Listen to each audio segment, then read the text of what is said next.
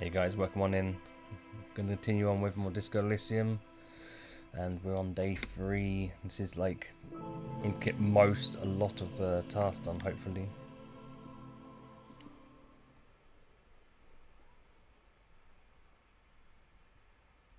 Okay, let's have no alerts. So I wonder where the partner's gone then. Is he still asleep? Was he sleeping here next to my room? I remember. I wonder if... Can we go back up here?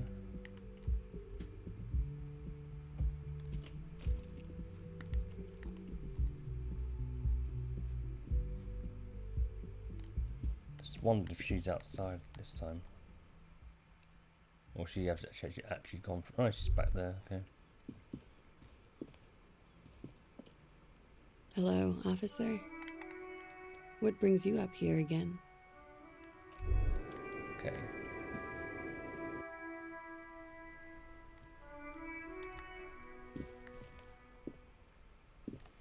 So let's try and improve.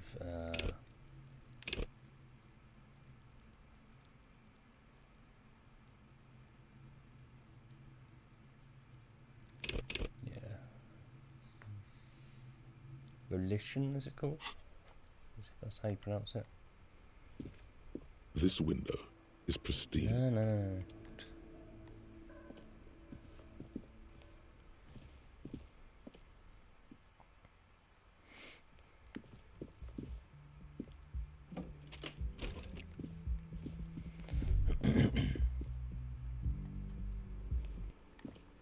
Oh. If we said moron then. Yes. Oh, nothing else to say.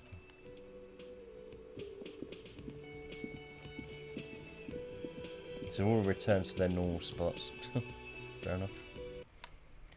Right, so what are we going to do first?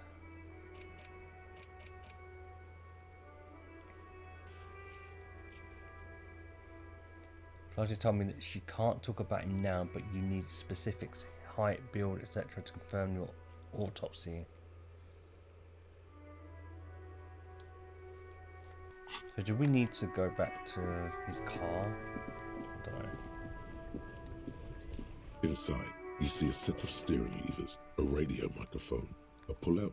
This is precinct 57. How may I assist you?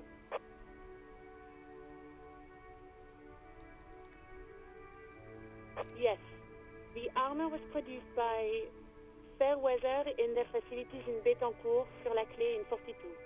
It was part of a special order for Corps de Pharmacie, a security firm contracted to protect the interests of Oranese pharmaceutical companies in the Seminine conflict. So, it seems the armor went to Seminine. That's where the paper trail ends, though. Even the firm has proven difficult to track. Corps de Pharmacie has been renamed several times over in the years since the armor was issued. I'm guessing one of its names is Krenel? Yes, that is the most recent name the ACP has been able to connect to the CDP. And the one before it was Damwell. I also have one called Sediment, but I think that might be a different contractor. No, they were called Sediments. And somatosensor, it seems. All that during the last 9 years. A suit of armor like this would have been manufactured with a particular person's physique in mind. You should ask for whom this suit was fitted. A suit of armour like this would have been customised to fit the wearer. There must be a record of the person to whom it was issued. Yes, but the ICP tends to be reluctant to share private sector records. I could try to talk them into it, though. Yes, please, do try. It's imperative that we learn whose armour this was. Sure. Call back tomorrow. Hopefully I will have more information for you then. Wow. Okay. Did you find out more about the owner of the armoured boots? Not yet, but I was able to convince the database people to share private sector information. They promised to get back to me by tomorrow morning. Do you have any other questions?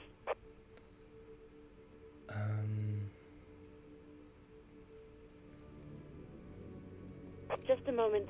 10-4, come in, officer. Over. 10-4, sir. Sorry, but I'm under orders to give a negative to request for personal information. Over. You mean you can't tell me anything about me? But I'm me. 10-4. Orders are still orders. Anything else? Roger that. 10-10, over and out.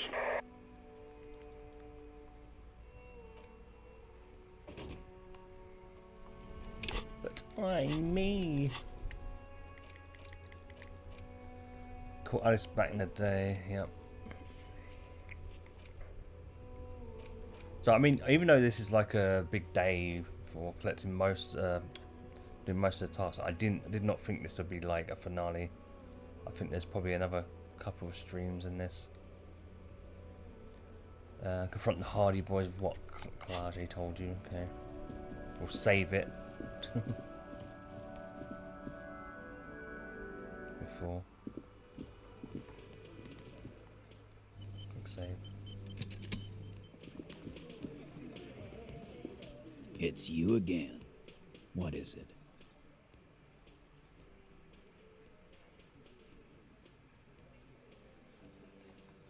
I found someone who saw the hanging, a witness. A witness? You ain't got shit. The locals would never come to you with this. That's just contactis, Titus.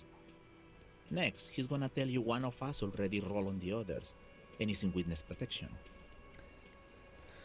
Well, my witness isn't a local. Well, let's hear it then. Who is your mystery fella? He's not alarmed by the sudden appearance of a witness, but he is surprised. This goes without saying, but nonetheless, don't give out his name. Okay. Let's just say he's a high-ranking government official, and leave it at that. Yeah, right. Like we wouldn't know if an MI plant was in our town. Nice try, right? I've seen this shit a million times, Titus. Fly fishing. They are desperate. Tell us, Copper, what wacky claims did he make?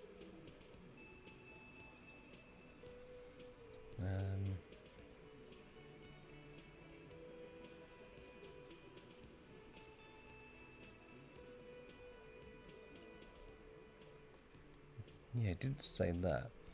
The witness said it all looked like a surreal play. Those flaccid MI cocks with their culture language. Everything's a surreal play or sublime whatever. Doesn't mean anything. It means the whole scene was long and drawn out, like it was from a film. What is this fella's problem? Sorry we didn't make it more action-packed. It wasn't the first thing on our minds, you see? Shanky, it's Shanky, right? I thought there's something wrong about the lynching story. Now I know there was. You don't know shit. I know you are lying, Shanky. Oh, I guess we can just go through all these. The witness said the hanging went down very quietly. No shouting, no commotion. It's you assholes that feel the need to go around like a fucking brass band. The Hardy Boys are dead silent. Yeah, it's like they put cowbells on you before they send you to the streets. What's with the cowbells, policeman? The witness also said he saw two people of Areopagite descent and one Mesk. Arabagite? Boss, I think he's trying to say me and Theo. Well, yeah. What is confusing you? Eugene, Theo, and Elaine were there too. I already told you. We were all there.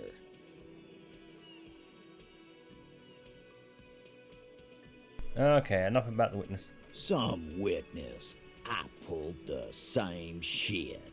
Came up with some shit, then went and said it to people. Get a reaction. Don't have to go to cop school to try that. You don't have to go to school for shit. I never went to school, and I'm doing great. You're doing a hell of a job, man. Hell of a job. Okay, maybe it doesn't feel like this did anything to them, but they have to be fretting a little. Everyone is afraid of witnesses. Witness is a scary word. Kalage says she wasn't. Fuck. I knew that fucking whore couldn't be trusted. For the record, Titus Hardy did not explicitly specify the victim as a whore, nor did he say anything about trusting her. Oh, shut up and stay out of this, Liz. He raped her. He was out of his fucking mind. You have no idea. She's just in denial, asshole. You don't understand the traumatic experience. She's shutting down, and she doesn't fucking trust you. Yeah, she's crazy, you know. A crazy bitch. You know the type. She's fucked up. Crazy? What are you talking about? She was very lucid. She wasn't raped. The witnesses' statements were very clear. Lawman, I'm at the end of my goddamn rope with you. I fucking told you not to push her. His hands become fists. And you went and pushed her. I am gonna fucking... Titus Hardy.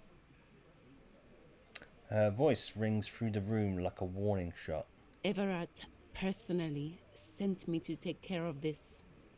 If this goes south, we'll all be in the shit. But you, Titus Hardy, are going to be buried. Am I understood? What do you mean by that? The room is so quiet you could hear a pin drop. The rest of the cafeteria has gone quiet, too. Someone has to rush in to break the tension. The second in command. Look, Copper. We know that that fuck was a rapist and a killer. We got him confessing to it on tape. So I think my mic was probably a little low there. Show it to him, T. What's the harm, right? Titus, who's still breathing heavily. Here, jerkwad, listen to this shit. And then come back and tell me the soldier of the apocalypse was an innocent man. This is their last play, this tape. Their story is in tatters, a mess. It might be nice to listen to, but at this point, you don't need to. Don't want to say that. So what's on this tape? What's on it?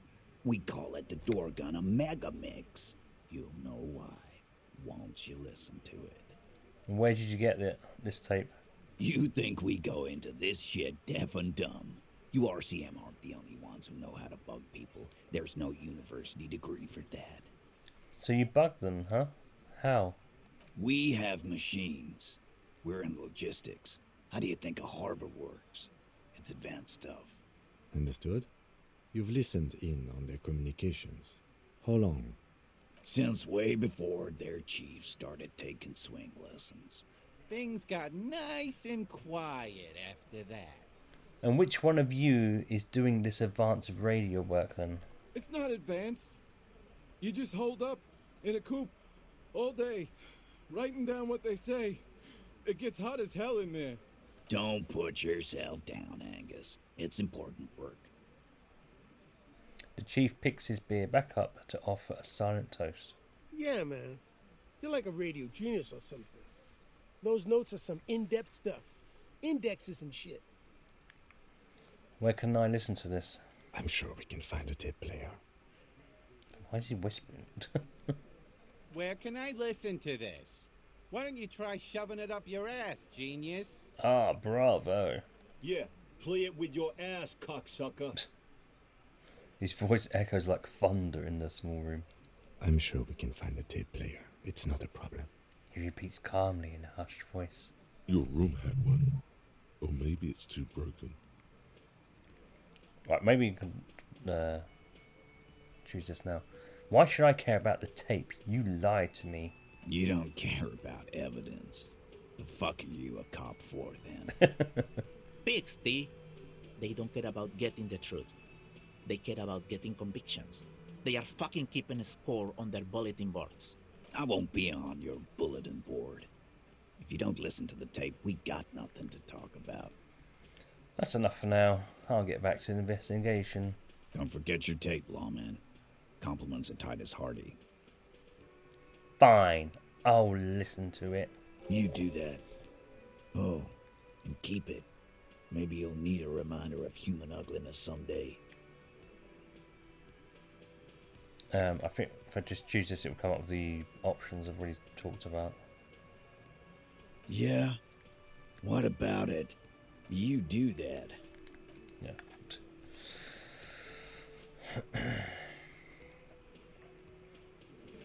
Thing is, I don't know if we'll be able to fix it right now. Reconstruct crime scenes.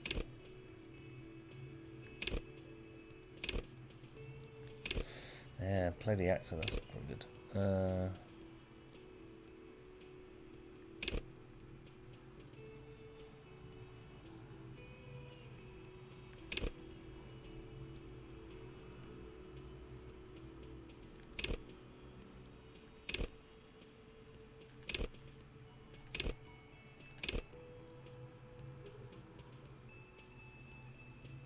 Connect station point one, understand cop culture. Oh my god. To be honest, there's too many of these to like upgrade.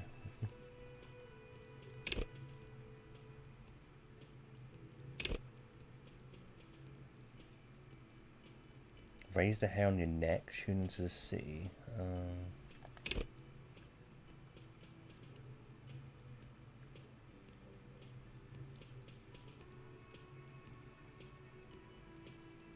Okay.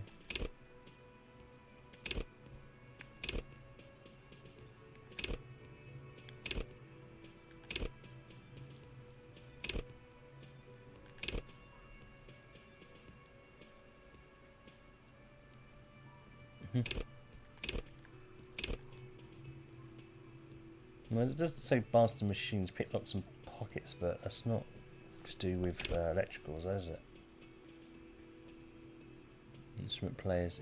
Interfacing wants you to connect to machines to use and improve them, but that makes you a better human organism, enables you to understand interaction with machines, be that how to repair the motor of a Kanema motor carriage, how to analyze the way a suspect used a pen, or how to refigure electrical... Oh, maybe can then.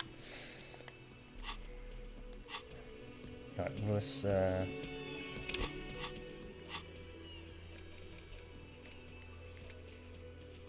let's... If there is a tape in his room, we can try and fix it.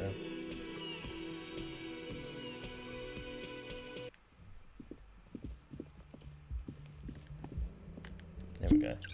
Oh.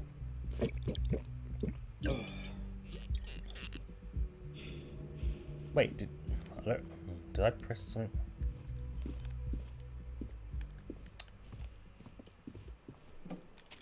Whatever. The compact tape player is still and silent. Seems it has completely broken down now. There's no fixing this one. Oh, come on. This would have been very helpful with the Megamix, but it isn't anymore. Yeah, any ideas? My Kinema only comes with radio. Let's try to find a new tape player. Perhaps we should talk to Roy at the pawn shop. He has stuff. Okay.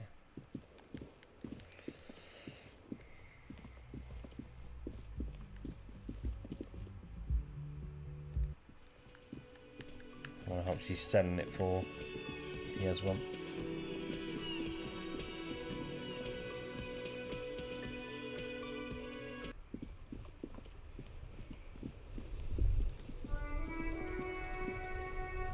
Been on this bench.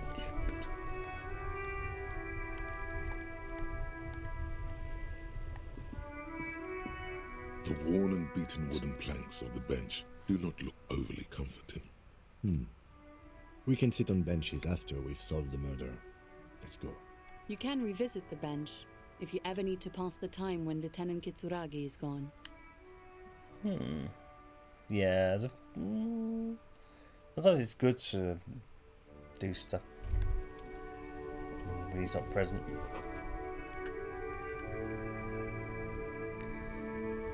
Earthquake, huh? Maybe a sea monster did this to the plaza. Of course.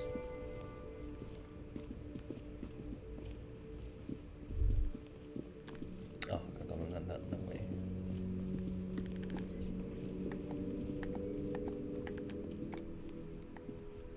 Who's this guy? What? Oh, I think they would have... Yeah, okay. People getting over to the other side. Now, after we've done some things here, we'll definitely try and get over to the other side.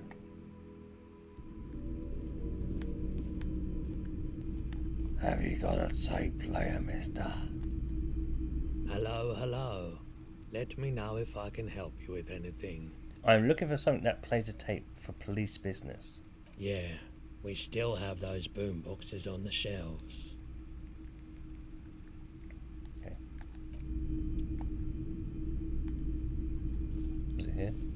You see rows of toy soldiers guarding the rest. Nope. A typical Martinez streetlight sits among assorted floor and table lamps. The boomboxes wait on the shelves, and your boombox, that gold and amber Harman Waushi, stares at you longingly with its tape reel eyes. Yeah, there's no point. Don't need to buy it. I just want to play the tape on it. Can I just play a tape on one of the boomboxes real quick? Sorry, man. I can't be giving out freebies. Never have, won't now. Just giving you $1 for it. Can I get a discount on this boombox? A police discount? A discount? I do have to keep the lights on, man. It's 12 real. What does he mean, yes? A man like that in a neighborhood like this, in a rickety house falling into the sea, there's fear in him. Use it to your advantage. Aren't you afraid of masked gunmen, the roof falling in, killer waves, aircraft accidents, botched surgeries? I buy it for 4 real. No, not really. I expect momentous change at any moment, but it seems that you are. He always sounds concerned and seems to weigh your offer. Fine. 4 real it is. Oh, cha-ching. Success. Sort of. Whatever gets the job done, right? Thanks for the discount, man. Here's the money for the boombox. And here you are. Quality sound reproduction on the go. It'll play anything, wherever. Turn any tape into a conversation of sounds and shapes. Shapes?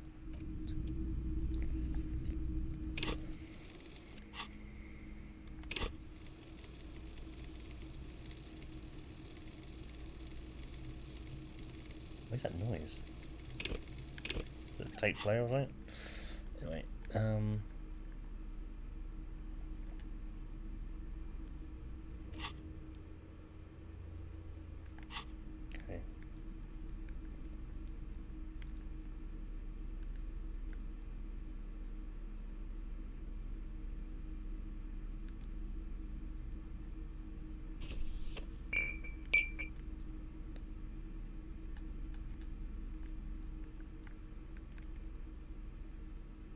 Tape player.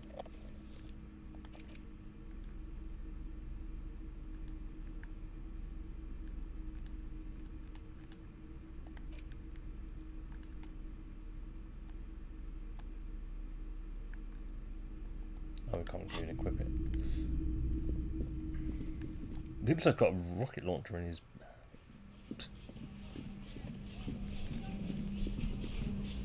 So how do we do this then? We have to like go to his room, I think. What is going on? Or is that his? Oh, that's probably the boombox he's got in there. It's probably where the music's coming from.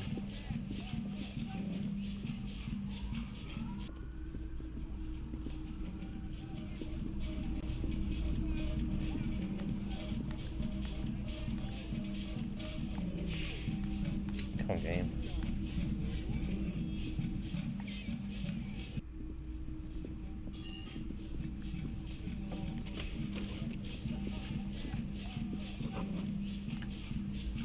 He tries to look at your broken down bathroom door.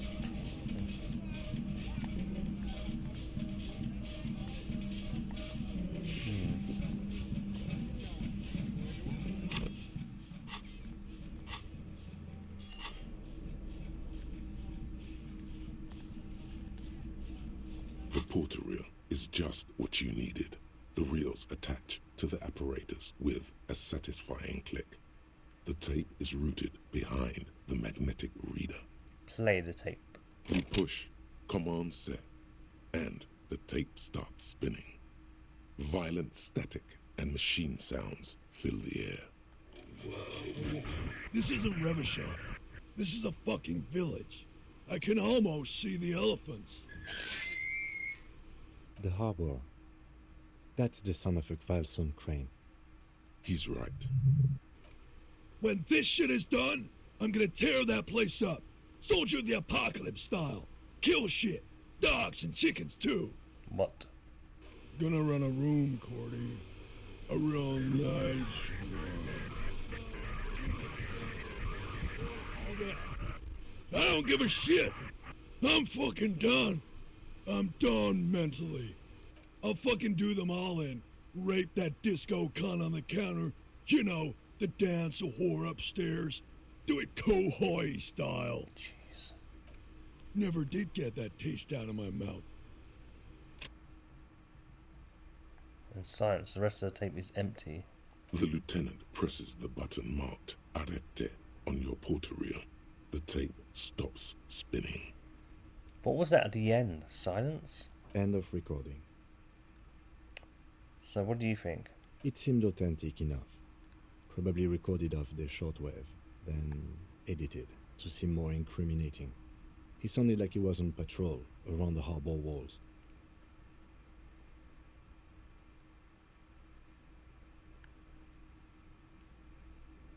But you just say he's gonna do it. You can't just like edit words into someone's mouth. Indeed, but... Lieutenant looks at the tape. You are familiar with this look now. It's his look of suspicion. Who's this Coy? Corty could be short for Cortenar, one of the other mercenaries, the one he was talking to. Probably the mountain at the harbor gates. Mr. Right to Work. What's Kohoi? A village on the Samaran Isola, in South Safre. Grad committed war crimes there, the kind of thing he talks about. You think he was there then? Who knows? Maybe the tattoos would have an answer.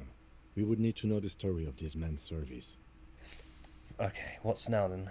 I think we've got a few more questions for class here, don't you? This seems to contradict her testimony, at least to some degree. Okay. As you take out the tape, the boombox shrinks itself back to the cheery radio again, spewing out beats like it's a Friday night. The contrast feels chilly, inappropriate even. Okay, so I'm gonna put that now.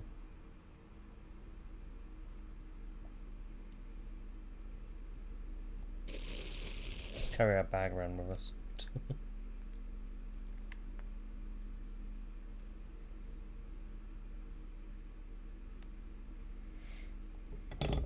Yeah. No, just take that away. No. Just carry the bag around.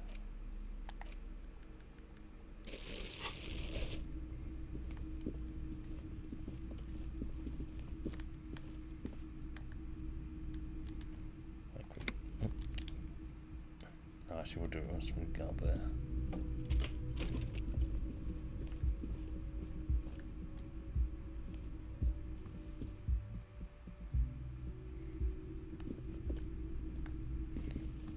It's funny how everyone goes back at like 7 AM. It's so funny.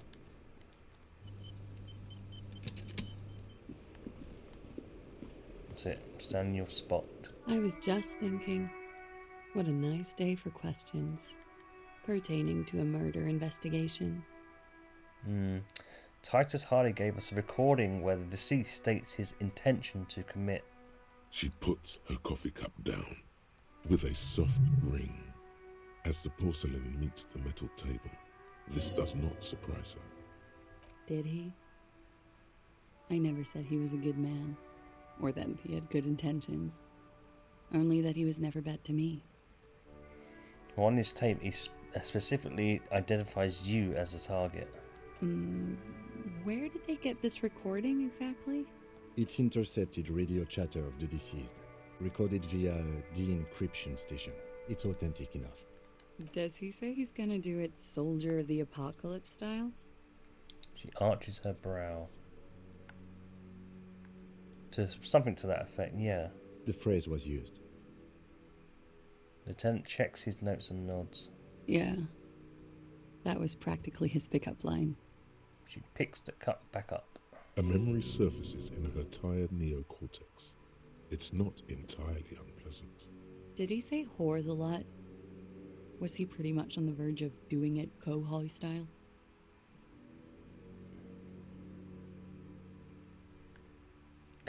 So do I. What? Kohoi was mentioned. He wasn't actually there. He didn't do a tour, or at least didn't tell me he did. Would have been overkill anyway. He lived his own little Kohoi. It wasn't his everything. Well, why say things like that? Mashimo? Yes, was he bragging? Oh no, I'm pretty sure he did all those things. Then integrated them into his idea of normalcy. To keep on living. Until they just sort of turn into his, what's the word I'm looking for? Coping mechanism? Running joke. I was gonna say running joke. And it sounds like you didn't even get the good bits. Lely's punchlines got way, way funkier than that. It was like the Seminese conflict, the Kohoi massacre, and the 36 famine in Yezut all rolled into one person, then cast in Orani's ceramic armor, which he wore in bed and in the shower. Yeah, but weren't you afraid? Afraid of what? That tape the Hardy Boys recorded? Your mother probably never told you this, but girls are evil.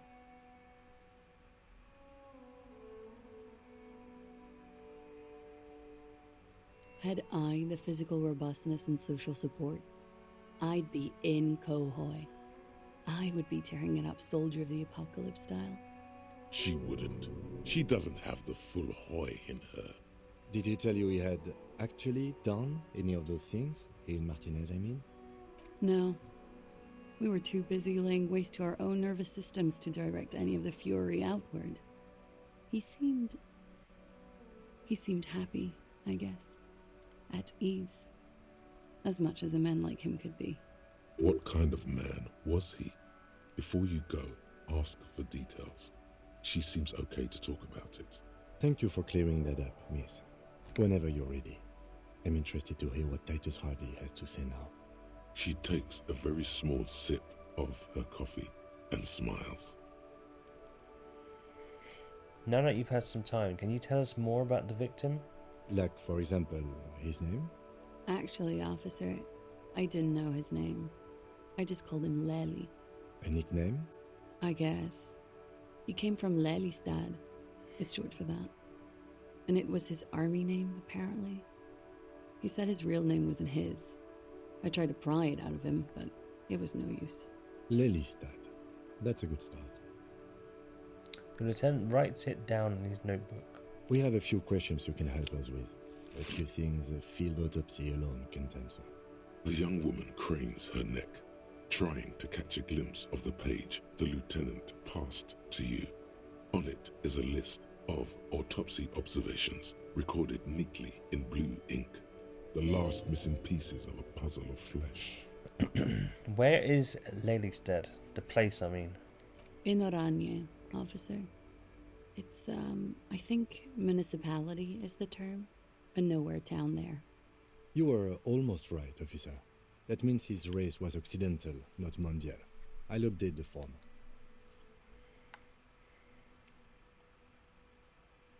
You were both from Oranje? Yes. We were compatriots. Did that bring you together? No. He was too old for that. And from another part of Oranjenrek. I didn't even understand his accent. What brought us together wasn't Oranje. It was bad habits. Sex, alcohol, speed, probably also sildenafil. And how old was he, miss? He was 42. 42? Are you sure? I would have had him above 50. He had many scars that made him appear older. But no. The memory makes us smile. We even celebrated his birthday, like, some weeks ago. It was a funny 2 days. He had little reason to lie to me. Looks like you were right, officer. The lieutenant taps on his notebook once, as though assigning some kind of point. Points aren't good. Have one, you old dog, before we all die. I did not know this was a competition, Kim. It isn't. Police work is a cooperative sport. There is no challenge without competition. There must be an opponent. This is clearly sports for him. Something like archery or darts. I'm still about getting hits right and not missing. That's too pinball for me. I just like to get autopsies right on the first try. Where were we? He's lying. He's lying? What about his dye colour, miss? Blue. Light blue. They were like... She stops her eyes half closed and continues. Like little blue galaxies, you know? It was strange, seeing those eyes in his fucked up face. Pardon the swearing. I do him an injustice. He wasn't ugly. And he had a beautiful, soft voice. Very surprising, what with all the scarring. It was quite something, watching him speak. Pardon the swearing? Jesus Christ. It's too polite. He had a combat wound on his chin and mouth? Yes. Severe. It made him look like half his face was cracking away in some strange smile. That and those eyes. It's clear she was very much attracted to him, and still is. So did you find him attractive? Of course. He was the most strangely beautiful man I've ever been with. And I mean that. She shivers slightly. And now, he's dead. A pity. Ah, yes. His hair, if you can remember? It was light brown, almost blonde. He darkened it with brilliantine, made oily. Not nice to stroke. I couldn't convince him to leave it alone. Interesting. I too have stroked his hair. Oily, isn't it? We have that in common now. She understands what autopsies entail. It doesn't get her off balance. Kim, I said to put the brilliantine on the form. Do I get a point? No. He answers dryly. But I put it down there. Point to the red autopsy slip. Okay, sure. Here you go. What else are we missing, officer? He asked, trying to get the questioning back on track. So, he had a tattoo. What did it mean? Oh, that. It was Aranyi's map of the waterways? Sure, waterways. It was mostly for showing off to chicks, though. For showing off to chicks. How so? How? Imagine him lying in bed.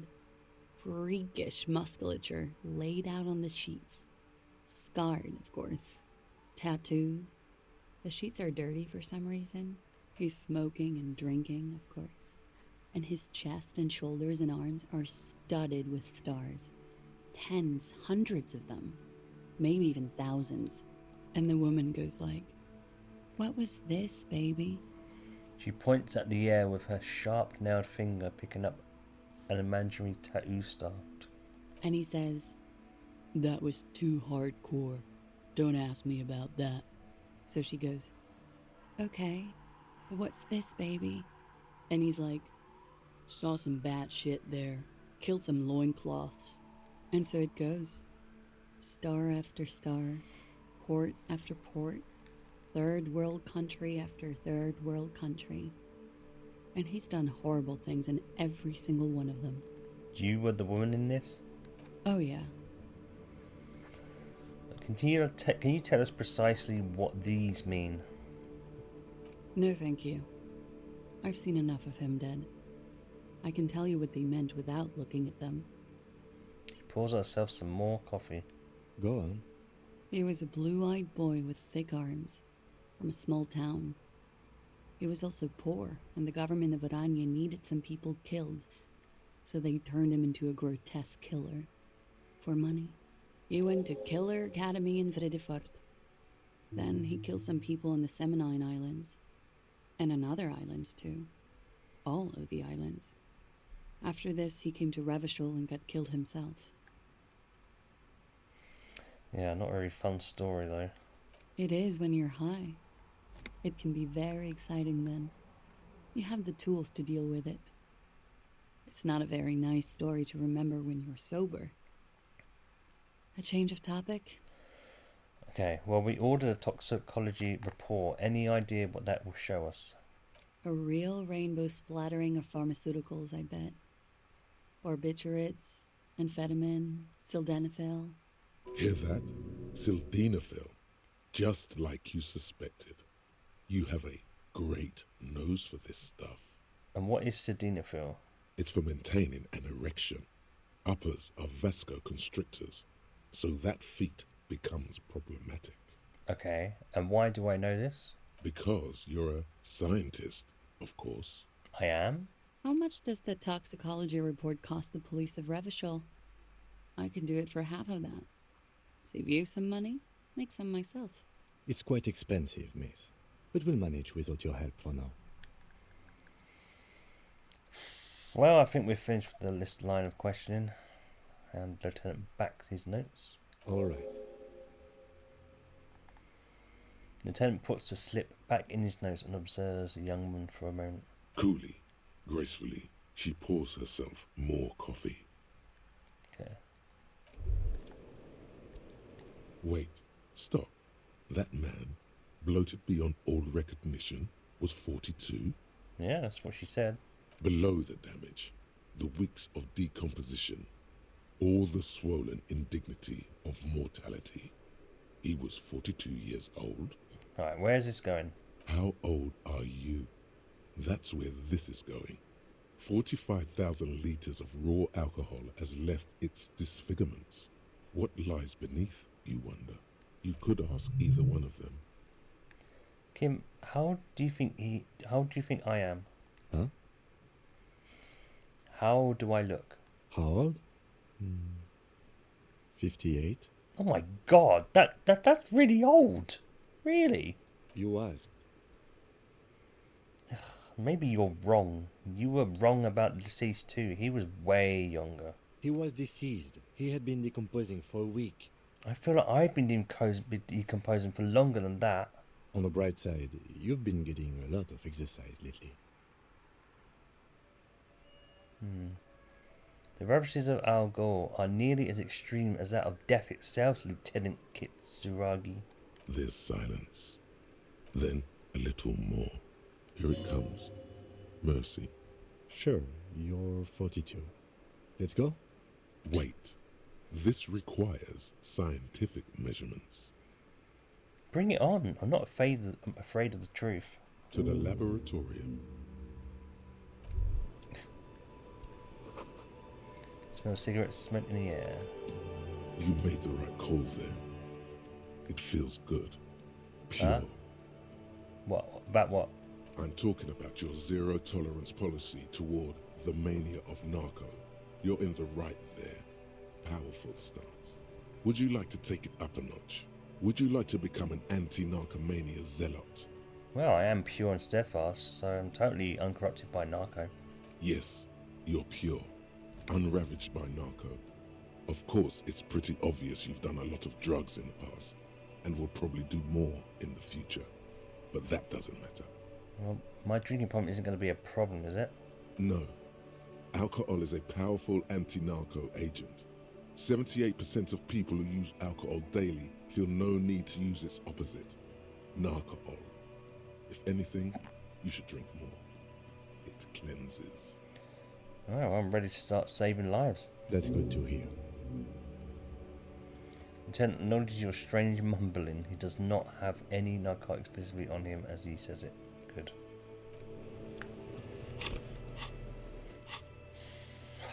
Talk to Titus about the door gunner Megamix.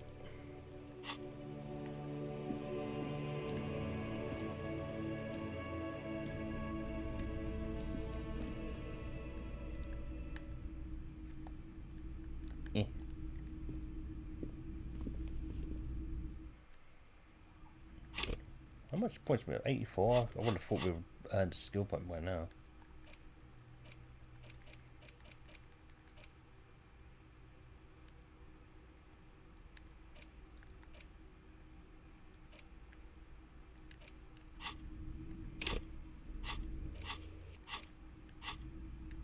ways to get rid of some of these thoughts.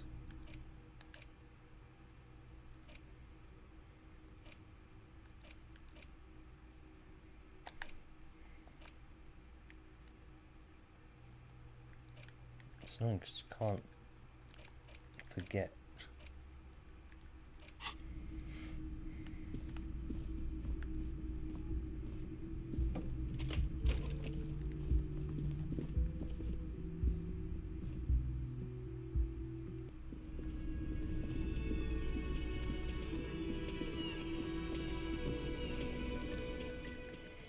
So we can all save this time.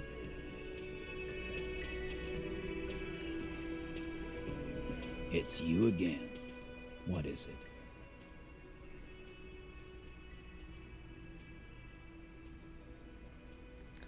So I talked to Kalaji about the tape. And nothing. She stands by what she said. that fucking fucker. You're the worst cops in Revachol. I gave you gold on that tape. You smell weakness. He's getting tired of the game he's been playing.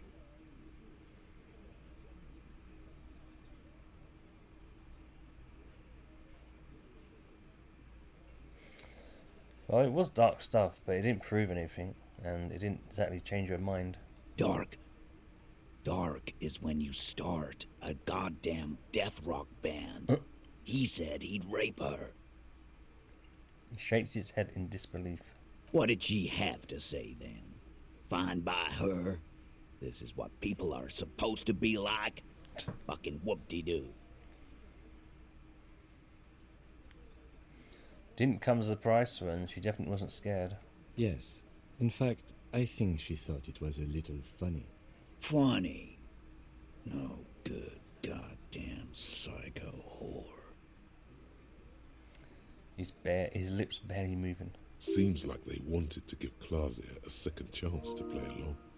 She still didn't. Alright. All fucking righty then. I guess it's good then. That fucking... Please try to control yourself in the presence of visitors, Titus. Her voice is a bit softer than earlier. This is just perfect. Just fucking perfect. Any thoughts on this, lawman? He rubs his chin with his palm as if trying to grind it smooth. Women are crazy. Irrational. That's what you're thinking, right? Also, your fists are itching for a bump. I think you had a lie planned, but she didn't play along. I asked for your opinion. Not a bedtime story. Tell it to your grandma. This tape was the last chance for her to do what was planned. But she didn't. She knows she can't lie to us, unlike you. Fantastic. So now, you remember how to do your job. I'm so sick of this piss. We should get something harder in here. Yeah, guys. We should get a party going tonight. Why? Maybe not then. Success. They admitted to unlawful collaboration to derail the investigation.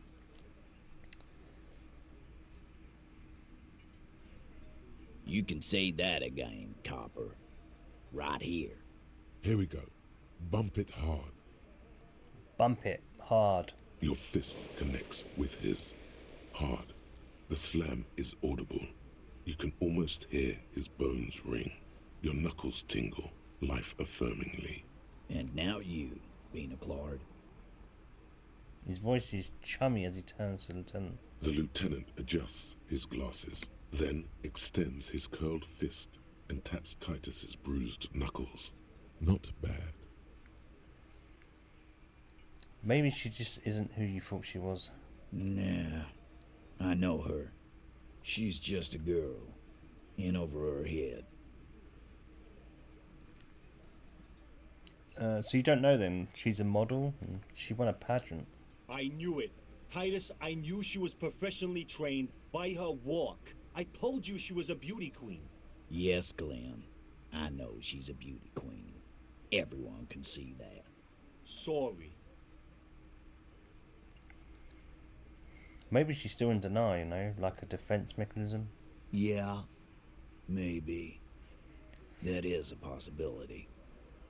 But be straight with me, Titus. What really happened? We want to wrap this up. I already told you. We fucking hanged him. There's less gusto in his voice now. His men too are growing increasingly silent. Come on, Titus. It's been a long day. I'm tired of running back and forth between you. I can see you're tired too. Why don't you just... You know what? I am tired. I'm tired of you and the whore upstairs. Next time you see her, tell her Titus said, "Fuck off!" He throws his beer can down. This is the petulant rage of someone who's at the end of their wits. That lying, scamming. We're done. This is over. You understand? Your little investigation is over. Nah. Yeah. He just says, yeah.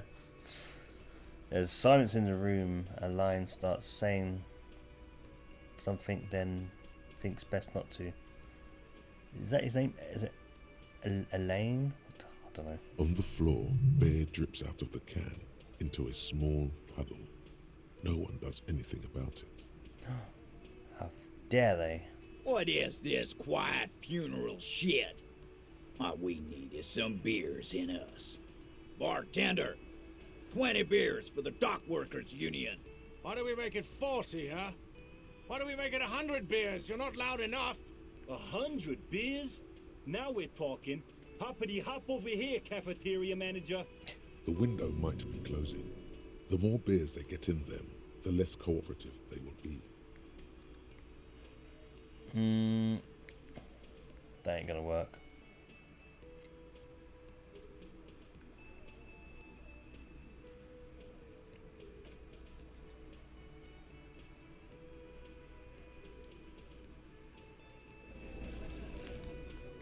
Quick save it, but it ain't gonna work. It's you again. What is it? No, the hell did my partner do there? Just Clausia is playing them like a fiddle.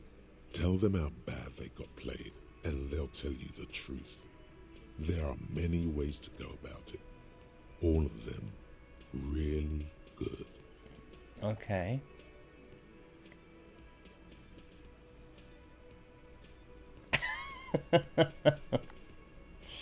That's just gonna piss him off even more. Fuck it, let's try it. Okay, men, it's clear you're being played like a fiddle. Like this. Dim, dim, dim, dim, dim. No, we fucking ain't, asshole. No one's fiddling anyone in here. Okay. No, Glenn. I want to hear this. Who do you think is fucking fiddling me? Who do you think? I think you're losing it, fiddle man. No. This fucking suicide Carney is trying to get to me. This ain't gonna work with Titus Hardy. Put the fiddle down. Or walk away. It's that simple. He'll put the fiddle down. Put it down, officer. Oh, I was getting to the best bit. Best part. I do not understand. This fiddle play totally fell apart. The concept was solid, but the delivery tragically off. You sounded like a mad... That's right, okay. We'll reload it then.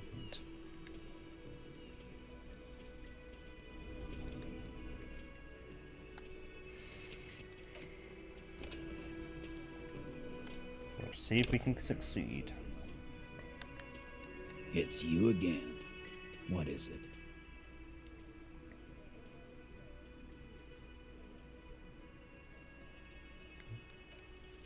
Clausia is playing them like a fiddle. Tell them how bad they got played, and they'll tell you the truth. There are many ways to go about it. All of them really good.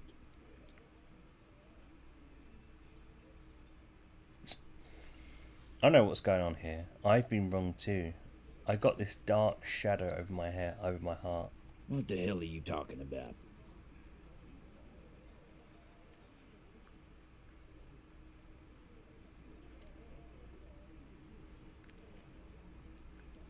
my god. There's so many different ways this can go. There's too many options. Titus, man, I should have seen it coming. It was right behind our eyes. That's a nice way of putting it, but you know, I'm in the dock workers union, not the heart workers. And you should see a shrink about your suicide ideas. That is a nice way of putting it. He stole it from a song by this old guy who also got fucked by a woman. I can't remember his name. I think he's dead now. These working class oafs don't know how to talk about feelings. You shouldn't have opened up to them. Or any... Okay. Try again.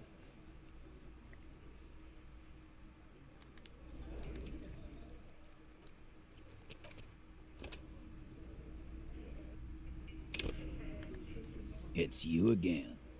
What is it?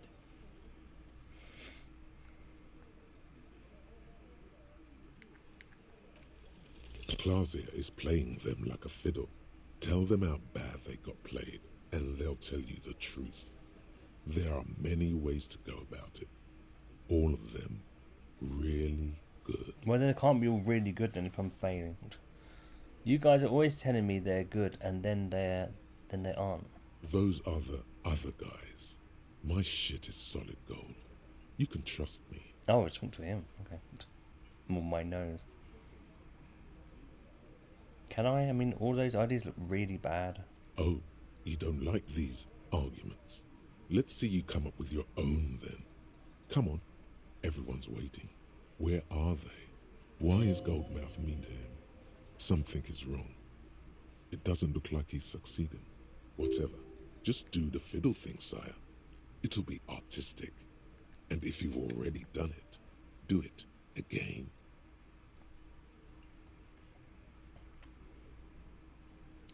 Okay, man, you're being played like a fiddle. No, we fucking ain't, asshole. No, Glenn. I want to hear this. Who do you think is fucking fiddling me? Right, well, the first one didn't work. From a dramatic finale. Oh dear. Tis a pity she's a whore. Yeah, it fucking is. But what do you do? Say no to a nice piece of ass like that? I'd like to see you try, fiddle man. Yeah, like he's ever gonna pull top shelf pussy like that. He's what, 100 years old now? Yeah, you pull incredible pussy, boss. No one pulls pussy like you. I do not understand. This fiddle plan totally fell apart.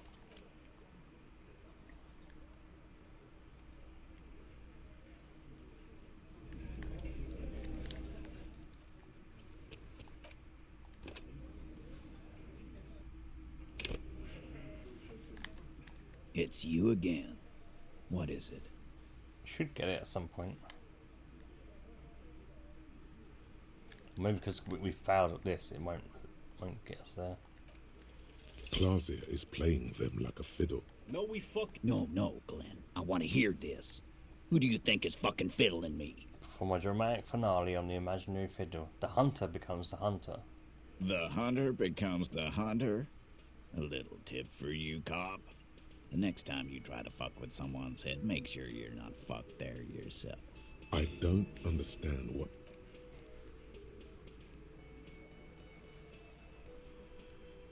I think it was going well for the first choice I chose, but then I probably chose the one after that, the wrong choice of dialogue option.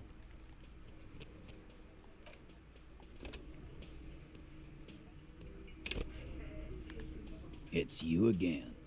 What is it?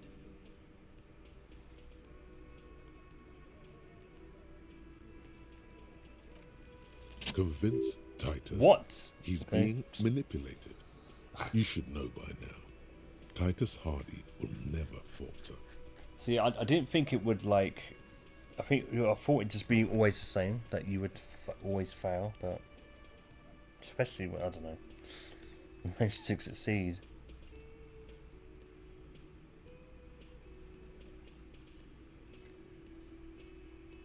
Oh, I don't know what to choose.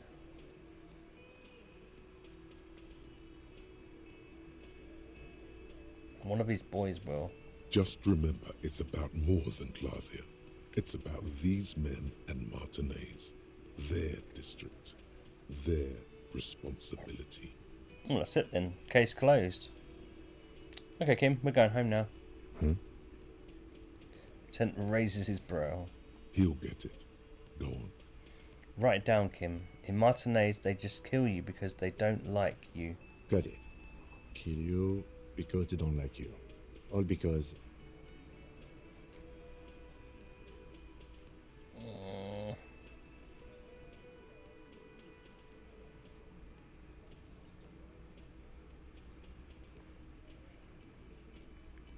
Because they like killing? Yeah, we liked it. It was fun, wasn't it, guys? We had a great time. It wasn't for your fucking entertainment, Dennis. He gets a hold of himself. They kill you because they think it's funny.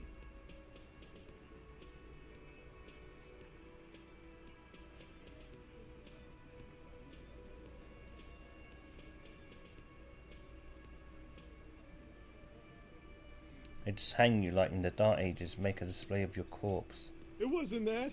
It wasn't... We just couldn't get him down, okay? That's it. That's the weak one. You flushed him out. Now go in for the... Kill? Officer, you will be next if you don't shut up.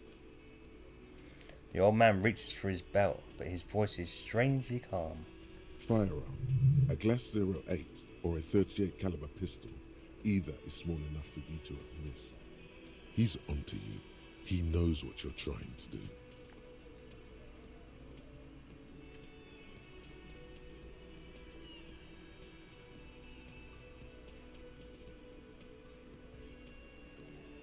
Wait, who said that? Theo.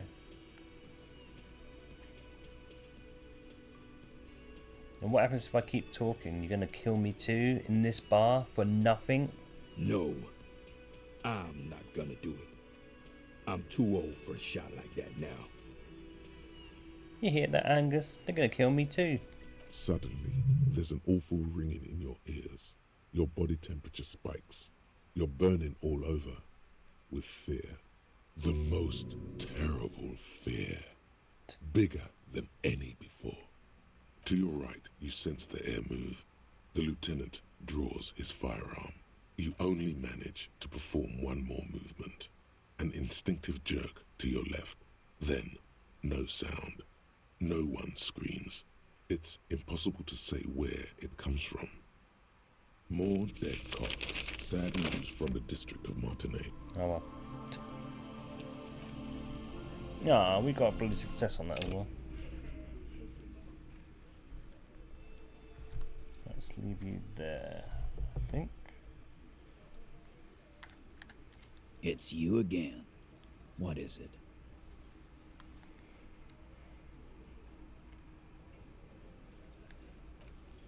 Convince Titus he's being manipulated.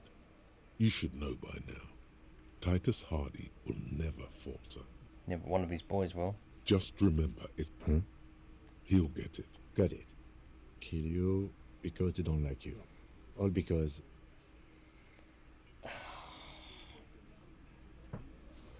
Wait, who was the weak... Was it that Angus guy? Yeah, it wasn't for your They kill you because they think... It wasn't that. It wasn't... Yeah. That's it. Officer. Firearm. A glass... He's onto you. He knows what you're trying to do. Well, what, Angus? You gonna kill me like you killed him for no goddamn reason? We didn't kill him. We didn't even hang him. He was dead when... He takes a breath, wheezing. Shut up, Angus! He was dead before you hanged him. Fatty! Say one more thing to the cops and I'll... Dennis, stand down, or I'll beat your head in. Theo, take your hand off the belt. This isn't 31. I've got this under control. Right, hang on. We didn't kill him, we didn't even hang him. He was dead.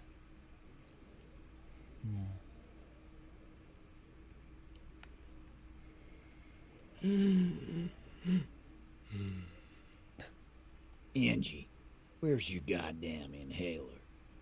You sound like you're dying. I left it home. I can't get it. I'm too fucked. I'm sorry. Why are you so fucking fat, Angus? Now it's all pointless. Because of you. You wasted my time. I told you, Titus. I told you just give her up. Lizzie, your help is no longer needed here. Go tell Everard. I don't understand. They're having this conversation and she's like got her back to him. It's just silly where her position is. Fine. I'll tell him. After a long walk along the coast. She walks off without even looking back. You're in. He's all yours. Questions?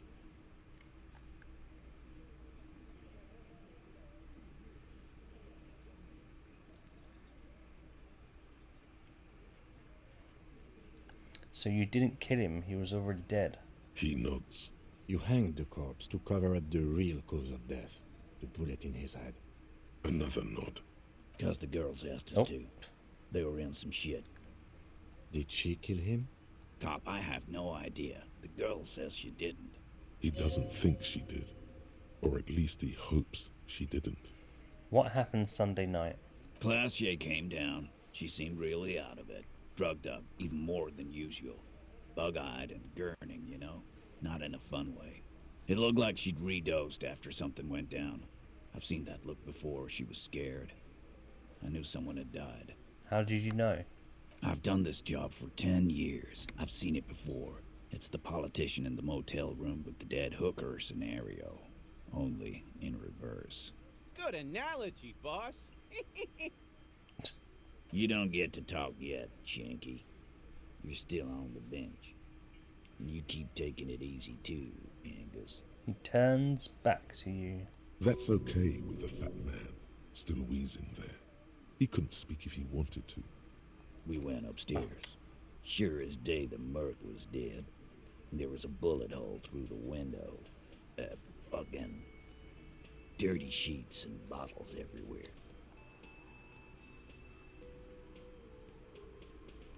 Tibbs patched the window. And the corpse. We hang. Who's Tibbs, the 8th Hardy? Nah, he's my brother. He's in the window replacement business. Right now, he's grateful he hasn't gotten his brother into this mess. Claudia didn't kill him. Why the cover-up? You may have noticed our girl's in some shit of her own. She told me some people were after her for a run. She wouldn't say more. Yeah, she wouldn't. She's fucked if she shows up on police radar. These people, who are they? They're powerful, connected to the moral intern. She's clearly afraid for her life. Says if she showed up in your systems, she'd be ghosted away. That's all he knows. That's all she's told him. And why would you help someone like that? By taking on a murder? Why would I? I guess we abide all sorts of runaways and losers here. It's a Martinez thing. So who killed the Merc then? Any leads? Not yet. Just some ideas. She says the shot came from outside, behind the window somewhere. So that's a clue. What are you thinking? I'm thinking someone's past caught up with them. Either hers or his. Hers, you mean? I mean the people after Klausya. Maybe the shot missed. Maybe it was meant for her.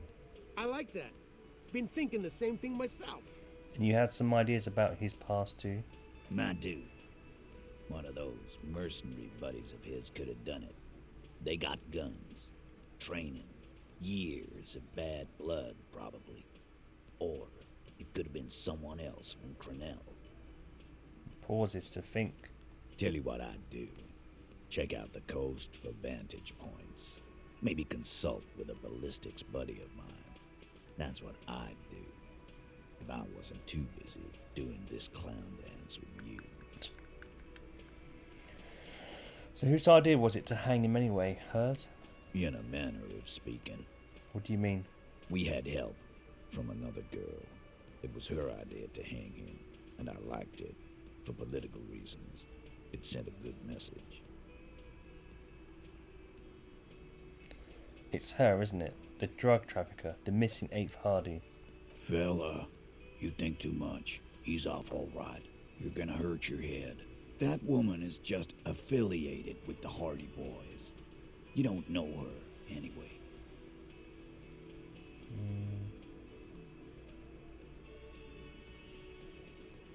You know, it's okay for there to be a Hardy girl, Titus.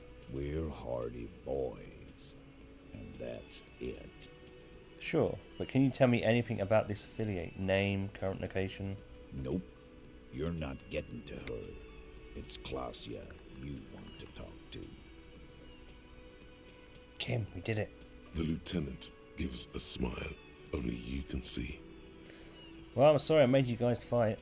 Me too. Well, thank you for this, Titus. I'll go talk to her for the last time. You do that.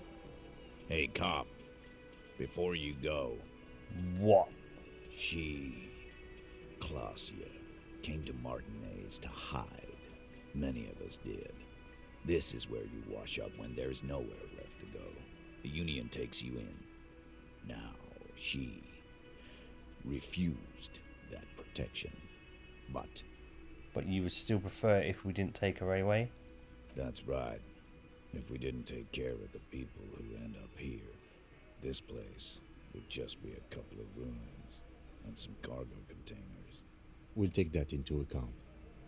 Lieutenant slides his notebook into his coat pocket. He turns to leave. Oh.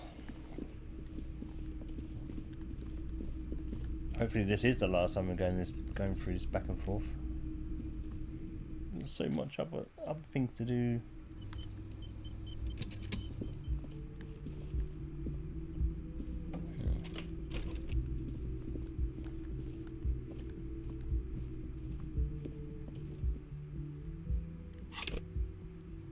Oh, 99.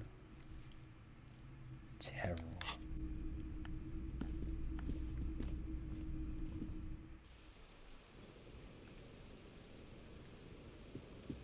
It's always good to see you. She cracks a weary smile, leaning back against the railing. Something in her demeanor has changed. She's tired, consigned to her fate, to being here with you and what's to come. The Hardy Boys told us what really happened. I understand. She puts a coffee mug on the table. Just like that. No resistance. Her shoulders are slouched, her feet long and straight. You don't look surprised. Were you expecting this? I knew there was a chance you'd get them to tell you. It's what you do. You're the police. For what it's worth, I'm sorry for wasting your time. If you knew we would find out eventually, why did you waste our time? Because of the Hardys. I couldn't just dispense with them. They were only trying to help me. Out of the shit I'd gotten into. Is she implying the Hardy Boys are the law? The Hardy Boys are not the law. We are. I know that. But the people around here, they don't see it that way. And if I am to stay here, I need to get along with them. Well, that's not a good enough reason. You're right. There's more. More? You answer to the coalition government, and by extension, the moral intern. She reaches for a new cigarette. Briefly glancing over her shoulder to the sea, as she's done time and time again. A grand expanse of water reaches over the bay and to the horizon, grey and pale violet in the morning light. What lies beyond it? The pale, the Muindi Isola, the Occident, and then Aranye, the old world. Is that why you're looking over your shoulder? You're afraid of the Moran Linton? You share a database with them. You send people to their courts.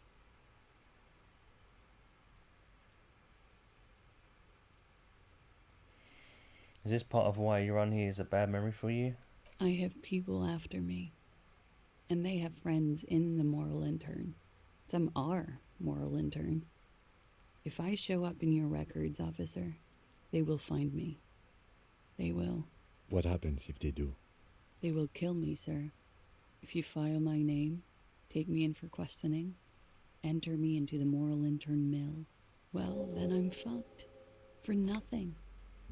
This murder didn't have anything to do with me. Actually, this murder did have a little to do with her. What did you have to do to these people?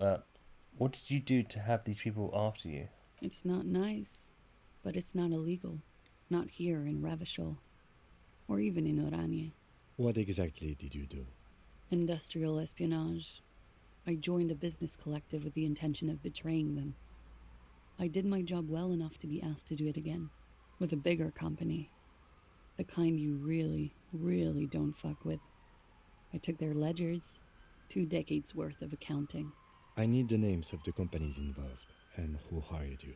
He tapped on his notebook. The job was Lousdoen County Savings Bank. They sound small, but they're part of the Lou-Scott conglomerate. That was the second job. The first was some printer company. You wouldn't know them. But she really destroyed them.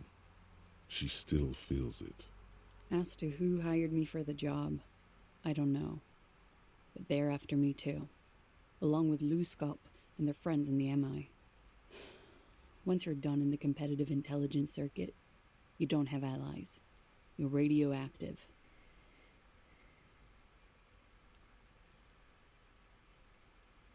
You're right, this is bad. You destroyed what people have built. I am. I am a destroyer. People lost their jobs. Good people. Not just C-suite assholes.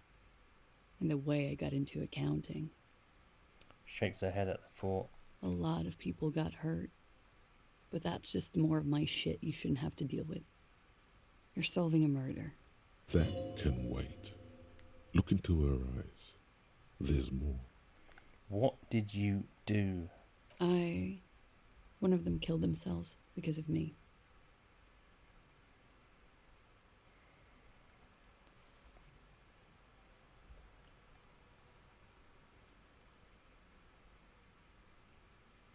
That's bad. How do you live with yourself? I don't. How do you live with yourself? I'm a cop. What I do is right. By bargaining, then. I do that too. It's not all that effective. What happened here the night he died? We were there. Together. In bed, I mean. She points to the window. The silhouette of the bed is visible. Tell me exactly what happened. Okay. He was in a kneeling position. He had just entered me. I was on my back, looking at him. I heard the window behind me shatter, and I turned to look. There was a hole in the glass. I turned back to him. His eyes were looking through me, and his mouth was open, dumb. I could see. I could... See blood? Her chest rises and falls with each word. She keeps herself together and says it. I knew he was dead. Before he fell down on top of me. Then what happened? He was heavy. I pushed him off and he fell to the floor. There. He only had his boots on. I bit the pillow, not to scream, then ran downstairs. There's a long pause. She just stands there, her arms at her sides. I waited for the second shot to come. For me. I thought there would be one. It never came. She's forgotten about her cigarette. The butt has burned right down to her fingernails. Your cigarette, miss? Oh. She looks at it and quickly tosses it the butt aside. I'm sorry this happened to you. So am I. She immediately proceeds to light another one. What time was this? When did it happen? It would help us if you could be as precise as possible. 11:30 to 12:15. I don't know the exact time. Around midnight. It's okay. Were you inebriated? Not as much as usual. He'd done a line, plus other things. I was drinking. Wait. Titus said she was gurning her jaw off. Much more than usual. Titus said you look pretty high. Oh, yeah. I did one of his lines. Just to clear my head. Good thinking. Clear your head. You should clear your head. Get into his mindset. Did you hear or see the shooter in the course of this? No. What did you do then? Nothing. I was trapped. I was stuck in my room downstairs. I got some clothes on and crawled back up, drew the blinds. Blood was coming from his mouth. Not a lot, just a little. He was still on the floor, slouched. I couldn't be there with him anymore, so I ran down and out of my room, into the hallway, down the stairs. I knew there would be people there. Run, woman. Run past them and out into the streets where it's dark and people move. To the lorries at the intersection, as far as you can. Why didn't you run away from here? As a matter of fact, why are you here now? I already ran. I ran from an entire Isola. I can't run any further.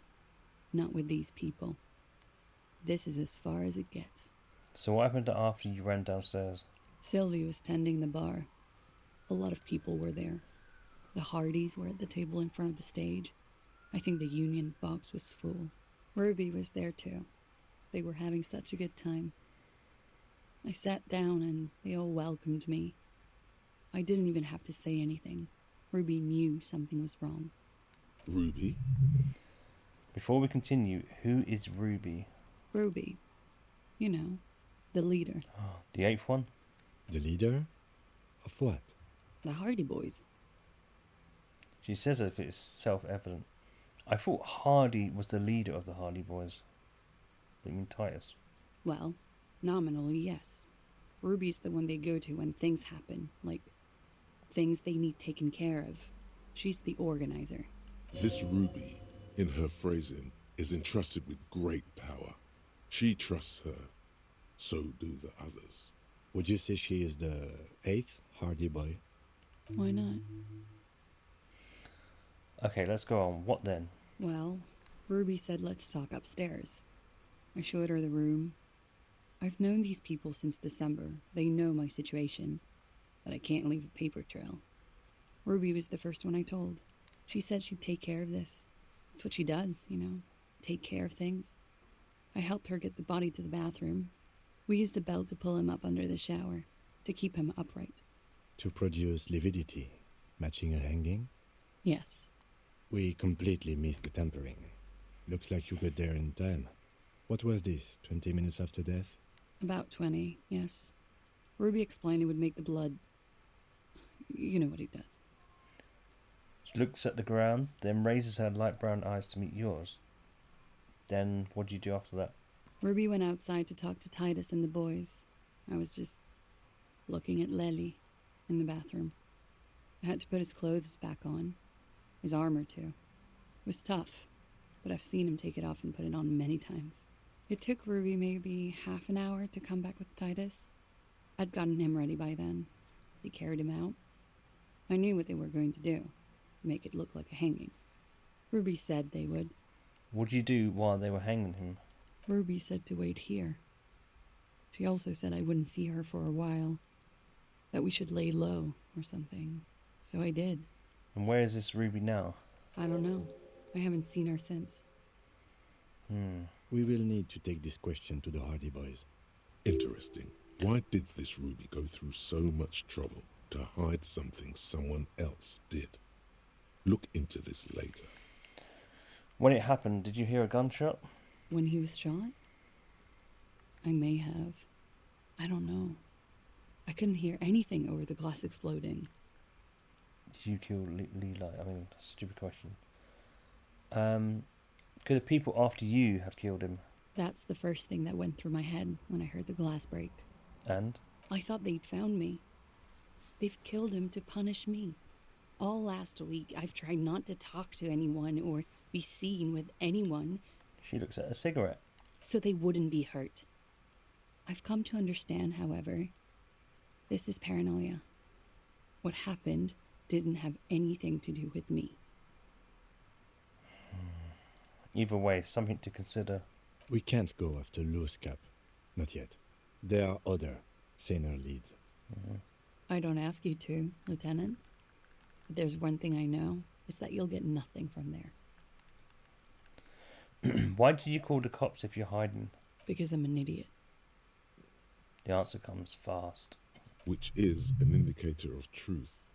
Idiot. She's nothing of the sort. So you would have us believe, but you're not. You have to understand, the people around here, no one was making the call, and he kept rotting. And then they picked his clothes off, and that little fucker threw stones at him. Her jaw is clenched. Her throat moves. It takes all her strength not to cave in and sob. Once. Just one time. He kept throwing stones at him for 3 days. I could hear the thud.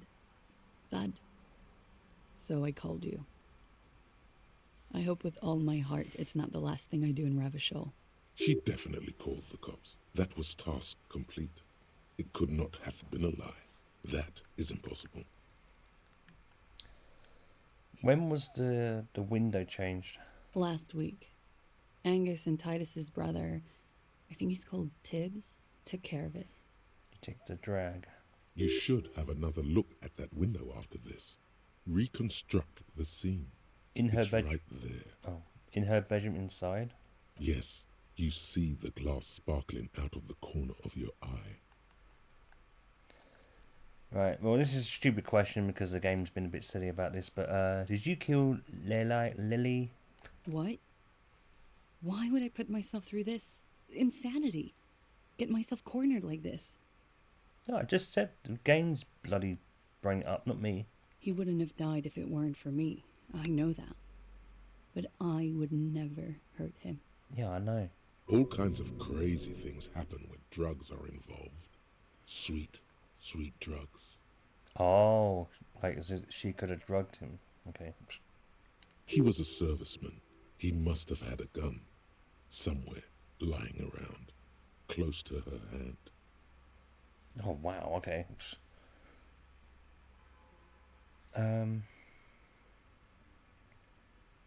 Well, downstairs people have this crazy idea that you killed him. I'm sad to hear that.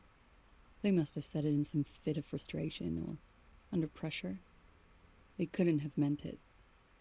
I've talked to them after it happened. No one has implicated me. She's getting scared now. Of you. The downstairs people. All of it. It's okay if you did it in self-defense. I did not kill him to defend myself from rape.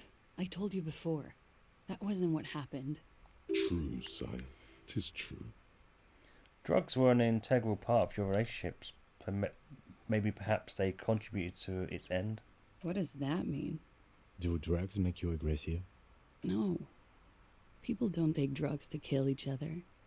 They take them to feel okay with each other. I thought you Ravishol people would be more enlightened on this.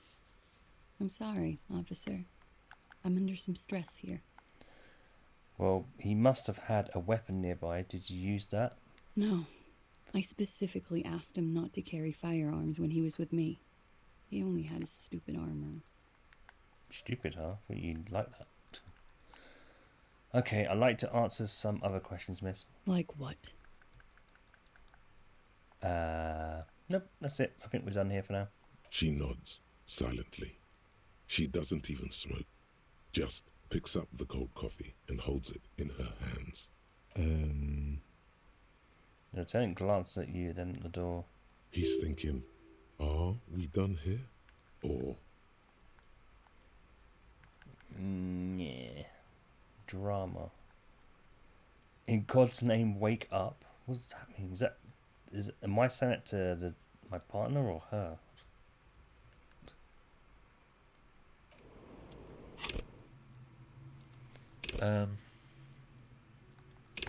Push drama and play the actor line, detect lies. No, I want to get volition. Hold tough together, keep your morale up. That noise, it sounds like that noise on the aeroplane.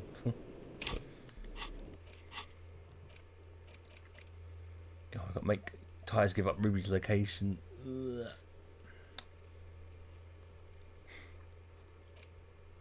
Thing is, it's like, this is all leading to whoever like assassinated that Lily or Leli, whatever.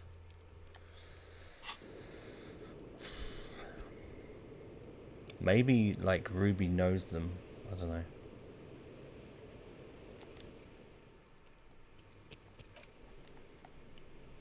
Wow, this is not what I was expecting. Right, look at the window, I suppose.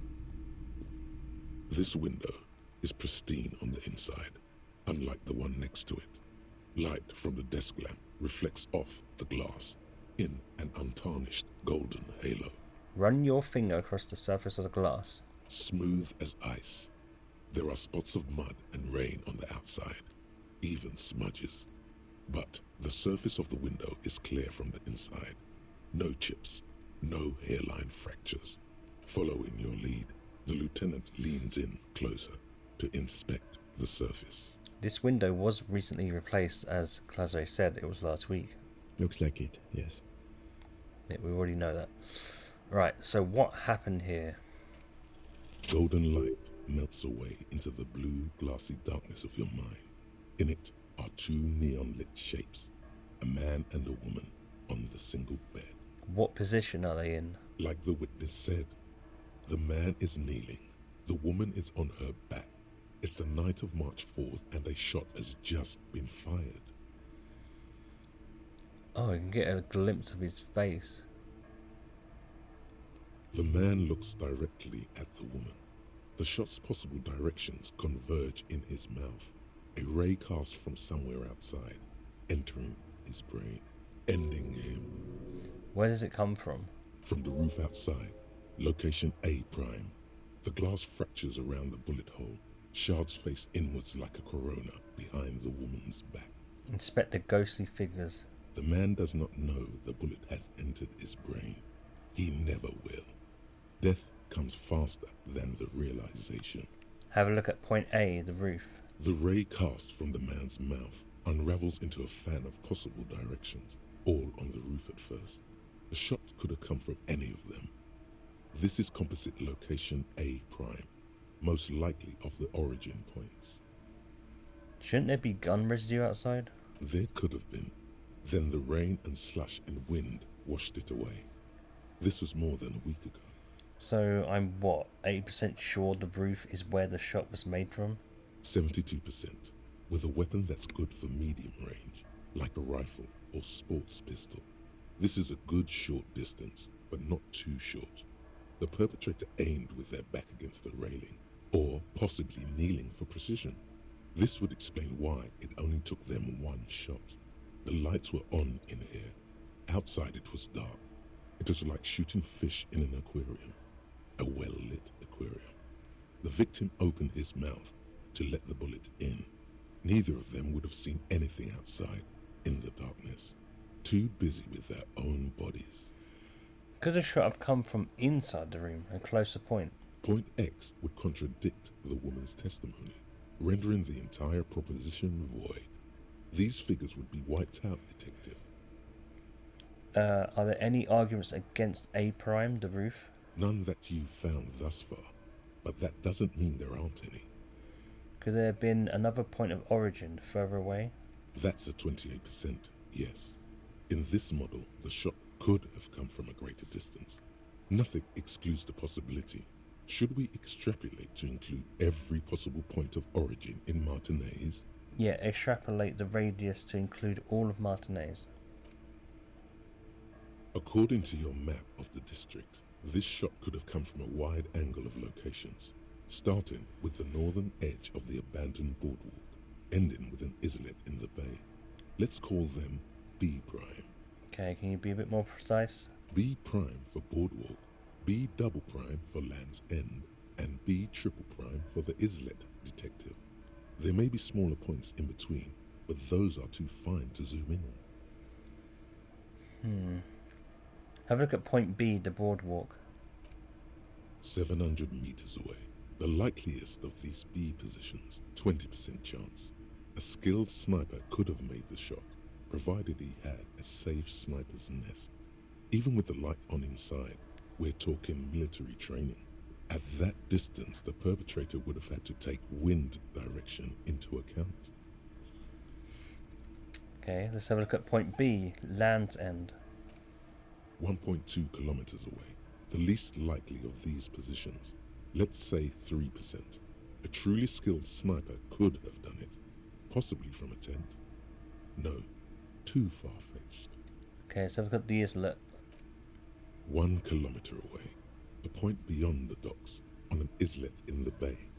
The fort is ruined, but the perpetrator may have found a stable spot on the beaches surrounding it, where the concrete crumbles into the sea, as you saw in the coin-operated viewer. The shot would have been a small miracle, 5% likelihood. There is an extremely narrow field of view from the bay to the window, between Rue de Saint-Ghislain 10 and 33A. The angle would have been extreme, and access to the islets is questionable. Kim, do you think the shot could have come from further than the roof in Martinez? From where, precisely? Oh, no, let's just say B prime, the boardwalk, or B double prime, Land's End, B triple prime, the islet. I see you have given this a lot of thought. Are those the locations you've singled out in addition to the roof? And what is the likelihood, in your opinion, that it came from a further distance? Well, much less from the roof, but still. Okay, well, we should see if there is gunshot residue or sniper nests if we go down the coast. Rule these spots out one by one. Okay. It would be the diligent thing to do. Until then, personally, I'm going with the roof version. It fits the hidden path through the whirling. A simple hypothesis. Blink. Cool. Well, yeah, we must just go down there.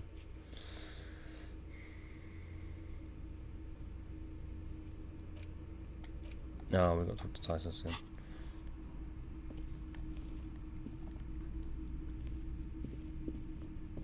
Two neon ships, a man and a woman.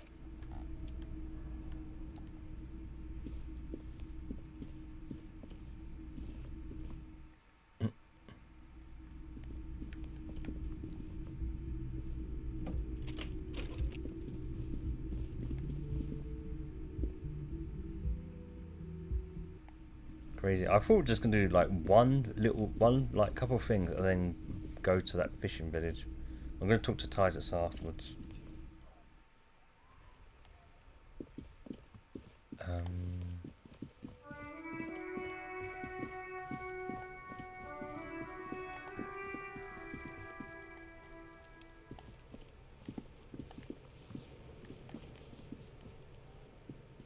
Is there anything else in here? The trash containers. The smell of rotten food rises to greet you. You see soggy cartons, dirty rags, and organic waste. Dirty rags. You see milk and egg rest with... You've done this before. The movements are recorded in your... No, searching for evidence in good practice for dumpster diving. A box falls into pieces in your hands. Baptiste Soleil cereal. There are plastic pasta packages below, and turbo noodles. Nothing of note, however. I hope he's wearing gloves. I don't think he is. Not much to see here anymore. There's nothing more of interest in the container sounds a muffled gong. Whoa. Sorry, Harry. Let's get your hands dirty there. Oh yeah, what was it? I need to upgrade for this. An old call box with a matrix of push buttons lists all the companies in the East Delta Commerce Center. Okay.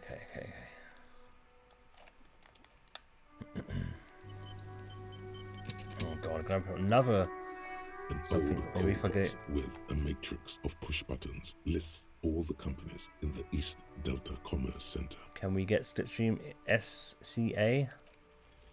No. Hold on. The last thing you need in your life is more hysteric emotions. Forget it. Shut up.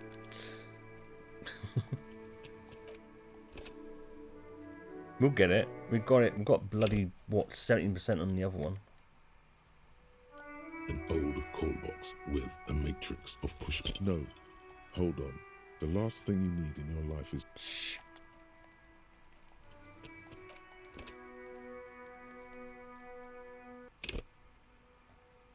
An old call box with a matrix of... No. Hold on. The last thing you need in your life...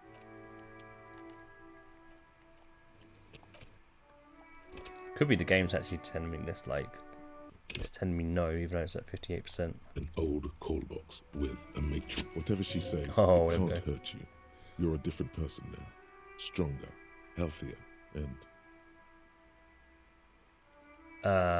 More powerful. Alright, maybe not healthier, but it's a bonus that you've drunk so hard you can't remember any of your past relationships. Oblivion's the ace in your corner.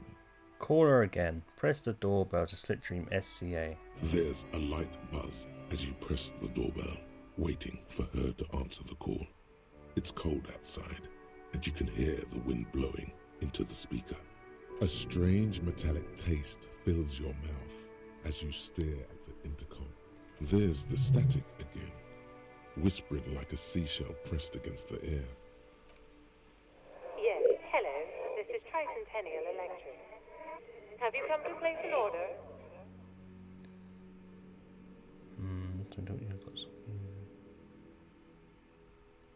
Hi, it's me again. I wanted to talk to you. My God. Here come the bad vibes again. Relax. Distance yourself from it. What? It's you. Before you can finish your sentence, the voice continues speaking. My God. I didn't think I would hear your voice again. Wait. Is she... Wait. Wait, what?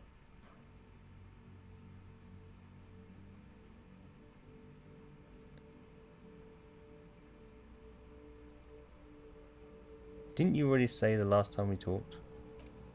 Michelle, just please. Even her breathing, the way her voice drops when she finishes a sentence sounds exactly the same. Why did you even call? I don't understand. You've been gone for months. I thought you didn't care.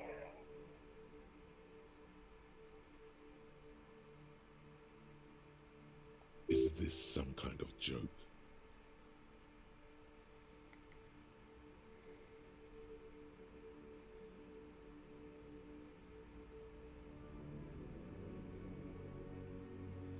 Do you think it's funny deceiving a police officer? The voice from the intercom doesn't answer, but you can hear her breathing. Wind blows into your microphone again, crackling and echoing in the box. Your hands are getting cold and your breathing becomes visible, forming small silvery puffs in the air.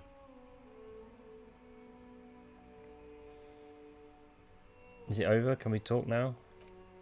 Ever since I came to work here, it's been as if my mind's been wiped clean. It's so nice. It's so nice to be able to finally forget about you. And then it hits you. You're a recording. She tries again not to cry, and still doesn't succeed completely. Her quiet sobs sound old and distant, as if her voice is being played off a wax cylinder. Real or not, your mirror neurons react. It feels painful to be listening to this. Anger boils up in your chest. Just recording, eh? And here I thought... Her sound melts into the static from a long-distance phone call. From time to time, you can hear people talking in the distance, but can't make out any words. This is where you hung up the call the last time, but the recording is still going. Keep listening. The phone rings in the office with an old-fashioned chime, and someone walks by in a pair of heels. The static is like a warm blanket wrapped around the sounds. Is anyone there? No one replies, but the static grows stronger like rainfall. Then a female voice speaks out, completely different from the one before. Glorious and total somehow, crawling inside your head. Her words are too cold to comprehend. She smells of sodium lights and rain streaks on car windows. Eyes like pilot lights watch your shape in dark hallways, guttering. So... A strange alien thought pattern ends. Lieutenant cuts in, expecting the intercom. It was a recording trapped in the circuitry from some ancient tenant. This sometimes happens. Shall we conclude here? We have other mysteries to solve. Wait, a recording trapped in the circuitry? Mm-hmm. I don't have time to explain it to you right now. Maybe sometime later. He looks at the sea, almost wistful. Something weird just happened to me. Don't take this the wrong way, but during our short stint working together, something weird is almost always happening to you. That is true. Okay. Well, at least we managed to do that.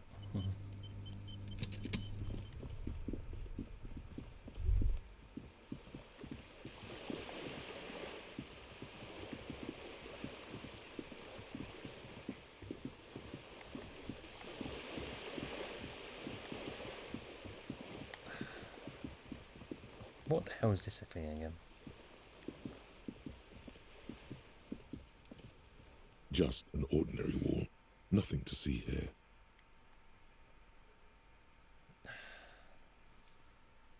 Could it be where the killer was shot? I don't know.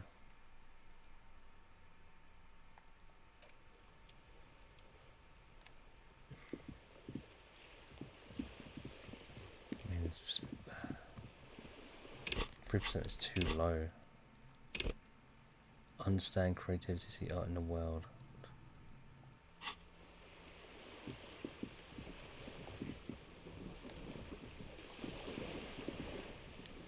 So look at the map.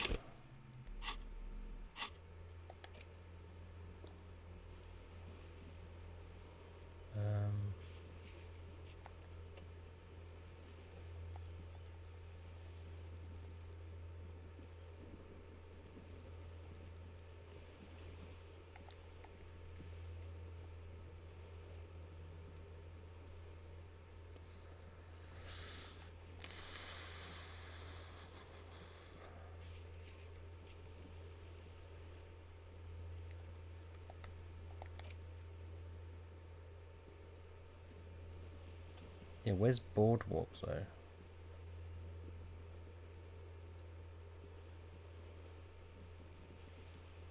I'll have to look this up.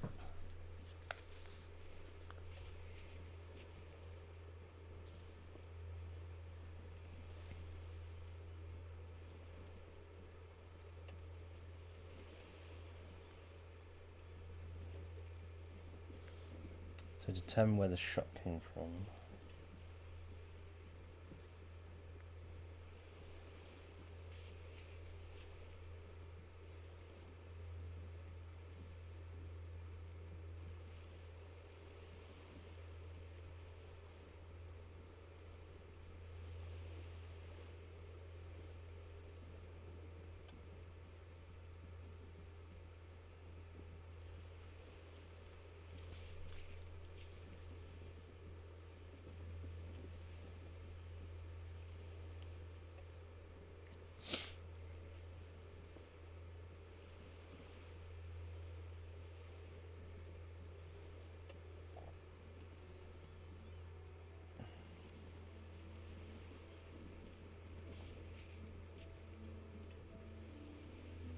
What the hell is that?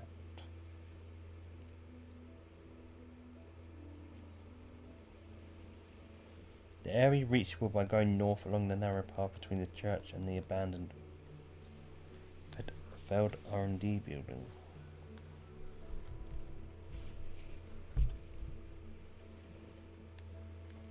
I need to put my phone on charge.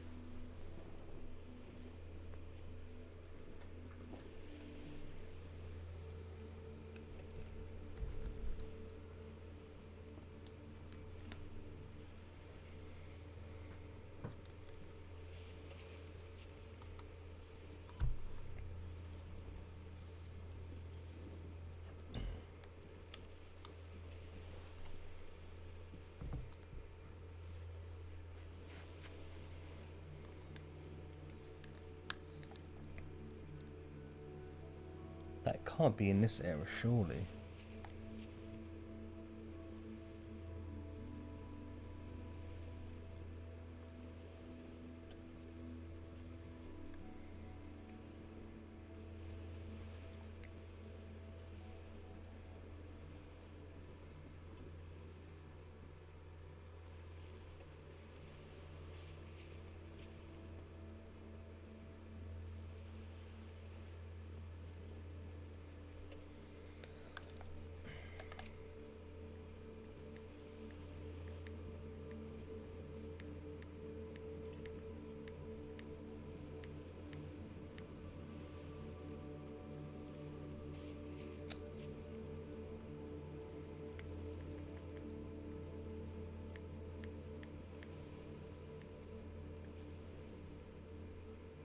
Oh yeah, the church. Yeah, so it is on the. All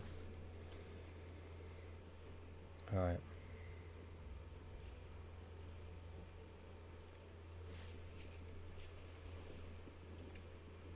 I was gonna say it wouldn't be reachable from that bit. I don't know.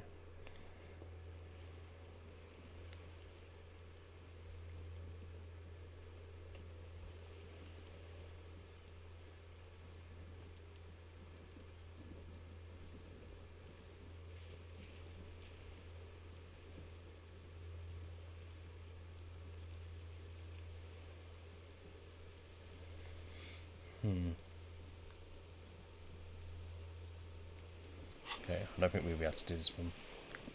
Not yet, anyway. Let's go back to Titus once again.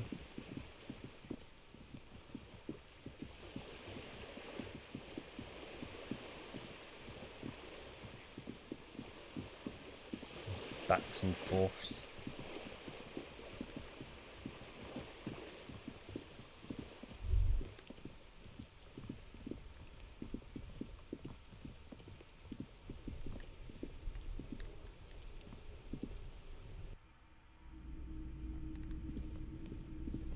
Why is there no music? What's happened to the bloody music?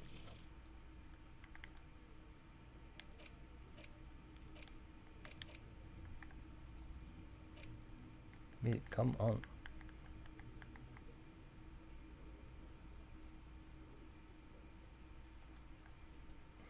I do like that dream mode. But I do want to. There's the music that like really drawn me to this when it was played by Stephanie Houston. I haven't heard that bit of music yet. It's strange.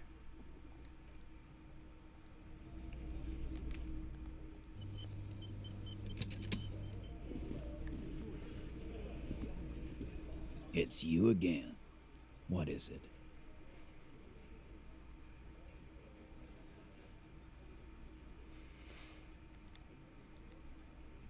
Okay, I talked to Clausier. Now I need to talk to Ruby. Why? He leans back and regards you with curiosity. Well, one, she's your real leader. You're cuckoo, cop. I'm the only man responsible for this unit. Get with it, or fuck off. How many times must I tell you? What? Yeah, fuck off.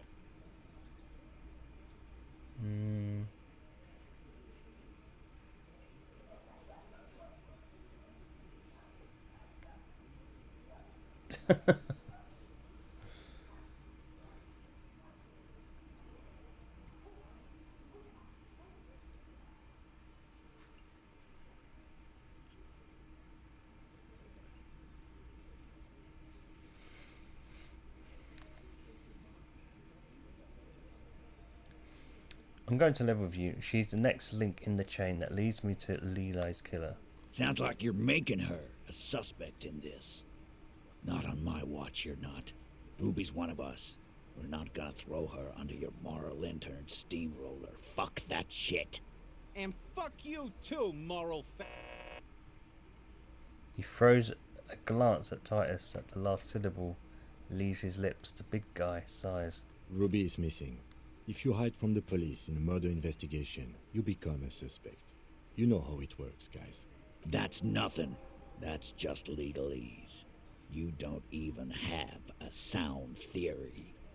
I don't want to be rude, but we're trying to get some R&R here. Think you could fuck off now? I think we'll keep sticking around, Titus. You'll be surprised at how quickly a theory presents itself if you keep looking. Present a solid theory about why Ruby could have done it. A sudden flash of lightning in your neocortex. The hostel cafeteria is lit by its airy blaze. Floor plans, bullet trajectories, webs of human emotion, all channeled into a single thought. Why are you so sure Ruby didn't off him? Because she was here, all night, with us. Mm-hmm. He's cobbling together shit so he can put her away. It's Cop 101. She was here all night? 11:30 to 12:15. She was here during all that time? Yeah, with us, drinking, near the stage there. And points to the karaoke stage. She didn't go to the toilet? No. In the whole 45-minute window, she was with you all that time? All right. She took a fucking leak, okay? For one moment. Maybe went out too. She has an operation to run from her lorry. We're not getting into what that operation is again, Cobb. And just 'cause she was gone for 5 minutes doesn't mean she magically got to the roof and shot him. I've been through this. It's not plausible. Taps on his temple? Alright, we're in. We got Ruby unaccounted for sometime during the window. This was crucial. Now let's place her on that roof. You do agree that the shot came from the roof, right? Why not? You can't draw a straight line into Clausia's window from any of the surrounding buildings. Not from what I know about Martinez. Maybe from the coast. But like I said, I've been too busy dealing with you idiots. So no, I don't think it was a sniper. It was close up. There's a 72% chance that the bullet came from the roof. 72%. There's a percentage and all. Where'd you get it from? Your guys in the lab? I analysed it on the spot. Turns out I can do that. No, you can't. I know what you did here on the weekend. People talk. What they say doesn't sound like a science call. You're a madman. Yep. Those numbers were an ass pull, man. Yep. Yeah, and they don't put her on the roof either. It's just mambo jumbo. He hasn't got shit. There is a secret route in the kitchen that leads straight to the roof, you know. Oh. Well, through what looks like an abandoned pinball workshop. People say there was a pinball arcade here, sometime before the hostel. What was it called, Theo? East Delta Pinball Arcade. Weird place. Went bankrupt. Weird? How? You're wearing the pinball maker's coat. What do you mean weird, Theo? It was run by a fella called Nerflock something, who wore a yellow dust coat like the one you have on right now. Weird guy.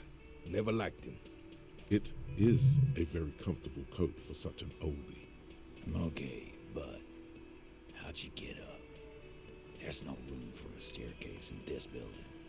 Or an elevator for that matter. The elevator is outside the building. It's an old dumbwaiter used for moving pinball machines up and down from the workshop. Good one, Kim. Thank you. The lieutenant is glad he got the floor plan right there. And from there, a door leads straight to the roof. You can just step outside. Ruby could have gone up, shot him, come down. All under 7 minutes. That's quite the theory. We need to have a look at that secret passage, boys. I'm on it, boss. Right when the law clears, me and Angus are going up there. It's a dumbwaiter, not an industrial lift. How about I go instead of... Just now. You got something else to back this route up? Or is that it? Have you noticed the winch out back on the outer wall of the whirling? I've seen the winch. I'm not blind. You saying it's part of the elevator she used to get up there? Yep. That's wall mystery down there. An architectural mystery. Doesn't much concern Ruby, does it? Well, there were pinball machines in the workshop, still operational. Right. What the fuck does that got to do with Ruby? Nothing, I just thought we could bring some down, you know, get some new machines in here. Wow, man, can we? I mean... That'd be awesome. I beat that wireless machine 20 times now. All right, all right. We can get the barman to bring them down. What else? I also found footprints upstairs in the old workshop. Footprints? Recent? Ooh. Would have been weak, wouldn't it?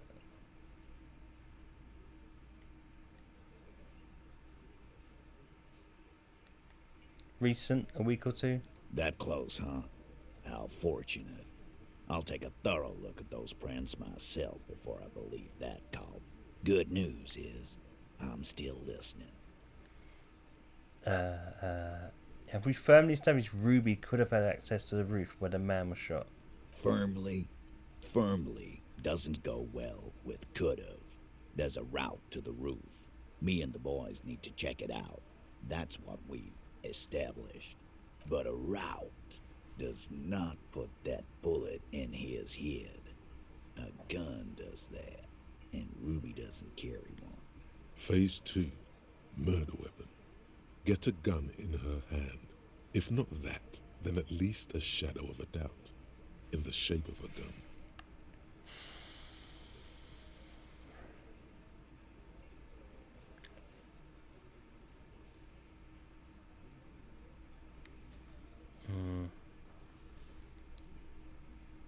The local pawn shop sold my lost gun to a woman. Maybe it was her. You lost your gun? The blonde man is taken aback, not even laughing. What an idiot! Tell me, did you lose it before the murder?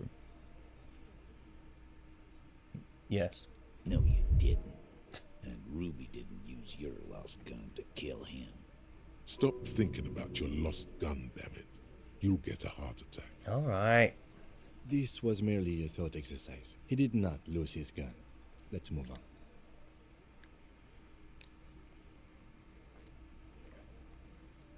Well, there is a small 20% chance that the shot came from beyond the roof. Yes, goddammit, I know what a 72% chance means. It means there's a 28% chance it isn't that. And 28% is no small chance either. Just making sure we are on the same page. It doesn't all fit. We are just sharing info, candidly. Titus doesn't reply. Probably a good sign. I've already established Ruby's running drugs. She could have smuggled guns too. God damn, that's just about your favorite topic, isn't it? Every fucking 5 seconds.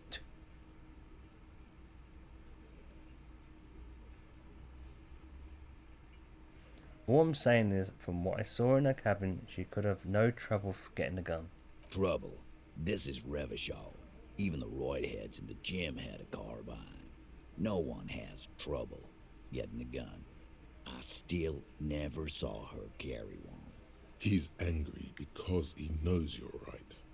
What he's saying only confirms your theory.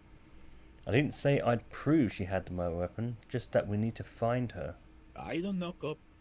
Why don't you find your lost gun first? That man burst out laughing at his own joke. Easy now, Al. This isn't comedy hour. Titus, we're not seriously considering it, are we? Ruby wouldn't do this. Why would she do something like this? Phase 3. Motive. The last component.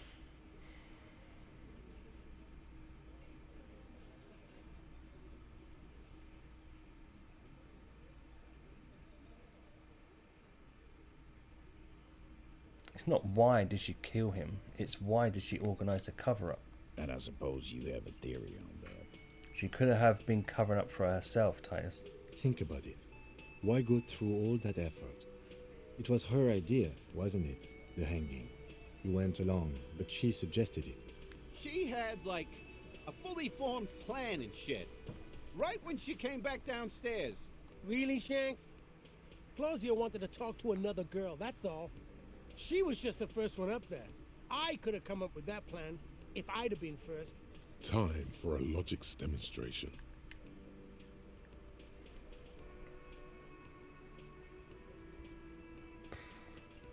Usually, let's assume you killed him. He scoffs. Think. You kill him. Get up there. Shoot him. Get down. Would you prefer to go on trial with your friends as part of a lynch mob or alone for committing murder? The man is silent. If she used us to cover her own shit up, well, that's a serious violation of the Hardy Code, boss. Which is why she didn't. She would never do that. Why aren't more of you defending her? This is fucking stupid, Titus. Glenn, I thought the same thing when she skipped town and left us in this shit. Oh, so he didn't rule her out completely. And she skipped town. This is good. Maybe it's all part of a leadership challenge against you, Titus. There's no fucking leadership challenge. Just when I thought you were taking this seriously, cop, you put your head in your ass. Man, now he's just throwing shit against the wall to see what sticks. Okay. We ruled out infighting. That's how this works, by exclusion. Remember, all we need to do is rule Ruby out too. That's all this is. There's a bit of truth in there for Titus to react so brashly. He does not like his authority questioned. Maybe she killed him because she thought it would curry favour with you. You had expressed, on occasion, your dislike of the mercenaries' presence in Martinez, right? Whack someone in my district?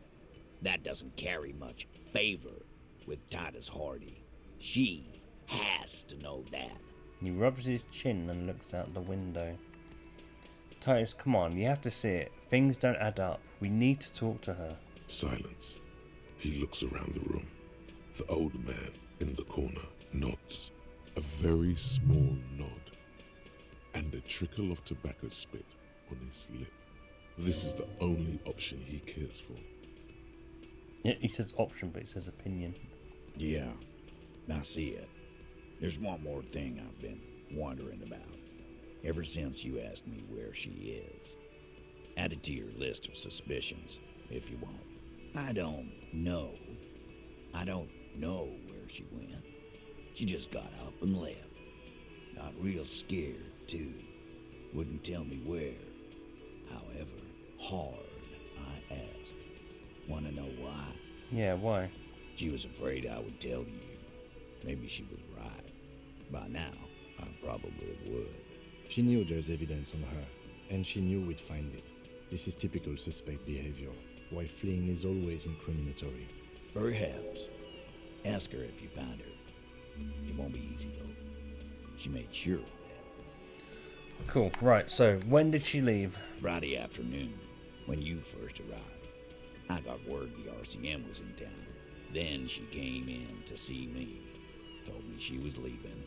That's when we had our little conversation. And what was she scared of? I told you. You. Me, as in the RCM? No, you. As in the cop with the sideburns and the disco clothes.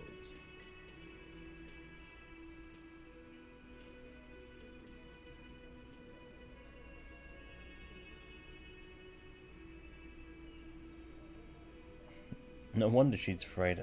I have come to declare the ending of the human experiment. Sure, the human experiment. That's real funny. He looks at you without smiling. You know, when I first saw you limp in here, I thought she was paranoid or sniffing her own supply.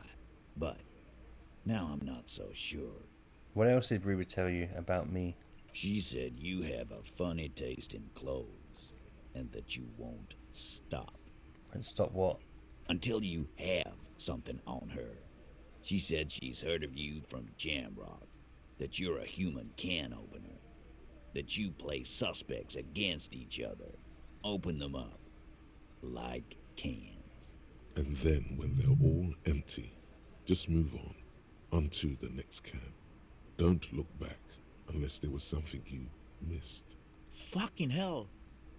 Titus, did he just... Open Angus up like a can? Yes, he did.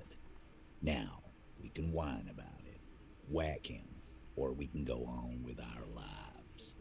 I'm having a go on with our lives kind of day, Al. How about you? It's not an actual question. Silence. He nods. Is that true, Kim? Am I a can opener? You are insistent. Anything else? Yeah, there was something else. She wouldn't tell me, though. I could see she wanted to. It was burning on her lips. This cop, Titus. This cop, he... But she was too scared. Scared? You should be, too. A strange fear creeps over you. A metallic taste in your mouth. Change the subject. Do you have any clues on where she went? She's not far. We know that much. She didn't take her lorry, so... she's on foot. She's over the other side. On the island, whatever. Good fucking luck, man. She knows this place like the back of her hand. You'll never find her. Yeah, Al. And we won't either. She's not really a Hardy candidate anymore, is she? She's not, Glenn. Have you even gone to look for her? A little. On the coast. Where have you looked for her, more precisely? More precisely, on the coast, past the waterlog. She's not here, so I'm thinking she's there. Can you tell me where on the coast I should start looking? Sure, there's some shit houses there, a cinder block town. The fisherfolk there refuse to unionize, so that's one place we haven't looked. I hear they have a shack where junkies sometimes crash. Time for you to step up. We will start there. One more question. What does Ruby look like? Boyish. Hair's red. Dyed. She looks like a Lowry man. Do you know what she's doing with ULAN frequencies? The what now? I have no idea. Boys? She said she's building a pale emitter. What? We were talking about radio equipment. She said she's doing ULAN frequencies and a pale something. I don't know more. This guy barely understands what he's talking about. There you have it. Pale something. Titus puts an end to it. It's not much, but it'll do. It'll have to. Shake it. His grip is firm and reassuring, like holding a piece of unpolished granite. Oh my god. I should fish folk in the village. Maybe the leader knows something. Yep. Right, maybe this is where we start going over there. By pants and kunos. Yeah, we get the tape from over there.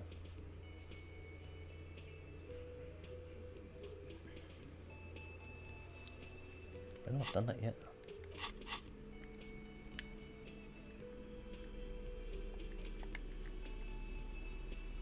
It's the ledger you found in the trash. A cabbage of papers hanging from the board. Wait, no.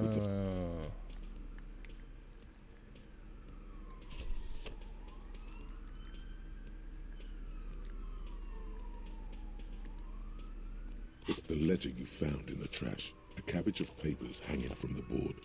With the permeables, it takes about half an hour to piece.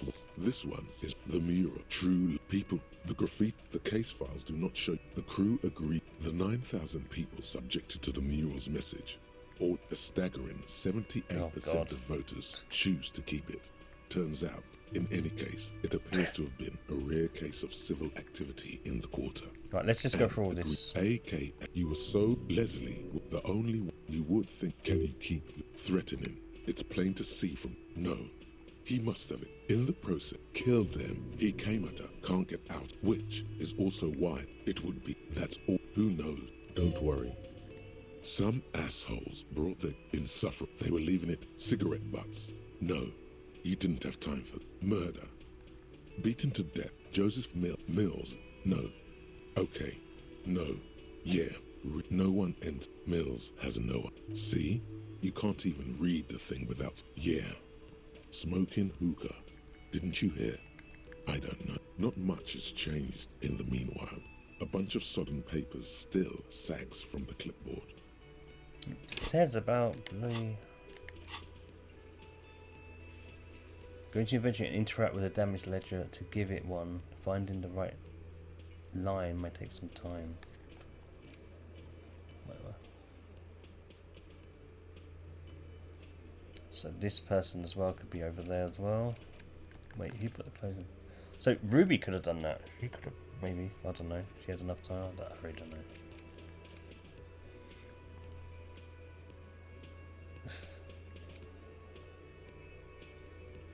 Oh yeah, going to the bookstore. Okay, we'll do that.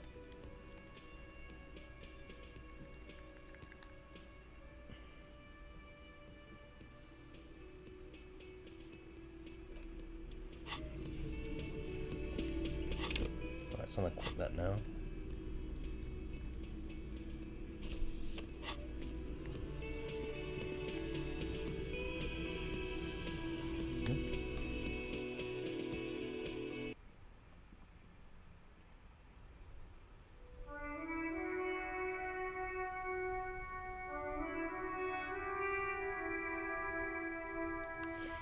Training.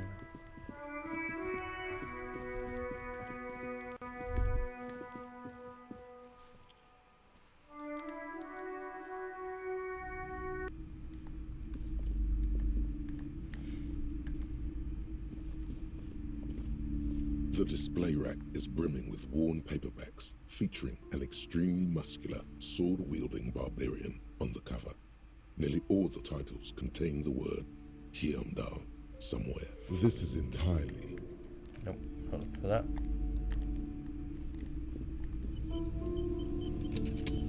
What's this? Again? You see a set of tattered curtains blocking the way to another room. A strange cage-like trinket dangles from the curtains. Excuse me, officer. The back room is strictly for employees only. Shopkeeper, what's behind the curtains? Nothing. Now please go back to browsing the books. Don't you feel compelled to look at the books? The books are all you care about. Oddly enough, the more she tries to draw you away from the curtains, the more alluring they become. Examine the strange cage-like trinket. You see some kind of charm, an irregular polyhedron assembled from bones, sticks, and straw. Inside, a disturbing fish head with empty eye sockets stares at you. Aside from poking at it suspiciously, there is nothing else to do with the fish head charm at this time. The curtains remain shut before you. Hang on, we'll open it after I've read the book. Otherwise she might chuck us out and ban us for life. What? Shelves filled to the brim with crime novels featuring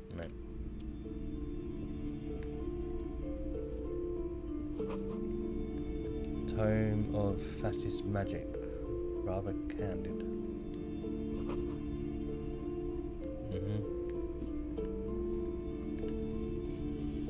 Shelves full of biographies of famous. Several maps have been attached to a bulletin board hidden inside the alcove. They're held up by small pins. The board has come loose from one corner. The maps look old and faded. Your eye catches a map of Insulinda, a map of Revachol, and a map of Martinez. Oh, I've already done that, I think. This large map, Ozon, disintegrating in the northeast, a dust mite stands on the north coast of Caillou. You can. Lost little. The ocean breaks up connections that have 850 million people live. The north coast to the east, Huron. It's so small. No, this is somewhere to... Yeah, I think we've already bought those, so... This bookstore is not strictly about crime, romance, and biographies of famous people. There's also a wide range of paranatural literature. For the shelf. Amidst the various books, you find one written by someone named Matthias W. Dundas. It's about wholeness, unity, balance. The point of the book, and many others on this shelf, is to give people medicinal advice in situations where they don't have access to paid health services. How does that work? It serves platitudes, while also telling everyone that traditional medicine, the kind people don't have access to, and which costs more than this book, is garbage, and would only give you cancer anyway, without even curing your cold or anything. Right. Wholeness, unity, balance. On the other hand, when it's up to your mind to heal yourself, it's your own fault if you're ill. Got it? Does it say anything else? The book features chapters on topics such as how to find There's even a this is just mundane garbage. What's even paranatural about this? Find something truly otherworldly. The throbbing in your head increases with every passing moment you gaze at this shelf. Suddenly, as if out of nowhere, a small green book becomes apparent. The title of it reads, Medicinal Purposes of the Pale. And what's it about? The book contains descriptions of various pseudoscientific therapies, alternative medicines, and folk remedies involving the pale, also known as le territoire. For example, it recommends vigorously swatting one's naked body with a venik or hand broom, made from the leafy twigs of a young birch tree from the near pale. Sounds painful. It is supposedly invigorating and good for the circulation. What else? It also recommends consuming distilled spirits like vodka or whiskey that have been aged in the pail. Readers are instructed to cover these jars in a shallow hole just inside the pail and leave them there for 30 to 60 days, depending on the potency desired. And what does this liquor do? Among other benefits, it is alleged to restore a damaged liver to perfect health. That seems improbable. Should probably get some hands on that. What else is there? For general health and well-being, readers are encouraged. These strolls, this is exactly what you... Andropanetic nudism. There's an entire section devoted to cures for men who are struggling to perform their marital obligations. You close the book and return it to its place on the shelf. Yeah, good. I'm gonna ask her see if I can ask her about the book about birds, but if not, I'll probably have to go rummaging through these. Hello again, esteemed officer, and welcome to Crime, Romance, and Biographies of Famous People. What if I want to buy a book? Goodness, you were already doing good, browsing the shelves. Why'd you stop? Don't you feel compelled? Go, get back there.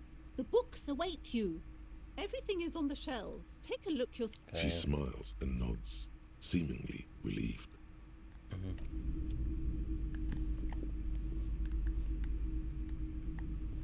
A small mountain of colourful board game boxes. There are numerous types of games for all.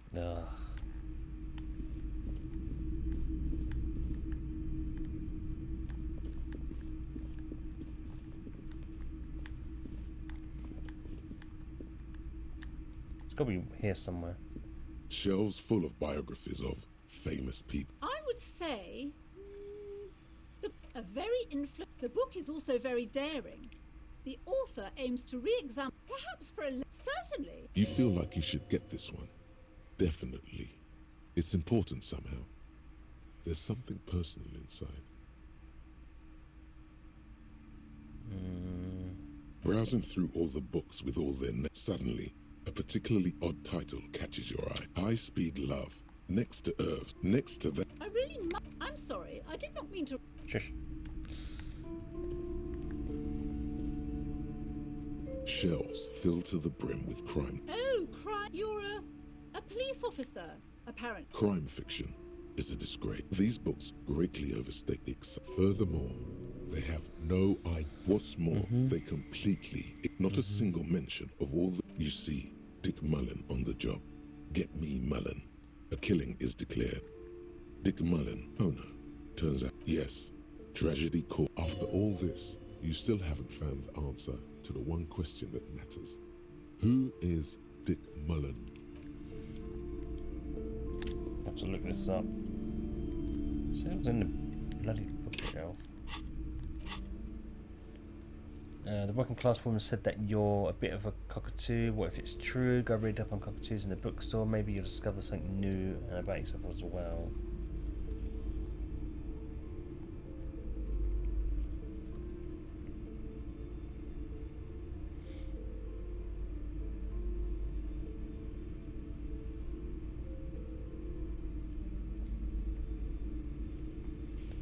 Find your...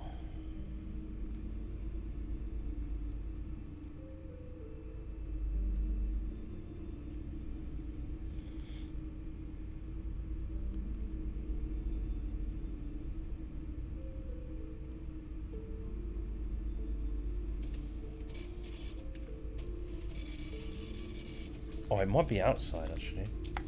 There was stuff outside, wasn't there?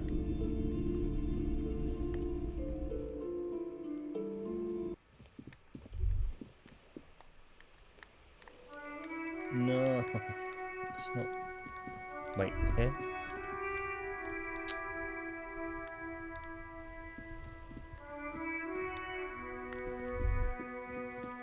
God damn it.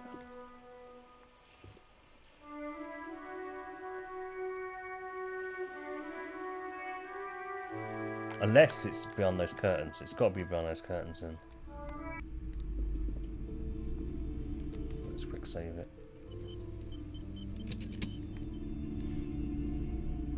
The The curtains. Nothing. Now, please. Oddly enough. Nothing. Oh. Oddly enough. Oh my god. Nothing. Oh my god, stop Please it. go back. Oddly enough, the more she tries, just as you're about to pull apart the curtains, the petrified voice of the shop owner cries out once more. Sir, don't touch that. I told you it's off limits for the customers. Her hand closes around her pendant, her fingers nervously playing with the talisman. Parapsychologically speaking, we're done if you decide to open them. I won't be held responsible for the consequences. It's too dangerous. She looks away, mumbling. Why is everyone always messing with the curtains? Why can't they just buy books like normal people?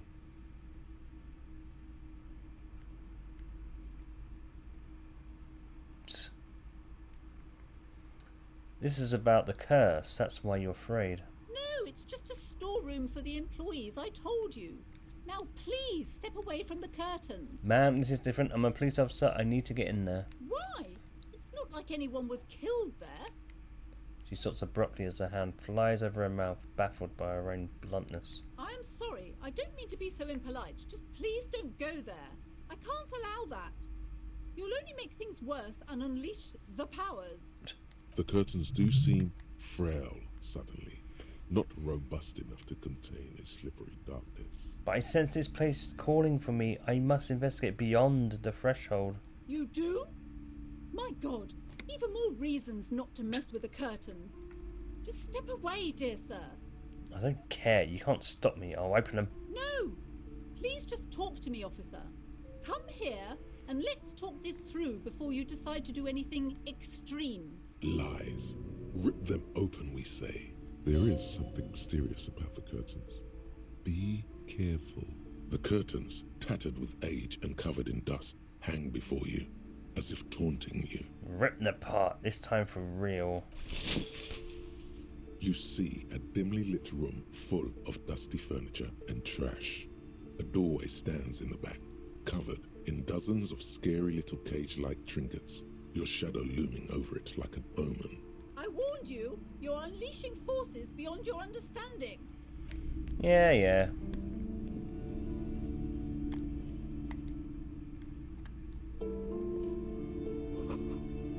Ghostly silhouettes of hair dryers. What? Vaguely androgynous portrait of a man. Me looking at the unmanly haircut threatens your masculinity. A heavy door with a missing handle stands before you, covered in dozens, if not hundreds, of little oddly shaped trinkets and charms. It appears to be locked. What if you just break it down? Maybe I should break it down, but not before I strategize. That's right. Take in your surroundings. You need to have a solid ground and a proper posture if you want to succeed. Right, let's check the posture first. Steady breathing. Solid core. You've got this. With one shoulder forward, you're ready to smash into the door like a battering ram. Check my surroundings. The room is dimly lit and littered with old barbershop rubbish, but the path to the door is clear. And what about the door? It's made of a solid block of wood, but it has stood there for ages. The hinges are old and coated with a carmine layer of rust. It should be doable. Knock on the door. Only an echo. No one is there. A hollowed out, dark echo. Oh, okay, so it's increased it. So if I leave...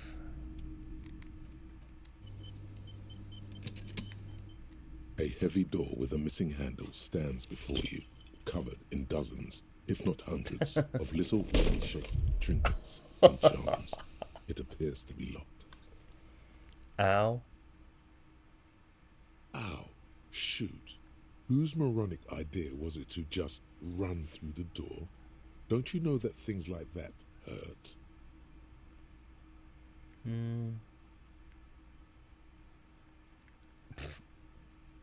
Please don't cry. Please don't cry. Slap my own face. I don't want anyone to see me cry. Are you alright?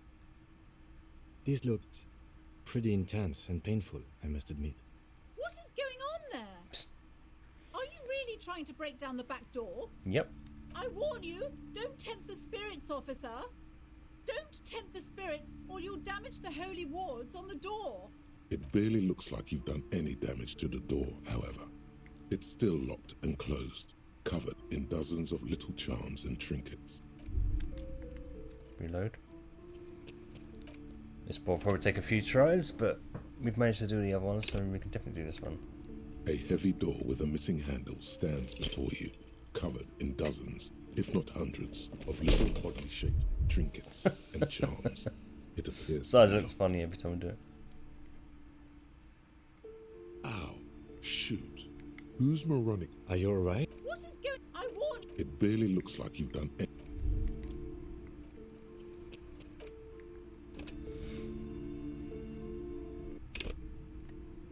A heavy door with a missing handle stands before you. That does say even though, doesn't it? If not hundreds, of little oddly shaped trinkets and charms. It appears to be locked. Are you? What is going on? I warn you. It barely looks like you've done.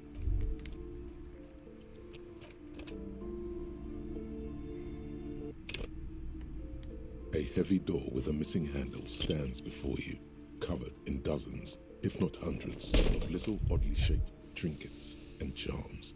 It appears to Shame you can't just pause it and then just reload it. You can't do that. Shoot. Oh, we can do. Oh, you can do it. Oh, you can't. Oh, you can. Yeah. Cool.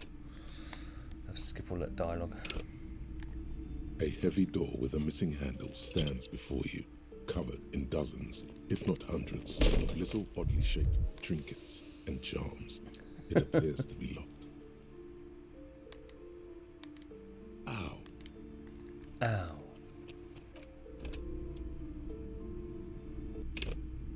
Come on, game. A heavy door with a missing handle stands before you. Come covered on. in dozens, if not hundreds, of little oddly shaped trinkets and charms.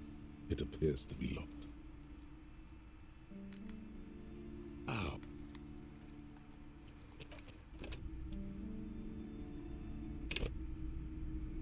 A heavy door with a missing handle stands before you, covered in dozens, if not hundreds, of little oddly shaped trinkets and charms.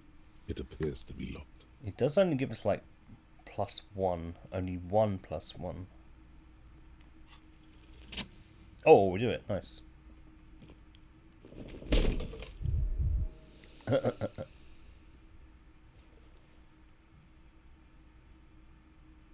You smash into the wood and see a small crack appear on the door frame. It's going to take one more try to break through to the other side. But you've done it. One more try? Ah. You're not thinking of trying again, are you? Smash into the door again, wordless. Smash into it again, and shout fuck the system. Shout freeze, dirtbags. Yeah, just say that. Smash into the door. Smash into the door again and shout freeze, dirtbags.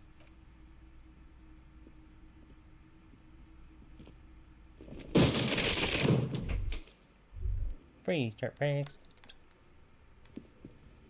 Oh, this is the gym.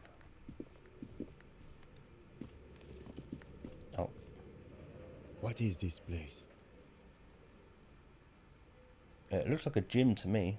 Yes, but no one's been here in ages. He draws a stripe on the dusty floor with his foot. I doubt the electricity still works. Good thing we have a flashlight on us. Don't forget to take it out of your bag before we move on. Some specks of dust shimmer in a faint beam of daylight falling from the window. Other than that, the room is dark. An eerie feeling rises in your chest. What if there's a reason why no one's been here for ages? Yes, because it's closed. No need to look for supernatural explanations where a banal one will do. Now let's move on, shall we? Wait, is that... Oh, we can give this to the guys. Yeah, that replaces the ball, whatever.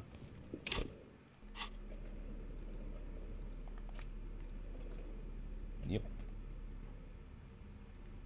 Oh, it says its price. Bloody hell. $13. What is Hank? Oh, I've got a skill point. Nice. your morale up. His handkerchief is worth $2.50. Oh, I mean, it's probably clean, I suppose. Yeah. Can't believe a handkerchief would be worth that much, really. Smells like leather and sweat. Bent metal, broken glass. Your path lies strewn with the broken forms of everyday objects. You are the destroyer, the bane of inanimate matter. Gaze upon me, stuff and despair. Kudos.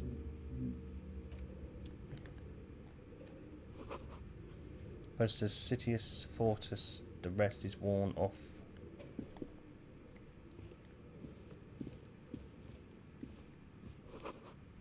Worn out wall bars, they look unsafe. A barbell lies on the floor. The color has worn off its weight plates. It's 60 kilograms. Your triceps hum at the sight of these weights. Show the world what kind of beast it's dealing with. Lift them. There are no collars on the barbell. This is a safety hazard. Why does it feel so familiar? Is it familiar because I'm a weightlifter? Oh, wait. Hey. No, it's not that.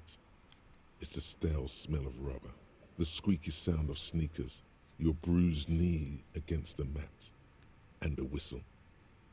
Then the feeling is gone. It's just a memory. A memory from another life. When you were young and fit. Look, Kim, it's a trap. There are no collars on the barbell. You're right. The weight may fall off. Better not touch it then. What kind of a bastard would just remove the collars? It should be a felony. It would be a violation of EPIS safety regulations if the gym was still operating, but it isn't. No one's supposed to come here anymore. Oh, whatever. Let's lift the barbell.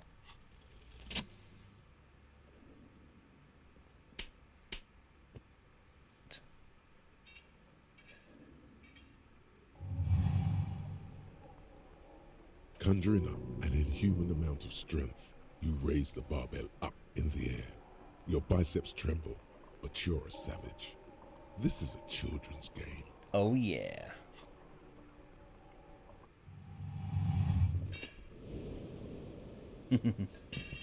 Bloody hell. Just to slam it. A warm wave of accomplishment washes over your head as you drop the barbell to the floor. For a moment, it feels like you're strong enough to succeed at anything you ever set your mind to. Hey, but you're still in a ghost house. What if someone heard this? What if they know you're here? Let's see. Good technique. Thank you. Oh no, I've awakened the spirits. No. Oh, hello. Always blocked by an old window panes and debris. Nice. Oh, what, is that it? What? It's dark. Lieutenant states the obvious. And the flashlight works a lot better if you hold it in your hand. Fair point. Yeah, totally obvious. Right. Now let's get to it. Some areas are inaccessible without your flashlight. After you've acquired it, go to your inventory and equip it in a held slot to continue exploring. Okay. So, flashlight in hand. Makes sense. Do I have a flashlight?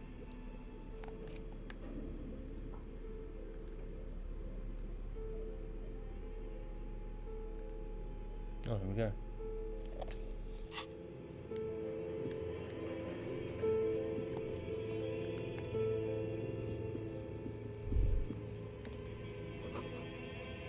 So it remains of the 20-hour window repair shop.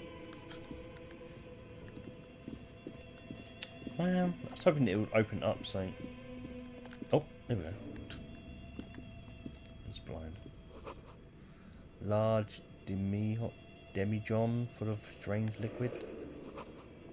White animals stare at you in the dark, stuffed and mounted. Oh, yeah. Airship rotors covered in spiderwebs. They remind you of blades.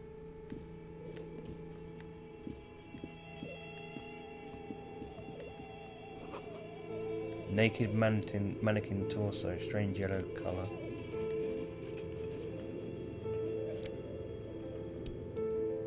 Some money? Why not? Oh my god, there's so much in here now. Jeez.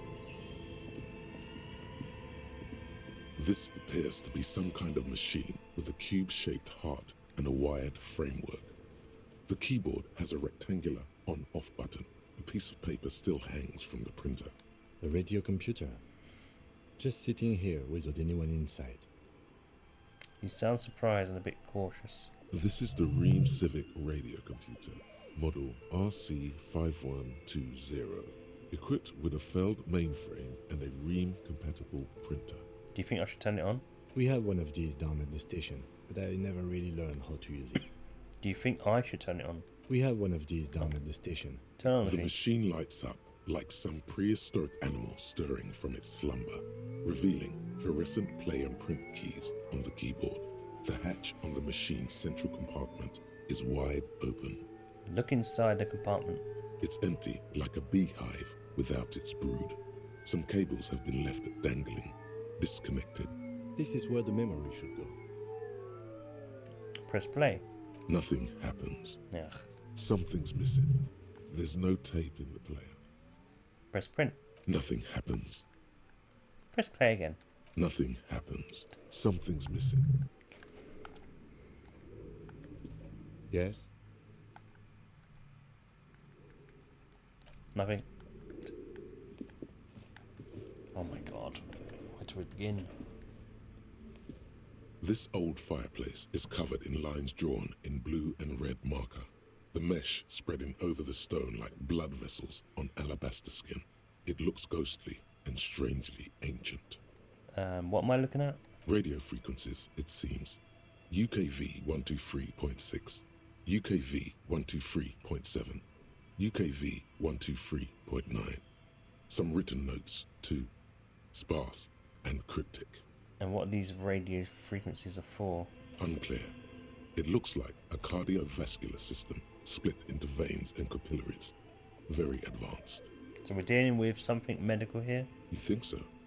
The web is comprised of radio stations, all lead back to one red heart, titled the Game Master Frequency.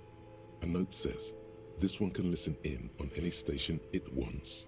Looks like a surveillance program. They must have had massive airwidth. These things don't come cheap. Wait, who's the Game Master? Someone very important. The leader of a massive on-air game built by these people. Okay, if it's a game, then who's playing? Whoever decides to call in to a call-in station, it looks like.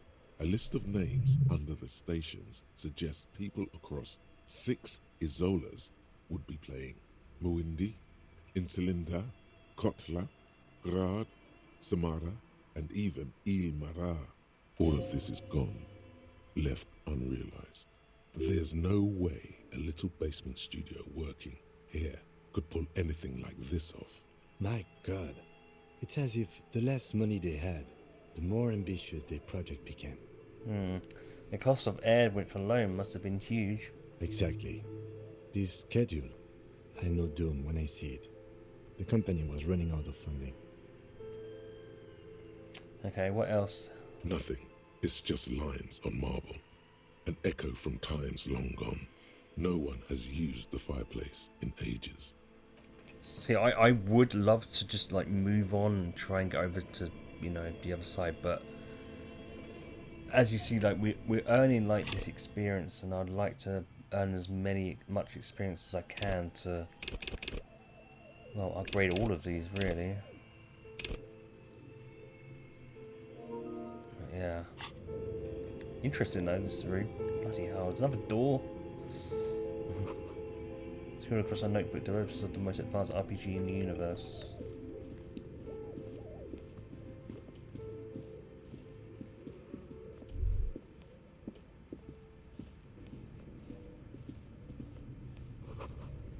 Blue velvet, soft to touch, moth bitten.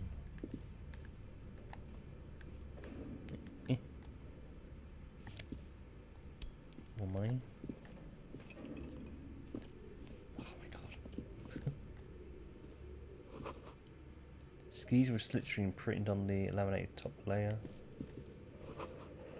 Still bright blaze, bearing a slipstream logo.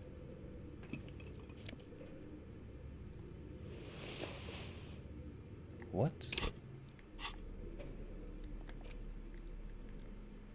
Cube-like crystals of filament skills oddly fragile in your hand. Its intricate structure covered in dust. Silver tape on the side reads production schedule note. This filament contains information that can be read using a radio computer. So that's what we need to put in there.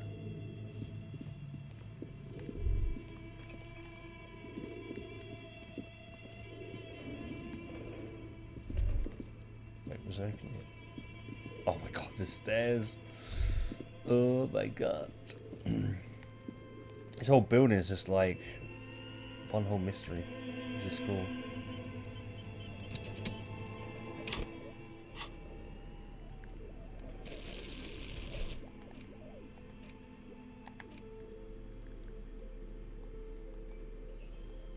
Oh, okay, I guess we just go to the option.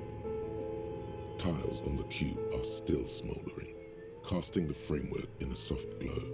Fluorescent play and print keys shine on the keyboard. Insert production schedule. Like a smooth draw, the filament slides into place. On the keyboard, the play key starts blinking.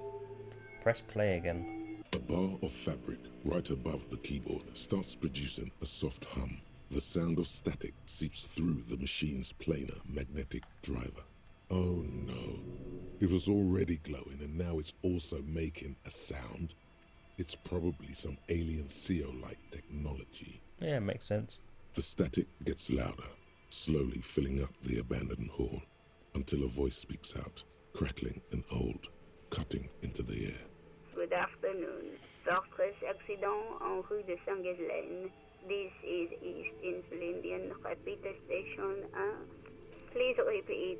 Is this the production schedule? What's the production schedule?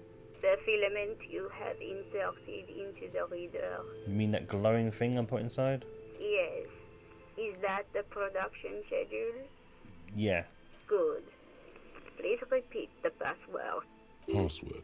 Of course it would have a password. That's why there's a human administrator involved. Password. I'm really bad at passwords. Can you give me a hint? No. Is it my birthday? Still no. Well, this is the police, so please open this thing. I am contractually obliged to protect the privacy of the filament holder Fortress accident. Without filing a warrant with Lintel, I cannot give you access to this filament. I'm afraid we are not doing that, unless we want to wait for a month. Now, can you please repeat the password? I don't know the password. Received. I will register this login attempt. That sounds bad. A login attempt. Something a criminal would do. Don't worry. Passwords have a way of turning up sooner or later. Fortress accident. Is there anything else I can do for you today? Why did you call me Fortress Accident? Fortress Accident is the company on whose name the terminal you are currently using has been registered to. Do you have any other information about this company? One moment. You hear her flip through a catalogue before she reads out with studious care. Fortress Accident SCA produces revolutionary interactive call-in radio games. That's what the catalogue says. And what's that, this interactive calling radio game? Any other questions? Well, what are you? Are you a machine or are you alive? Yes, I am alive. I am 74 years old and my name is Yvonne. She repeats passwords. Programming people are all paranoid. Yvonne, my partner tells me that you're here because radio computer guys are all paranoid. They are merely cautious. It's my job to protect their filaments as a password repeater at the East Insulindian Station. Okay, but where are you? How do you know where I am? I work as a repeater at the East Insulindian repeater station. It's my job to know where you are, Fortress Accident. As for me, well, I am sitting in my cubicle, surrounded by a wall of radios. Doesn't it get lonely, sitting there all by herself? Yeah, doesn't it get lonely doing this job? Lonely? Why would it get lonely? I get to talk to people all day. That's why she does this. Now, please tell me if there's anything else I can do, Fortress Accident. That's all for now, thank you. Thank you, and goodbye. Well, his voice disappears along the static. Tiles on the cube are still smouldering. Cast. Let's leave. Right, I should be able to find the password somewhere. Oh my god, okay.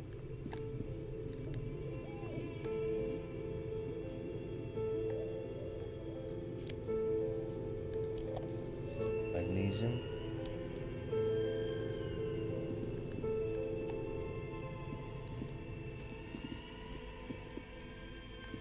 What is that? Is that a fridge? You see a terrifying ice bear with a strange compartment in its belly. The door is covered in frost, and the bear's eyes are glowing red. Oh yeah. This ice bear is a hyper-carnivore. Be careful. The bear looks oddly realistic. Is it taxidermy? What is this thing? Looks like a giant ice bear. The lieutenant doesn't answer. His eyes are glued to the animal. A sharp slice of light shines out from its mysterious belly door. Crack open the door. A gust of freezing cold air rushes to greet you. You hear a low grumble as the bear regulates itself. This is the inside of a refrigerator. No way. The lieutenant takes a peek inside. His hand has found the holster of his gun. Kim, relax. It's just a fridge, you donut. Of course, just a giant ice bear-shaped fridge. He relaxes his hand, his face bathed in the harsh light of the open fridge door. Let's take a look inside. Okay. The shelves are empty. All you see are crumpled ice cream wrappers with the brand name, Revachol Ice City. A handwritten note has been attached to the door. The fridge is huge. Take the note. You pocket the note and the little fridge magnets keeping it on the door. Examine one of the ice cream wrappers in there. A friendly cartoon bear smiles back at you from a glossy cellophane wrapper. It looks nothing like the fridge. The paper still smells of vanilla and chocolate. What is a giant bear-shaped fridge doing in an abandoned cellar in the first place? Good question. It looks like an ice cream fridge. He reaches for one of the wrappers, he studies it in the light. So they tried to sell ice cream from this hyper-carnivore? I know. What an unfortunate marketing choice. What is even worse, the bear is still costing them money to this day. He points at the red sneaky cable running from the fridge. The fridge buzzes with energy.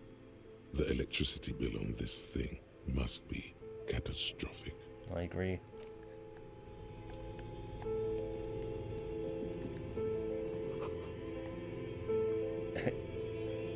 It's like we've I don't know, it's like it's a completely different game. Well, not different game, but like a different story now.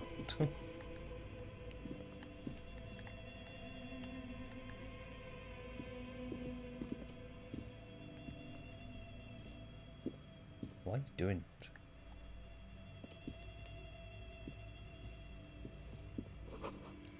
Flashlight casts a strange shadow. There is a hidden doorway here. Oh my. Oh wow. Just goes on and on.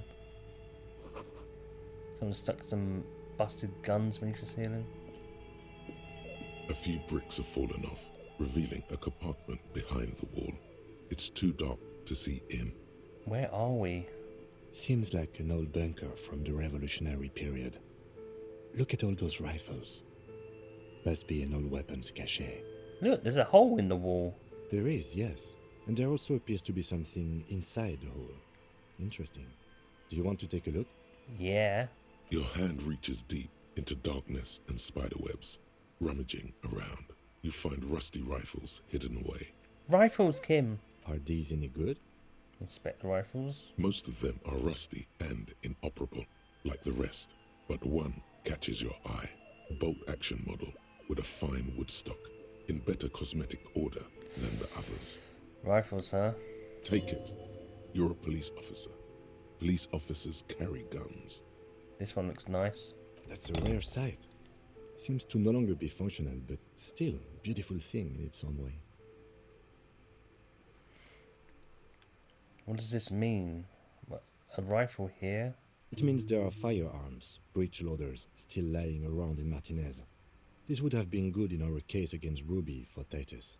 Too late for that now, but still, might be useful down the road. Yeah, I'm sure it will be. He likes this find.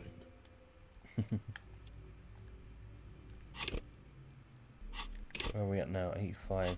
Cool.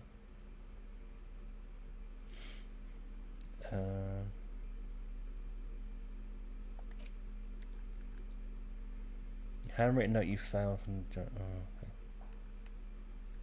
The note is written with a blue pencil on a piece of lined office paper. The kitchen magnets have left spots on its surface. Does it say anything interesting?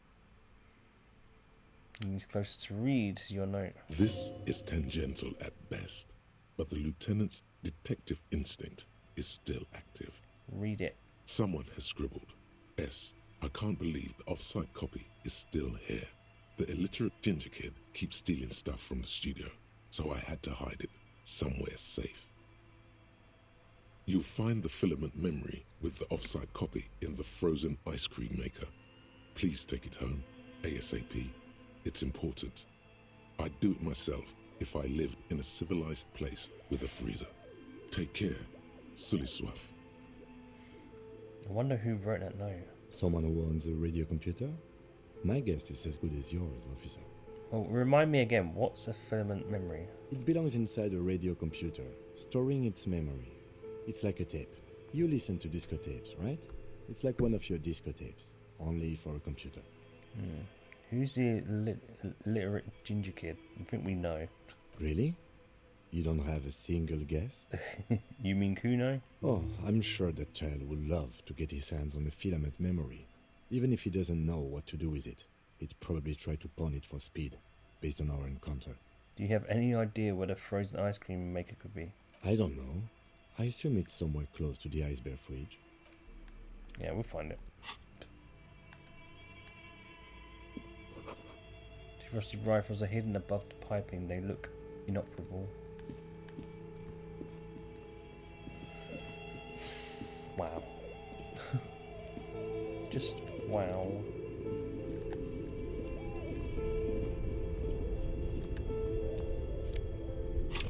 Oh.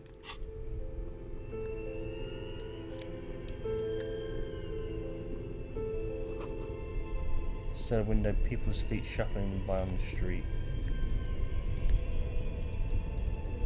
Can't even see anything there. Two cables are plugged into the breaker box. The red one leads to the ice bear fridge, and the black one to some kind of a buzzing fridge-like thing nearby. Why would we want to unplug it though?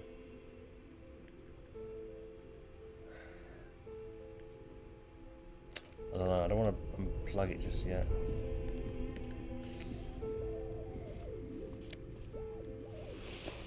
The same mesh tank top.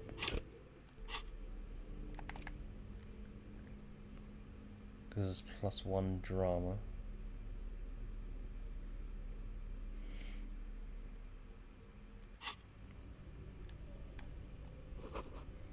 Intercom wires running to the breaker box.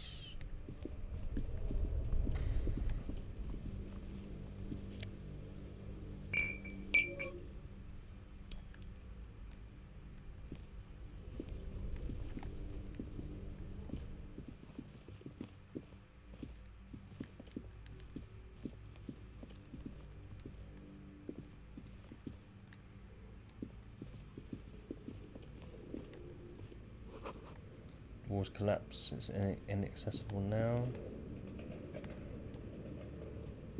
A thick layer of coal dust covers the furnace, coloring it pitch black. Looks like this furnace has a face, and it's a face of agony.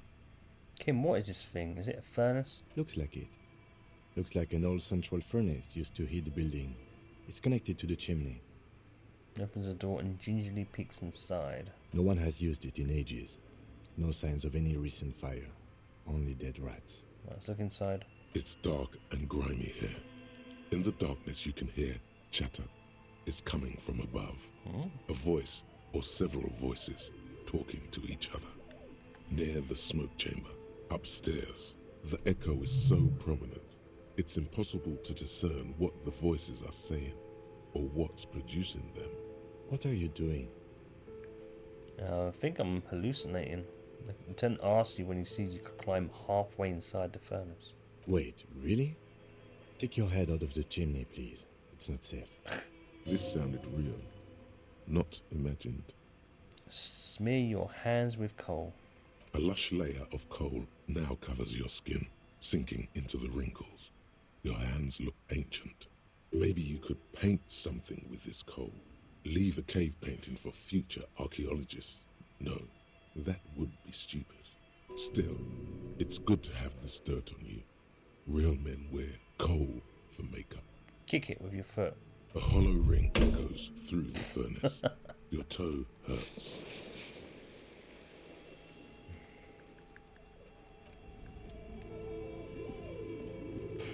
Bloody hell.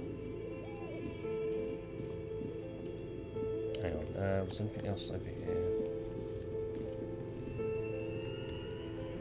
Okay, let's go up.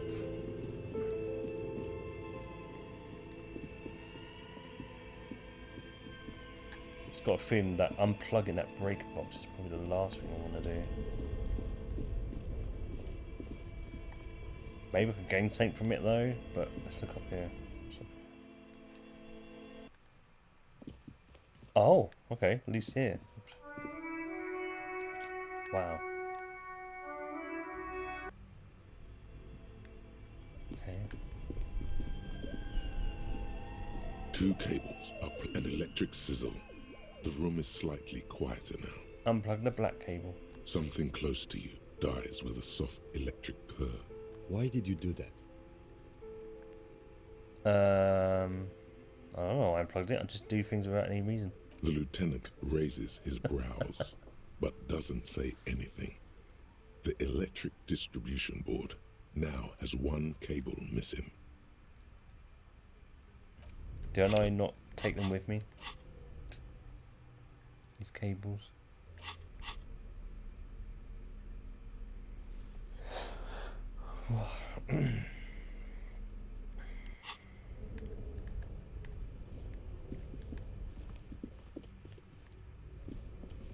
Did we look at this? Ice cream maker has been turned off. Slowly melting. Oh, wait. Both cables, somewhere, a machine hums. This orange machine is buzzing like an old submarine. It has a hand-cranked ice cream churner on top and an electric freezer that appears to be frozen shut. Turn the ice cream crank. Turning the crank feels oddly satisfying, like stirring your childhood dreams. In the distance you hear water dripping. It's all gone now. You'll never become a poet or an entrepreneur. What better to assuage the creeping sense of failure than some frozen fat and sugar? Try to crack open the lid. You slip your fingers under the frozen lid, but the ice is too cold for you to get a good grip. A pry bar would come in handy here. No, this is going to need something else. Some kind of super pry bar. Don't even try to open it with a regular pry bar. You're just wasting your time. If you want to try again, then you need to have the pry bar in your hand, detective. Equip the pry bar by going to the tool. Yes, I know, lady. But it needs to be a super pry bar, but whatever. We'll try. We'll try.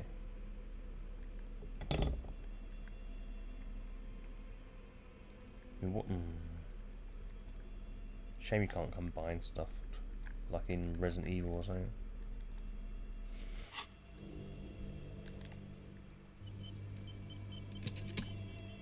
This orange machine is buzzing like an old submarine. It has a hand-cranked ice cream churner on top and an electric freezer. Yeah, that's not going to do it. Okay, yeah. So that leads outside there. That's really strange.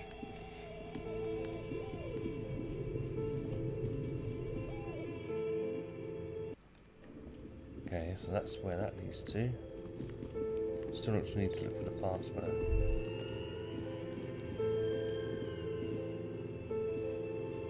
An iron safety curtain curves before your eyes, folded like a bellows. It covers half the room, blocking the way into a colossal industrial chimney. This is directly above the central furnace in the cellar.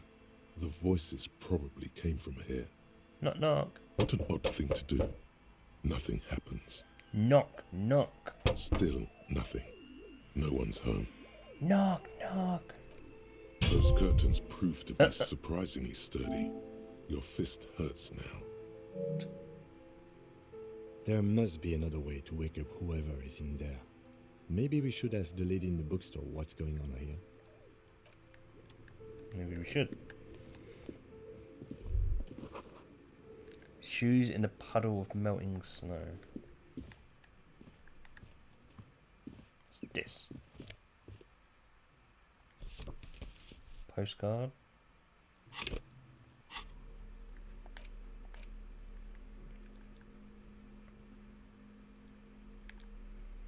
There's that rifle.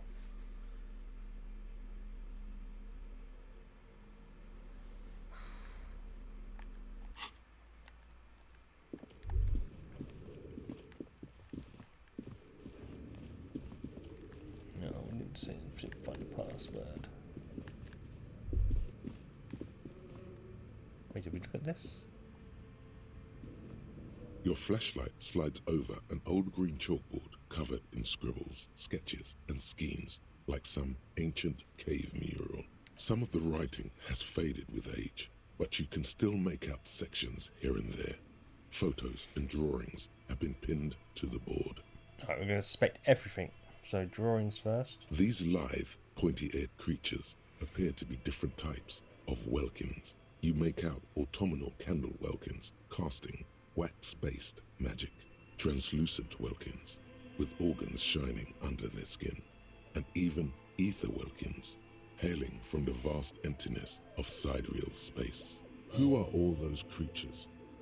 Fantasies of a tortured, feverish mind? You should adopt one of those welkins as your persona. No longer a mere man, but a welkin. One of the welkins, towering among the rest, appears to be different, however. Okay, let's examine it. It might be important. It's Vara Hamira, a high welkin, his face white and scarred like cracked marble. This is clearly a welkin supremacist. The note says, all non-welkin races will be purged. The Haldor, the Twarg, the humans, and even headless men, all of them, purged. Imagine a world filled only with welkin. Green welkin, dread welkin, and the high welkin to rule them all. An inordinate amount of time has gone into drawing these little welkin creatures. Why would anyone spend so much time on this? Some people really like building a world, I think, even if it's just for a game. Who are these creatures? Like, who drew them? Are they real? Man, I have so many questions. This looks like concept art for a project. It's not really real. One of them is a welkin supremacist. Political commentary. That one has a great beard too. Well, this has been educational. Let's move on. Just look at those details. So much effort. Yeah. And for what? All gone. Right, photos. The photo collage depicts barren, icy landscapes wrapped in perpetual night. You see permafrost and glacial landforms, dead trees grown in under the snow. Entire oceans have been frozen from shore to shore. There are pictures of settlements on dried up riverbeds, abandoned in a storm. Animal corpses in the dark, carcasses and bones. You see primitive oil rigs built into glaciers, boreal dwarf, yurts under the snow, great mammoth-like beasts of burden. Albeit dark and cold, this vision also feels cozy in its own way, like eggnog or morphine, a much-needed respite from our own world. A pinned postcard reads, "The heat death scenario, a desperate fight for geothermal energy engulfs the world as Wirral becomes untethered from its sun, drifting through the universe." Schedule. This is a monthly calendar from the year 50. Cryptic words like sprint, daily minimi, and GPI span the marker-drawn grid, the grand scheme of production and money. It looks a bit like an academic calendar, only much more brutal. What happened? As time goes on, the numbers in the boxes grow rarer and rarer. The board becomes an empty snowfield in the final days. Only failure and regret dwell in this region. Looks like they didn't make it. Yay, nice. Intent looks at the frigid ice field of nothingness. A note in the bottom left corner of the chalkboard says, "See the prod schedule filament for details." Notes. The handwriting is only partly legible, but you can still make out 3 slogans: "Call in, tune out," "Wirral untethered," and "Heat death of the universe." The full text reads, "Heat death of the universe is the new black." Another note says, "The biggest advancement in role-playing systems since the 30s.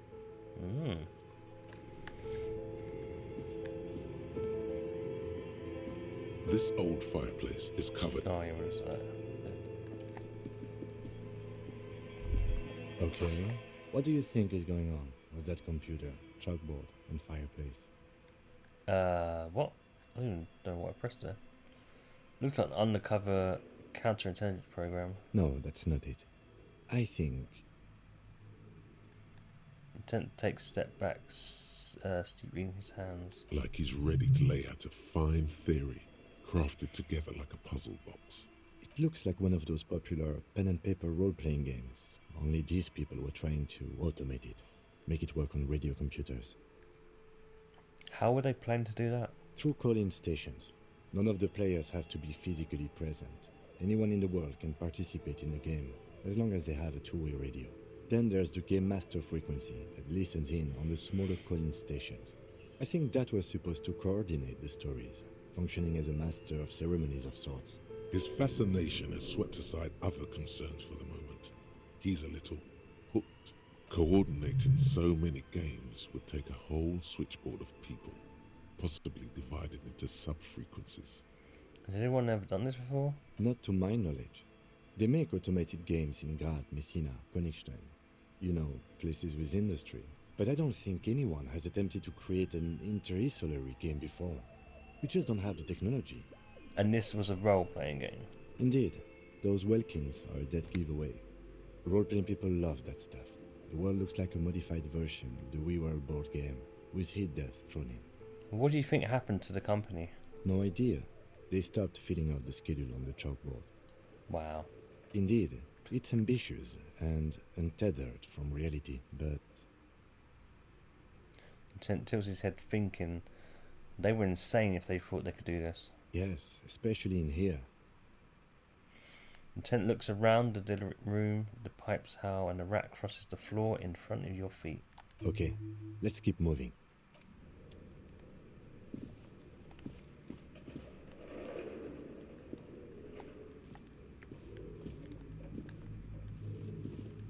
Wait. Oh, we have to go this way.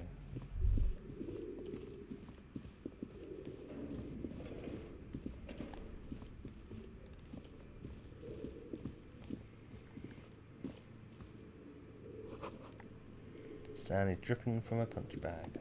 Still dripping? Right, we're going to have to speak to this bookstore woman. No. Yes?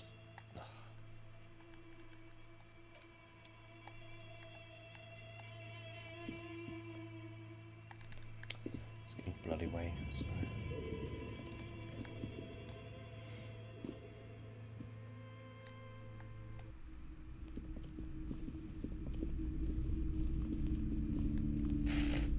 Just shine the flashlight right in her face.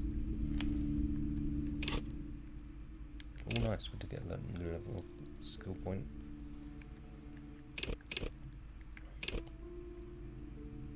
Take the blows, don't let the world kill you.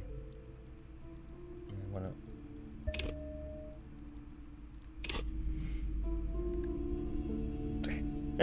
Right in her face. You broke down the back door, the wards, the door. It's all gone now. Dark psychic energy leeching onto my shop. I don't know what I was thinking, budging that. Sometimes it's necessary to resort to extreme measures. I suppose it's all over now. I guess there's no escape. What are you talking about? It's just a door. Just a door? This place is cursed, Detective. They don't call it the doomed commercial area for nothing. Just look at the sheer amount of companies that have failed in this house. I hope you're happy now. Happy that you've ruined everything. Now that you've broken the door, the curse is coming to get me as well. She closes her eyes and starts mumbling something to her pendant.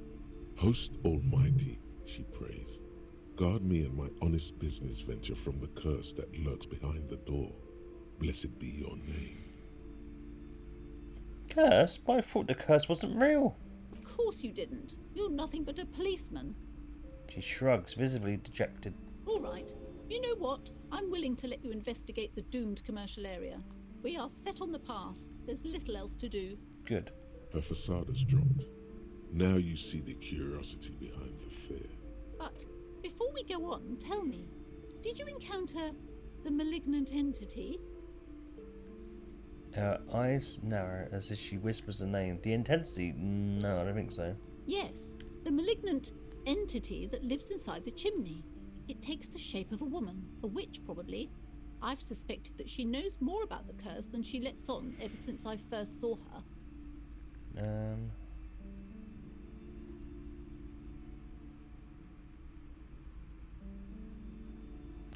You mean the chimney that's part of the central furnace? I mean, I did hear voices coming from there.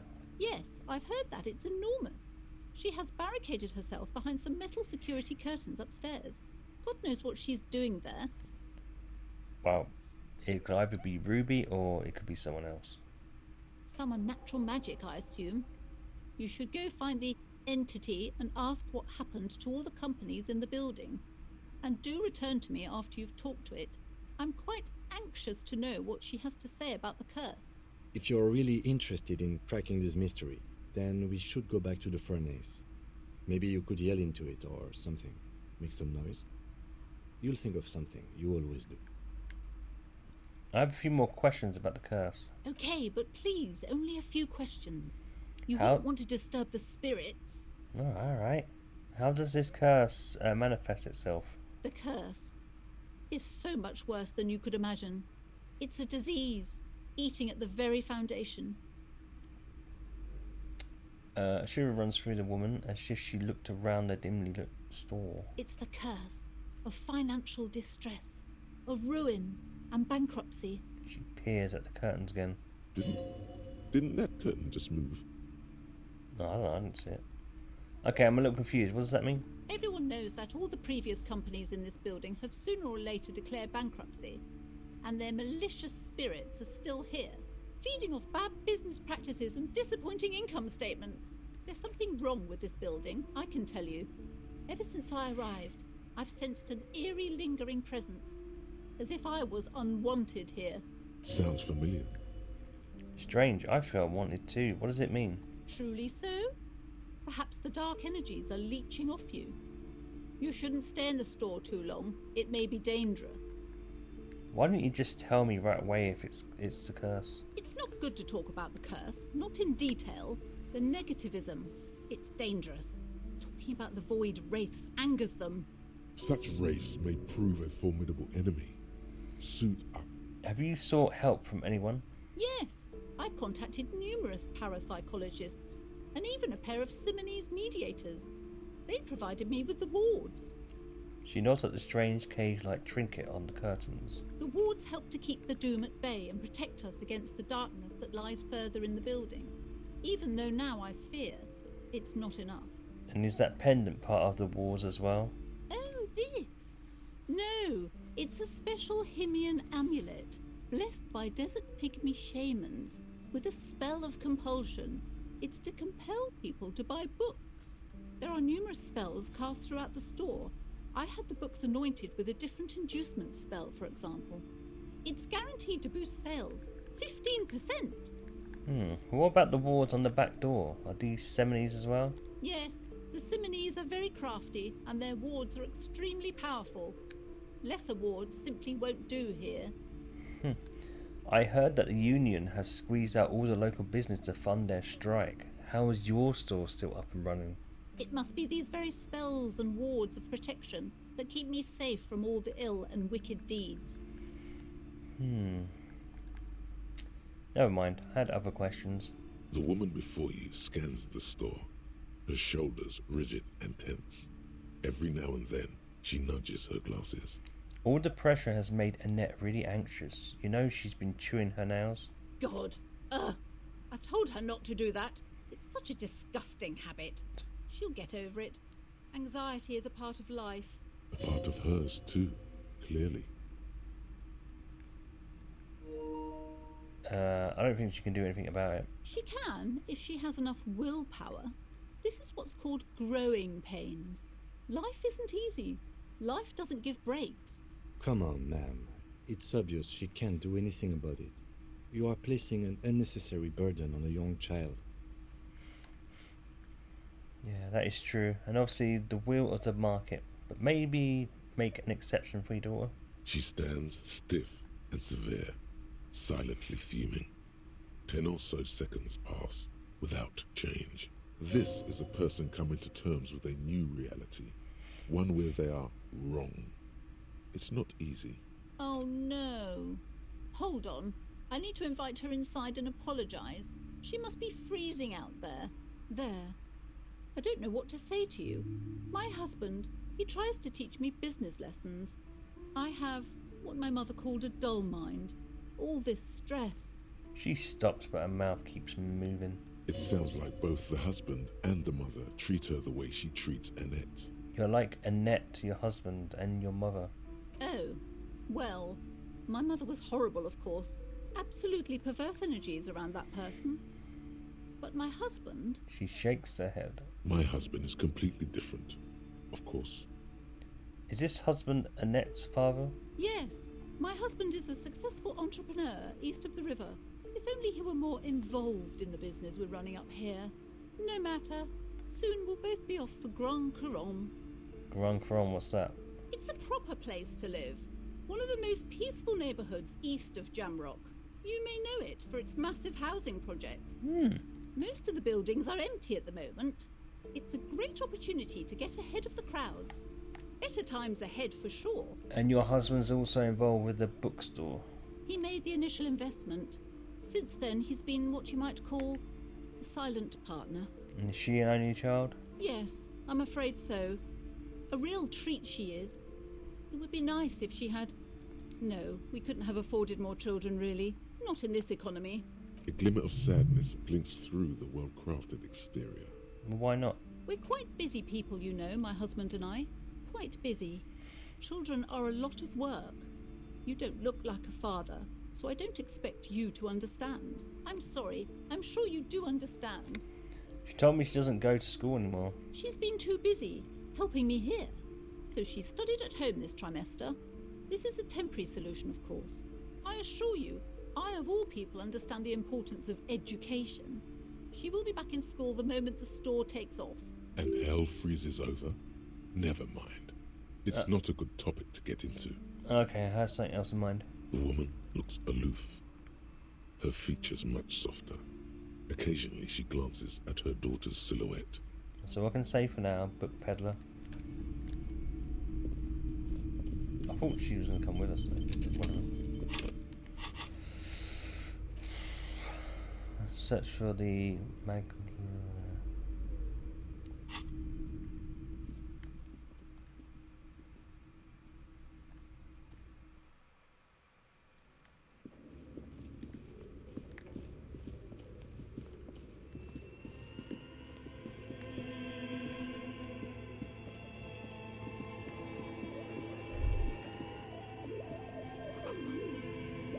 Is this Emma's atelier?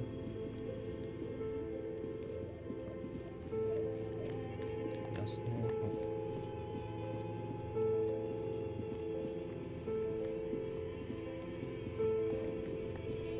I need to find a bloody password.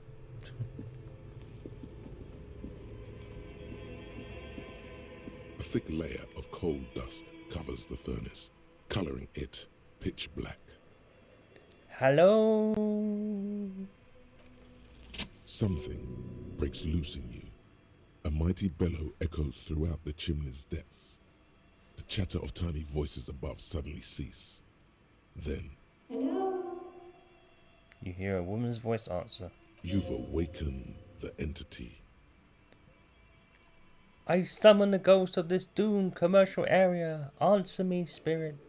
Hello? Did you say anything? I can't hear you. Please come upstairs. There's a safety curtain on the second floor. I'll open it. You hear a low rumble upstairs, the sound of a curtain being pulled aside. After you, officer. Okay. It's probably just a normal person, isn't it?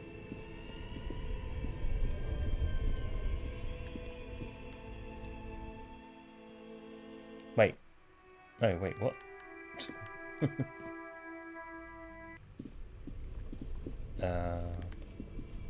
It's the other way then. No, it's not over here, is it?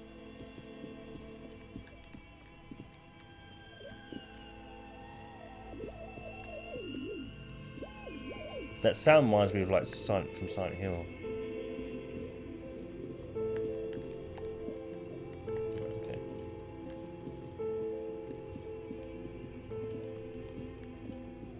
It's so like tricky to go around.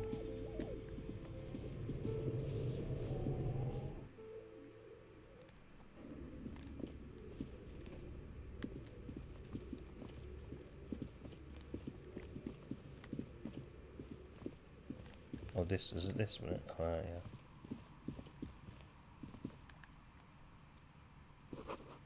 Trays full of dice, colourful polyhedral dice, hundreds of them. The candy dispenser has been repurposed to contain thousands of dice. Hello, I'm Nia. A bird-like woman sits on top of a throne of tools with emerald light shining through her hair. Did you try knocking on my window? I must have missed you. I've been listening to my Melius. She taps on her headphones. So what kind of die are you looking for? Could this be the malicious entity? Perhaps it's wise to go along with this masquerade for now. She's got a direct view to the backyard. You should interrogate her about the lynching.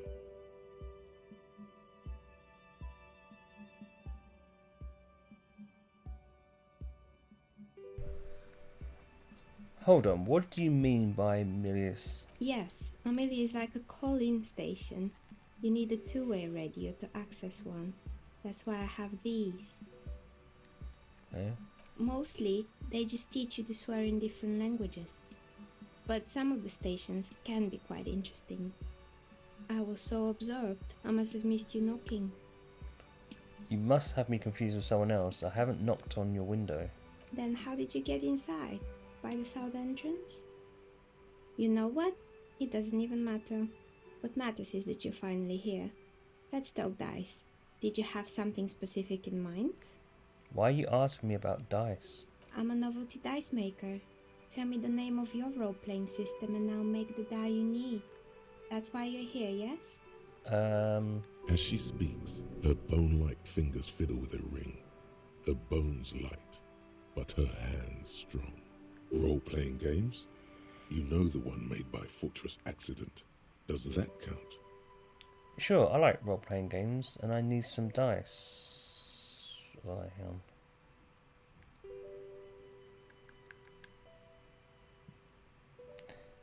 Yeah, I need some dice. Very good.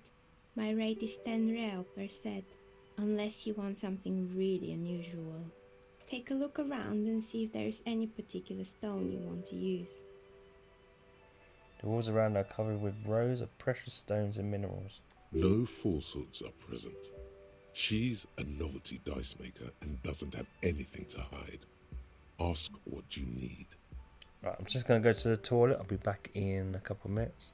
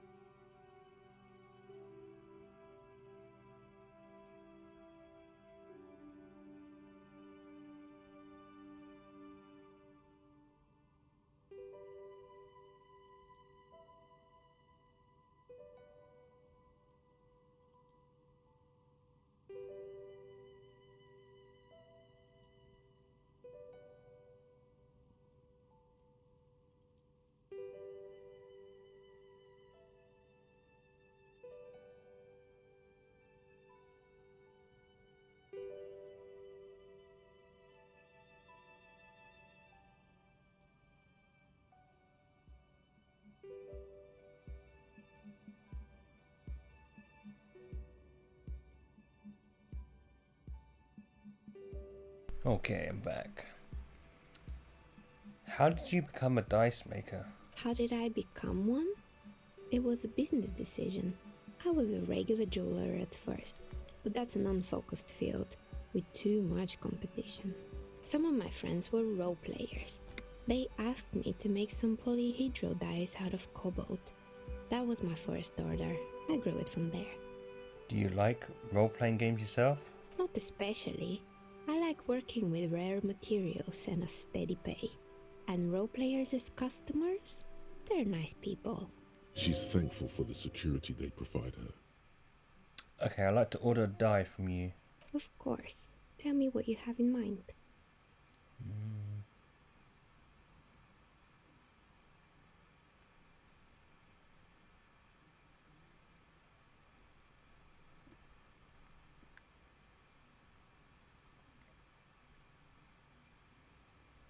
Do you know the Whirl Untethered setting? I want to die for that. Ah, yes. Fortress accident. It's too bad they never finished their game.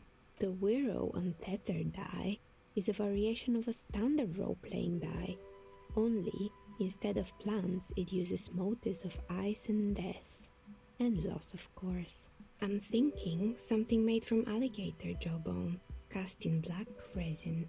The reptile bone is as white as ice and dead as, well, death. For 7 real, I could have it ready in 8 hours. What's a standard role-playing die? It's an icositetrahedron, a 24-sided die that can produce results for 2-sided, 3-sided, 4-sided, 6-sided, and 12-sided die with a single roll. Technically, you can also use it for many other sizes, but you may need to reroll results. Loving it. So nifty. Why do you need to cast it in resin? Untreated bone is porous and prone to chipping. Cast it in something hard like resin though, and voila, it's perfect. It's a deal. Great, see you in 8 hours then. Was there anything else? 8 hours, what, 1:30 in the morning? What do you know about the man who was lynched behind the whirling rags? Nothing really. I didn't know him. Liar! Who cares about the dead body? We might be dealing with a malignant entity here. The lieutenant looks at his notebook, then the woman under the large window. Your window looks directly onto the courtyard. You're saying you didn't see or hear anything unusual last Sunday evening? I'm sorry, detective, but as you know, I usually have my headphones on when I'm working. It shuts out most of the daily ruckus behind my window. What do you mean by the daily ruckus? Well, there's always something going on in the Whirling's backyard. He tries and stop and come up with an example. During daytime, there are usually those kids. And lately, I've been seeing a lot of drunk workers hanging about. Must be because of the strike. She's heard of the murder, but did not see it, sire. She's not sorry to disappoint you. Informing on someone in a murder investigation would intrude upon her focused existence. But I never saw anyone during that fateful Sunday night, I'm afraid. And you never took your eyes off the work to look out of the window? I might have, but in this case, all I would have seen is my own reflection staring back from the darkness. It's light here, but dark in the yard at night. It's really hard to make anything out in the yard when it's dark outside. Besides, I rarely get up to look out the window when I'm in the zone. Do you often work Sunday nights? It's an odd profession, making dice for people, but I like it, and I prefer doing this to sitting at home. I see. Well, thank you for your answers. She nods. Anything else, officer? I mean, yeah, where are we anyway? What is this place? We're inside the chimney of an old central furnace. It's strange, I know. She looks at the ruddy bricks that make up the walls. Even though they've been repainted, there are still signs of coal-black soot here and there. But when I arrived here, all the other rooms were taken, so I had to build myself a makeshift home. Besides, I don't really have to pay any rent here, so that's a plus. Plaisance was right. There's an entity living in the chimney. You should ask her about the curse. Create here.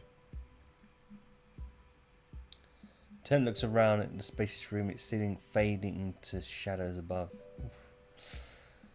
So, I've heard about this place's curse. Do you know that people call it the doomed commercial area? I've heard the stories, but I don't think those stories are true. So wait, how do you explain what happened to all those companies then? It's just capitalism. We only hear about tales of success, so it's often surprising to realize how many ventures actually fail. Plaisance is the one who sent me. She's convinced that the place is swarming with malicious energies. Plaisance, the bookshop lady? I've heard that her business is doing rather well. Have the energies spared her somehow?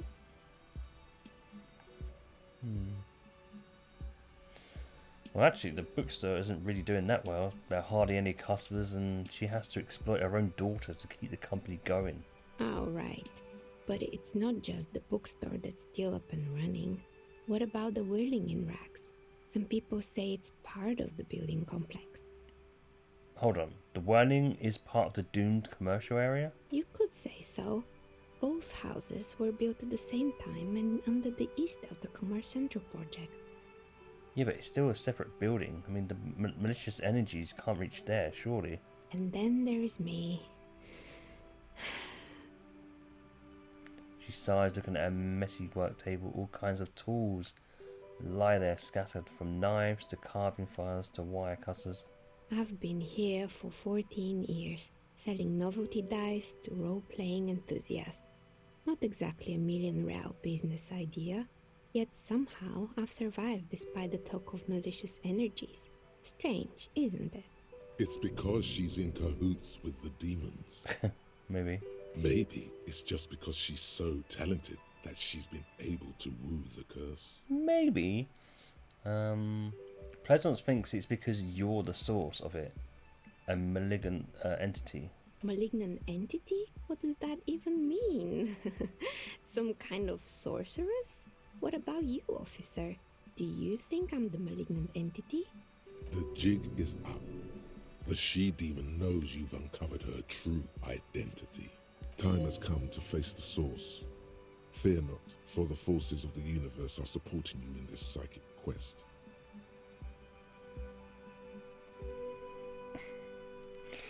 Yeah, let's place the blame and let's blame her. I think it still might be you that's causing this. So I'm the Grand Dragon in the cave. Might I ask what supports this claim? I yelled to summon the ghost of the doomed commercial area, and you were the one who answered. Oh my, I've revealed myself. Yep. You better call the exorcists. I believe the name you're looking for is the Remote Viewers Division. What's that? A union for clairvoyance? They have unions for everything nowadays. No, it's a special division in the police for investigating supernatural activities. She just stares at you for a moment, with an astonished look on her face, blinking her dark eyes. And they're two FBI agents, Mulder and Scully. It's not real, man. He's making it up. No, I'm not. They're real. It's a TV series and all that. The X-Files. Yes, I figured. Ugh. Well, if you ever find a way to explain all those inconsistencies in the curse, then let me know. She turns back to her work. That's all she has to say on the subject. She has been thorough and truthful, as far as we can see. Yeah, that's what you think. Plaisance needs to hear about this. Perhaps if you combine your psychic energies, you will make sense of the situation. Do you know what happened to the other tenants? Everyone else is gone. More or less. Are you interested in anyone specific? Oh, quite a lot of them spring to mind. What about the hair salon here, right? There used to be one, right? Yes, I think it was called Androgynous Orlando or something similar. They weren't a big hit around here. Turns out that working class men don't like genderless haircuts. They're scared of that word. You wouldn't like it either. The others would laugh at you. It's not about the haircut. It's about the confidence.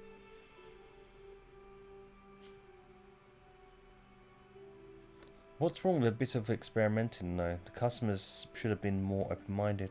I guess it just wasn't the time yet. She tucks a strand of hair underneath the headscarf. And what happened to the gym? It wasn't merely a gym, it was Artemitep's boxing club. A community project created to steer at-risk youth away from drugs and crime. And who was Artemitep? A kind man from Zemsk. I heard he had some trouble with the law when he was younger, and that's why he wanted to start the gym, as his way of giving back. Maybe that's what Kuno needs, a community-centric boxing club. Kuno? Who's Kuno? He's sort of the king around here. No, he's not really. He's just a little ginger gremlin who likes to defile dead bodies. Oh yes, you mean the kid with the sailor's mouth. Yes, I've heard him yelling profanities in the backyard. She looks out the window. It's oddly quiet there at the moment. I think it would take more than a gym to help that kid. How did that community project work out? It didn't. If anything, it made the youth situation in Martinez even worse. At some point, someone started a rumor that the punching bag downstairs was full of amphetamines. What? You should have known it. Should I? It's not really full of that. No one would store their drugs like that. No? Are you sure? Eventually, the coalition took away the funding and the club went bankrupt. This was a few years ago. It's gotten much more peaceful around the plaza ever since. Okay, well what's up with the broken windows? Oh, this one's a mess. There used to be a company that promised to repair windows 24 hours a day. What could go wrong with this one, right? Turns out, the business was actually set up as a front for an illicit group that was producing snuff milias. Who would have guessed? And they never cleaned up the debris either. Now it's just littering the hallway and I have no idea how to get rid of it on my own. Cool, very cool about the debris, but what's a snuff milieu? It's a Sub Rosa radio station that broadcasts real murders with real victims. Some people pay good money to get off on it. Nothing changes in her tone as she says that, as if it's just another piece of information to lay out for the world. What does she mean to get off on it? Don't worry, the ICP has a separate division that deals exclusively with unlicensed sub-roses. This isn't our problem. Good luck with that. It's not easy catching those perpetrators. Then she lets the thought go. Did someone here make stuffed animals? I saw mounts lying around. You mean Mr. Fabron, the taxidermist? No, he mostly just did drugs. But what drugs exactly? Yeah, I need to know what drugs he was doing for my police report. He got high on some weird taxidermy chemicals. I wouldn't recommend it to anyone. Eventually, they caused him to lose control of his bladder. The smell was awful. Ew. Even you can probably do better than that. Yeah? You can almost see it. A small, sickly old man hunched behind his work desk, his pants stained with old piss, snuffing a sad, stiff-legged raccoon dog. The entire scene looks tragic. I found creepy mannequins. There used to be a fashion atelier here, but I have forgotten the head designer's name. They were doing well for a couple of years, until the insect rights activists came. Insect rights activists? What in the name of... The atelier produced a certain collection that used chitin and moldy materials. Apparently chitin is made in the Occident, where it's extracted from beetle wings. And you know how all kinds of political movements are big in the Occident. The activists shut down the biggest chitin supplier, which of course caused the price to skyrocket. And, naturally, all the most fashionable tastemakers refused to be seen in chitin from then on. The atelier went bankrupt before they could finish the collection. Well, I'm glad that someone took care of the little guys. I like insects. Really? Anyway. She looks at the windowsill where a dead fly is lying on its back, legs curled up in a bow tie. Ew. Poor guy. Suddenly, you get a feeling that insects are important to the case somehow. It's hard to say why. What's with the rotor blades and skis? They were made by a company called Slipstream. After they pivoted from making rotor blades to skis, their chief executive took off on a vacation with all their money. She rests her chin on her hand with an impish smile. Honestly, I think it's quite funny. I think he's still sending out holiday transmissions from Tulula or Tiumotiri or Hashtkor or wherever he is. Interesting. What do these transmissions say? The usual, I imagine. That he's been thinking up all kinds of new business plans and can't wait to get started on them just as soon as he returns. Her smile widens before she sees the lieutenant's face behind you. Men like that are a curse. The lieutenant is stern. Sure, but Slipstream is history now. All their remaining assets got seized by the bailiffs in 47. 47. I have no idea why those skis and blades are still lying around in the house. Not much use now, I guess. They were just props. Why return them? Maybe you could make a sword out of one. No, wait, forget it. It would take too long. I found a strange machine. Fortress Accident, the radio game studio. Closes her eyes at the remnant of a memory lights up her face. She liked them. They were an interesting bunch. We talked about role-playing systems every now and then. Once, I even saw two of them get into fisticuffs over Wiro.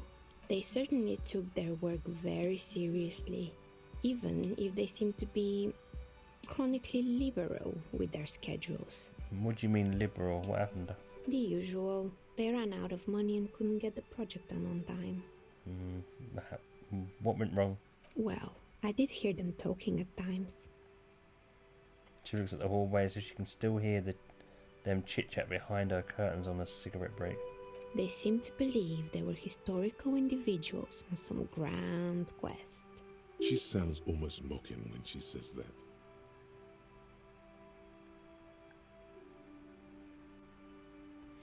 From what I've seen so far, the project did look quite impressive. Yes, but when the money started to run out, they just began to complain a lot about capitalism. You know, how the markets are rigged to keep out new businesses and so on. In the end, they just didn't get it done. They didn't have enough willpower to produce something truly historic, and to show up to work on time. She's right. Showing up to work on time is important. Showing up to work on time is hard. No, scratch that. Showing up to work at all is difficult, especially if you've been drinking. Well, showing up to work on time is incredibly hard. And so is producing something extraordinary. I always wondered the shelves full of die prototypes and discarded models. Something strains her face before she looks up again. Anything else? Yeah, there was a terrifying taxidermied bear in the cellar. Oh boy, the fabled Revachol ICT. You're in for a treat here. She smiles and leans closer, hands on her knees like a stand-up comedian ready to tell a story. The place was owned by two guys who had some rather innovative ideas about marketing. The bear was one of them. Now ask me about their other ideas. Alright, sure. What about their other ideas? There was really just one. And it involved picking out the prettiest girls in the neighborhood and paying them 20 cents per hour to man the booth. And by man the booth, I mean slump behind the counter with a face that could maim you if you ever dared to disturb their bored magazine browsing. She leans back, disapproving. Fritta does the same thing. I know a girl just like that. She works in Fritta and a cashier, and she's not particularly friendly. Employing silky teenage girls is a widespread practice, yes. Unfortunately, they always come in packs. I'm talking about acne-ridden girlfriends and gorilla-like boyfriends loitering near the shop. At least that's what happened with Revachol ICT. And they already had the bear. She closes her eyes if remembers something painful. Wait, what about the bear? The bear. She repeats, pressing thumbs into her temples like trying to suppress a headache. I'm guessing it didn't work out? Of course not. The bear was terrifying. No one wants ice cream guarded by a hostile apex predator. To make matters worse, the fridge didn't work too well either, and half the ice cream came out malformed and partially melted. Is this why McDonald's ice cream machines are just always not bloody working? Eventually, Revachol ICT lost the price war to its rival, Glacé 5000. Glacé 5000 sold caramel sundaes for only 5 cents a piece, out of regular fridges. The bear was scary. Every time I saw the bear, I felt scared, like it could become alive at any moment now. The taxidermist who made it said it was his vision beast. He said he met his vision beast while high on desiccants. He called it Megatherion. Scary, but cool. Megatherion? Megatherion, a mega wild beast. What's a mega wild beast? It's an imaginary beast that guides you through life by telling you to do more drugs, mostly. Maybe this wise and noble beast can guide you toward those amphetamines you've been craving.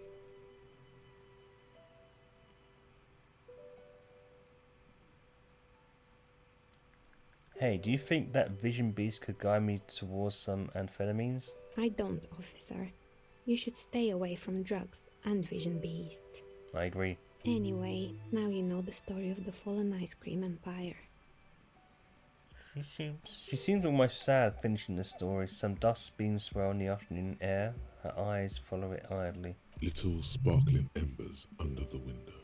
Anything else? Another failed business, perhaps? I I've found- been here for a long time. Wait, what did she say? I've been here for a long time, okay. Well, yeah, I found the building's intercom, but it's not working. Oh, right. I hope you didn't try to ring me. Maybe it was her that spoke on the other end.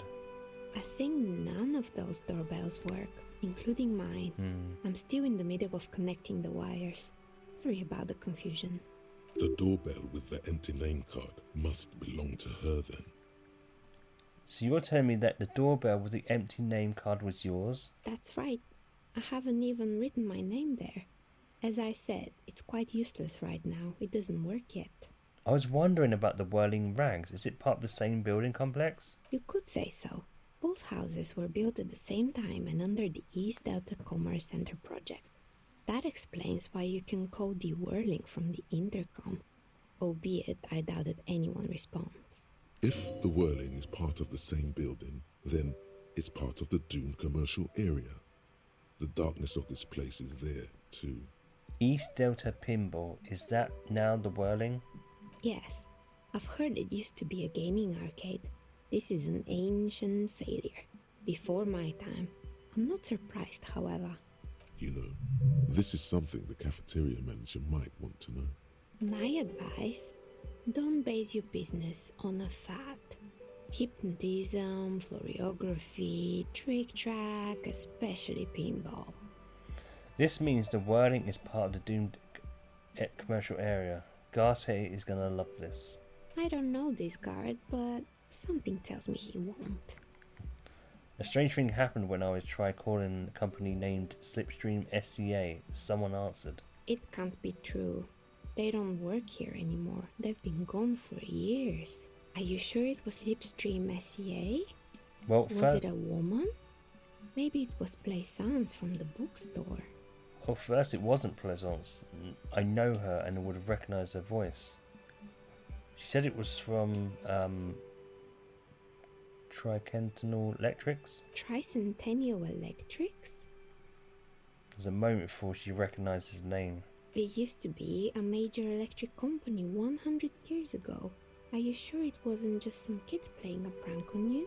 No, it was something else. It was eerie. It was too real to be just a prank. Either we're dealing with a professional actress, or whatever happened, keep your cool. It's probably better to admit that it was a harmless prank. No, I don't want to say that. No, it was something else, something eerie. Pranks can be eerie. She looks as if she's still convinced it's nothing to be worried about. Oh, the kids these days. We were just one of them, and now they're terrorizing us. No solidarity. Well, I have a few more questions about the build. Oh no, wait. Actually, the Slipstream SCA mystery might be a recording. I called again later and got exactly the same message. Why would Slipstream SCA have a 100-year-old recording as their doorbell message? Doesn't make any sense. I'm still convinced it was nothing more than some elaborate prank. My money is on electrical anomaly. I've heard of these, especially in an old building like this. He looks around. I have a few more questions about the building. Sure, I'm listening. I have more questions about the intercom. I'm pretty sure it still doesn't work, but sure. What do you want to know? No. Sure, I'm listening. Actually, I had other questions. Good. I hope it clarified things a bit. What else? I'm listening. No, something else, isn't there? Good. I hope it clarified things a bit. What else? It's only 8%, no. Wow. Long conversation.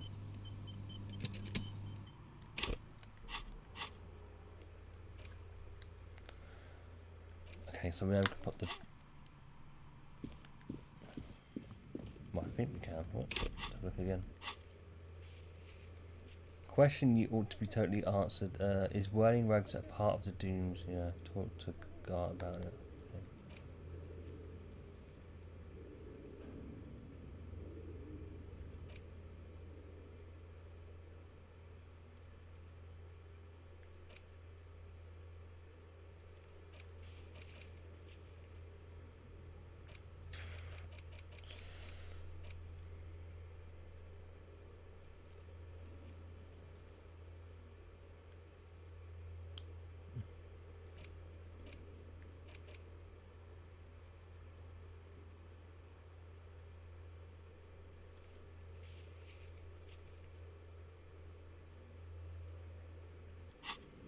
Right, let's go over there then.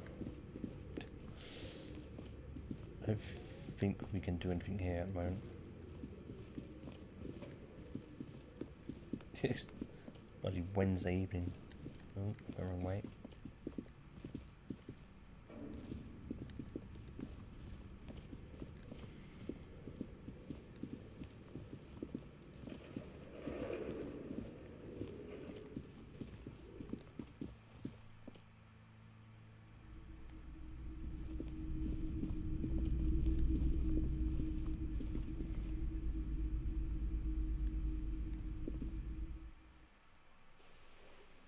Wait, we was meant to talk to her, weren't we? What have you found? And also, do buy the books. There may be teachings in them. Well, I talked to the entity you told me about. Her name is Neha, and she's a novelty dice maker. A novelty dice maker? Well, spit it out. Why does she need the dice? For some kind of sorcery? Sometimes they use the ankle bones of sheep. She's not a sorceress or some malicious entity. She's a businesswoman like you. I don't understand. If it's not her, then where is the source of the doom?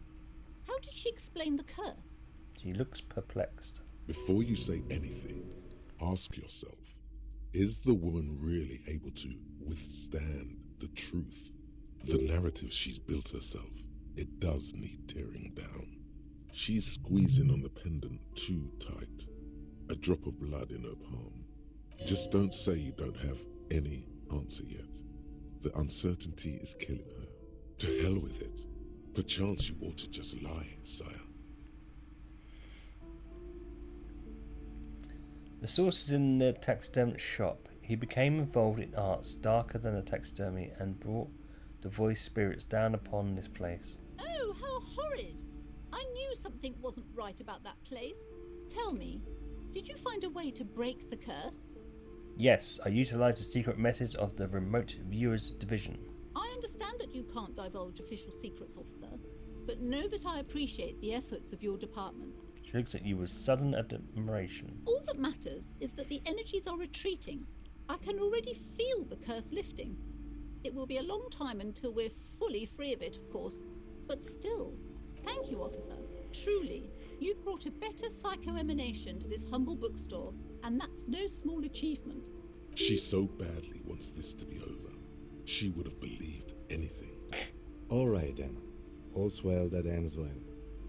Should we return to our ordinary lives? Yep. Nice, another one. Done that one.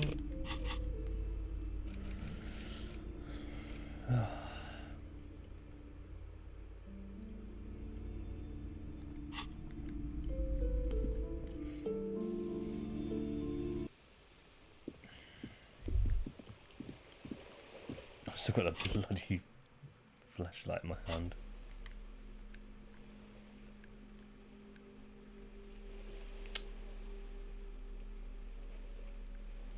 Stop it. Okay.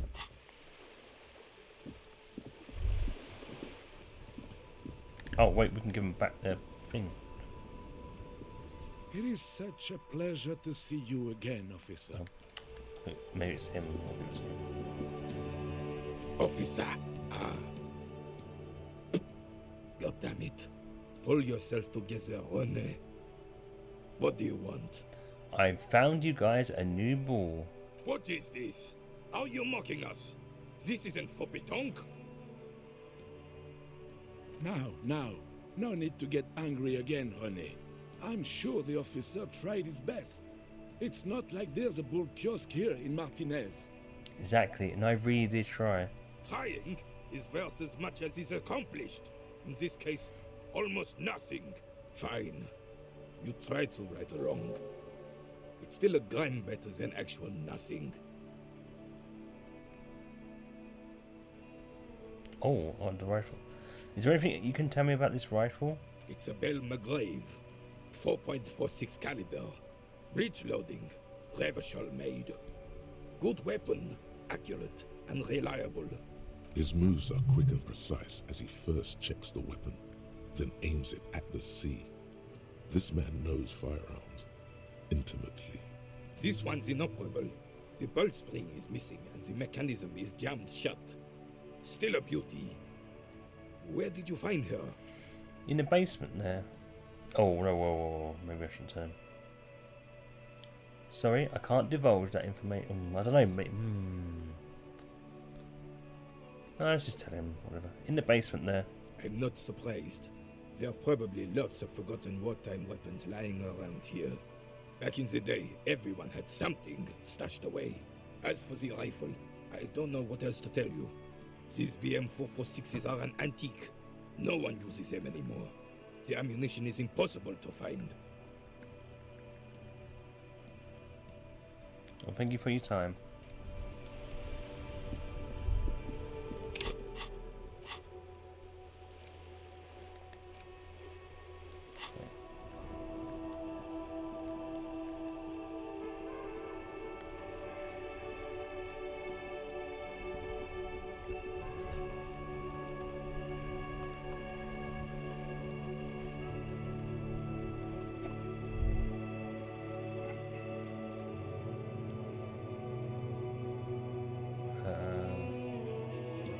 A rusting control panel with loose wires dangling out from the hole where an indicator light used to be, and a mechanical lever sitting in the middle. Well, we can see that it's all been taken away. You grab the handle and pull the lever up. As soon as the metal connects against the contact pins, you hear a loud clunk. Then, the water lock starts moving. Look at it go!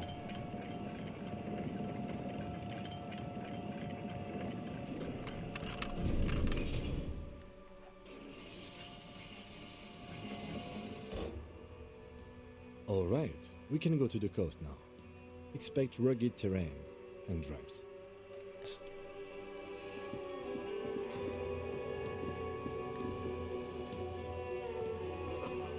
Radio relay hums of electricity.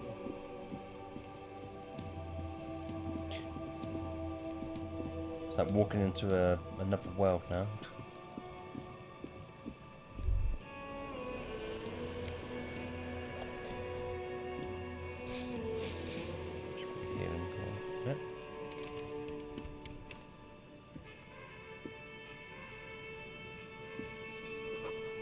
Someone says no entry, someone's scribbled an inverted star on it. Anything else? No.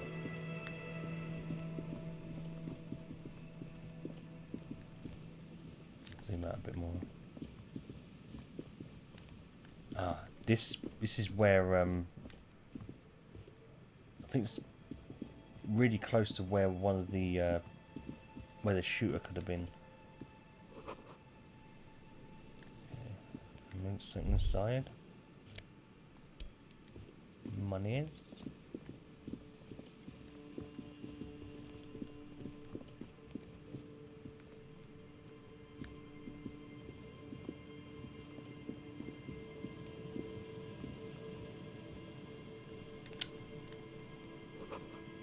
It's broken down the fence and the barbed wire. It was a shooter. Swing is missing, no one's been seen here for a long time.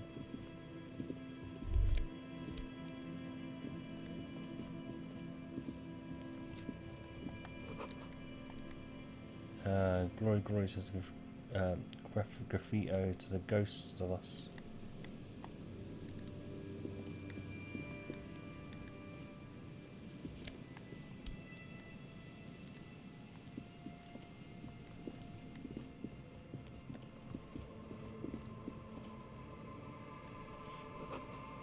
Someone has left their music collection beneath the tarpaulin. Oh wait, is that the tape to sing for karaoke or something? Smallest church from St. Sands written on it, while the B-side is supposed to contain the instrumental version, requires a boombox to play. The porter reel is just what you needed. The reel's attached to the apparatus with a satisfying click. The tape is routed behind the magnetic reader. You press the large button marked Commencer, and the tape starts spinning. There's a small delay before the song starts playing. It sounds like someone's moving in the room, getting comfortable. Then the organ starts playing a simple, melancholic tune echoing in the hallway. A lone singing voice joins in, telling you about the tiniest church in Cessons, surrounded by even tinier yard. You almost feel the seaside mist on your skin. It's mega sad. Within seconds you know, this is the one, the real shit you've been looking for. The one you trust your room to that Claudia told you about. Perform it.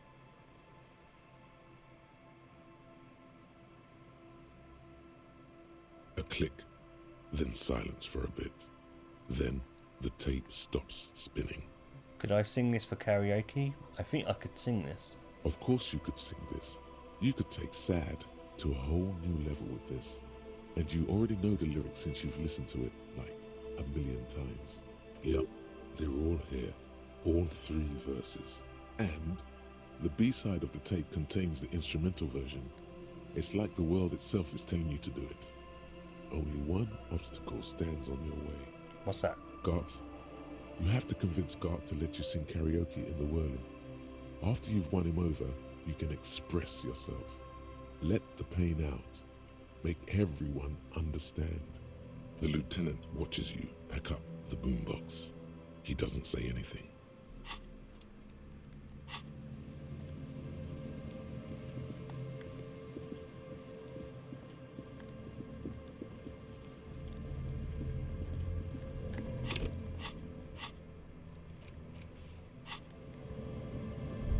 Oh, wait, what? It's about Ruby in the village, yeah.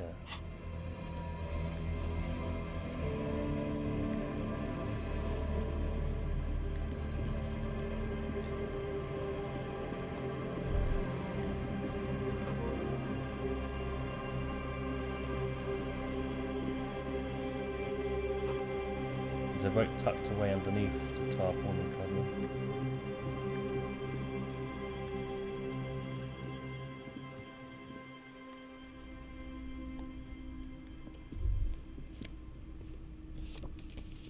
Postcard. Bow knot.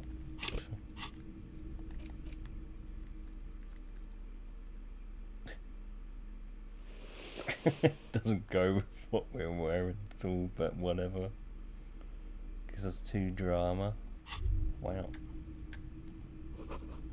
See a dark red chair and dim light of the room. Why is this like a abandoned little shack here, or whatever it is?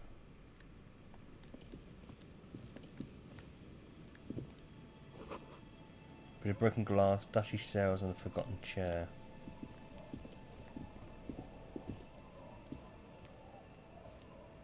Oh my god, why are you stuck?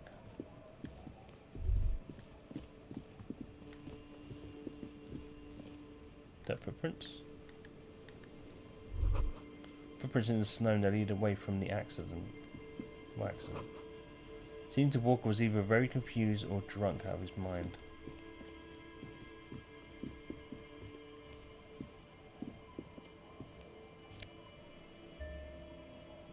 Fuel canister? Okay.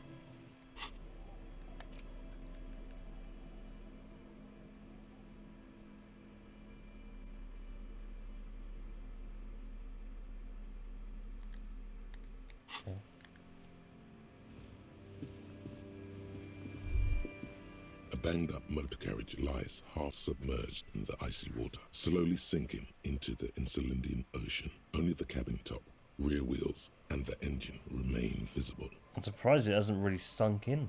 It must be cold and lonely down there, in the icy water. The seawater has already started to corrode the metalworks. Remember the tire tracks in Martinez? This is where they were leading. So this is where all the tracks are leading to. It appears to be so. The lieutenant has a peculiar look in his eyes as he inspects the wreckage. Let's investigate. I agree. We should definitely investigate. You get a sudden sinking feeling. Stomach acid comes up as you look at the motor carriage in the deep, dark, cold water. Why the doom and gloom? It's just a sunken motor carriage. Some motor carriages are bound to end up in the sea. Run your hand over the cold metal. The motor carriage is properly stuck in the ice. Getting it out would require a team of specialists. A single day in the salty seawater would ruin most vehicles, but this one looks worn even in places the salt water hasn't touched it. Rust, moss, and sea life have already claimed it for themselves and initiated a slow decomposition process. What is the make of this MC? Can I see a logo? The logo is too deep in the murky water. You can't make it out, but you do see a monkfish float by. How long has it been here? The ice hasn't closed around the vehicle yet. My guess is it's been here since last Saturday or Sunday. The estimate is correct. The incident probably occurred on Sunday evening. Well, looks like Jacob IRW's journey came to an abrupt end here. Your mocking tone finds no response, but the motion of the waves. Did you say something, Lieutenant? I did not. But I'd say it has been here since last Saturday or Sunday. What should we do? Let's wait for the low tide and see what's inside. Great idea. Then we can get the things inside. The joyrider must have left something good inside. Guns, papers, maybe a cool jacket. A joyrider jacket. And how long will it take for the low tide to come in? I don't know. An hour or two, tops? Sit on the swing and wait for the tide to recede. Oh. Really? Couldn't we just like wander around for a bit? As you sit down in the old rusty playground, the world around you becomes very silent. The hinges creak under your weight, dangerously so. Nothing but the sound of seagulls high above in the sky, echoing like distant laughter. Ice cracks around the blue motor carriage in the sea. Hold on, it looks very blue though. Yes, it does. What's your favourite blue thing? Let me think about it. Whistle a tune. The tune on your lips forms a strange, yet undeniably beautiful contrast with the surrounding bleakness. The lieutenant gives you a quick glance, then, still looking straight ahead, he joins you with a higher pitched and slightly more melodic trill. The clouds pass in the sky, and the shadow of the swing moves like the hour hand on a timepiece. 30 minutes have passed. Looks like this might take a while. Time to present a good topic for discussion. So, was your dad also, you know? I'm pretty sure I told you already, didn't I? My dad and mom are both half Serlite. Oh, right. Clouds on the horizon grow darker, and the shadow of the swing set keeps climbing. You hear the distant rumble of the city. 30 minutes pass. All I'm saying is I'm surprised people's skin colour... What?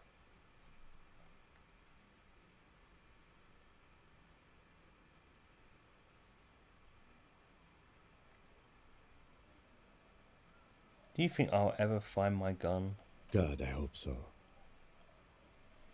I've been thinking if I put enough time into eating right and exercising, I could turn myself into a living weapon. Then I wouldn't even need a gun. Your voice echoes on the water, strange and out of place in the environment. 30 more minutes pass. Can you make out the mark now? Detective, I've been able to make out the mark ever since we arrived. I find it odd that you haven't. It's a Capri, Model 40. His eyes turn to you. Yes. Why haven't you? It is a simple and rugged machine, favored by working men, government offices, firefighters, animal control people. You know, those kinds of people. Is that a number on the side? Yes, 41. What do you think it stands for? Does he know something about the driver of this vehicle?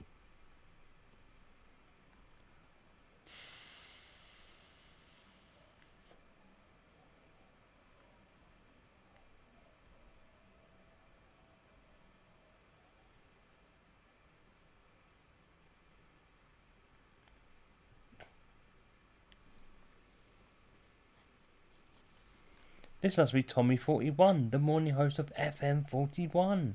Right. Or 41 is the number of a police precinct. Your precinct. And that too. A massive pit opens up in your stomach, and the most terrible feeling comes over you. You feel like you're about to faint and fall off the swing. Your hands get clammy, and the air tastes sour to breathe. Oh God, Harry. Oh God, Harry. What did you do? What did I do? No. Just no. Say no to this, Harry. What? Drove my car into the sea? What? No. No. Yes, your car is in the sea. Face it, so we can start dealing with this. No, I mean, seriously, it's just a coincidence, right?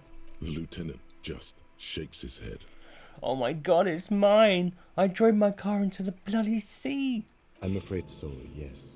It looks like you started in front of the whirling, jumped over the canal, and then drove your vehicle in the sea right here.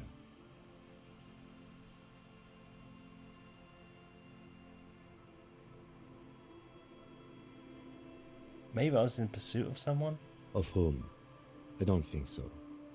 If anything, you were probably drunk. Probably. Try definitely. How do we get it out? Detective, we don't. A rescue operation really isn't viable at this point. So it's just gonna be there like that? I'm afraid it will have to be there like that for many years. Look at it. Parts of it might be salvageable, but overall, this machine is a write-off. I can still fix it. That is very unlikely. All the electrics are toast. That goes for the electromagnetic steering and brake systems as well. You'd be lucky to find one undamaged component in there. In a few months, there will be nothing but rust left of this vehicle. It'll be cheaper to buy a new one. Well, not cheaper. This motor carriage costs 40,000 real. But in the long run, it still makes more sense to buy a new machine than try to refurbish this. I don't have that kind of money. Let's face it, this is a substantial loss to your district's budget. I mean, my station only has 4 other vehicles in addition to my kinema. This was 20% of the station's vehicular budget. They're not going to take me back after this, are they? People are more valuable than machines. Training a police officer is even more costly. People, yes, but not you. The badge, the gun, and now this?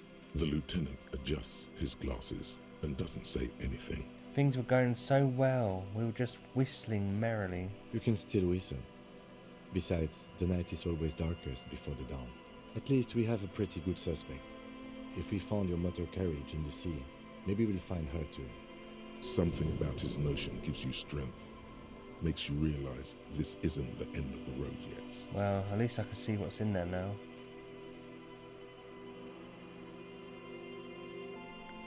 Yes, let's go take a look.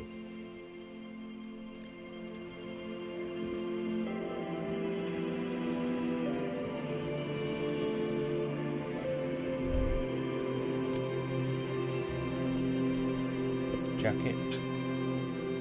But oh, his badge. Yay. Excellent. A police badge on which you see the photo of a man. You. Some seaweed is stuck to the back. I found my badge! I found my badge! At least something good came out of all this.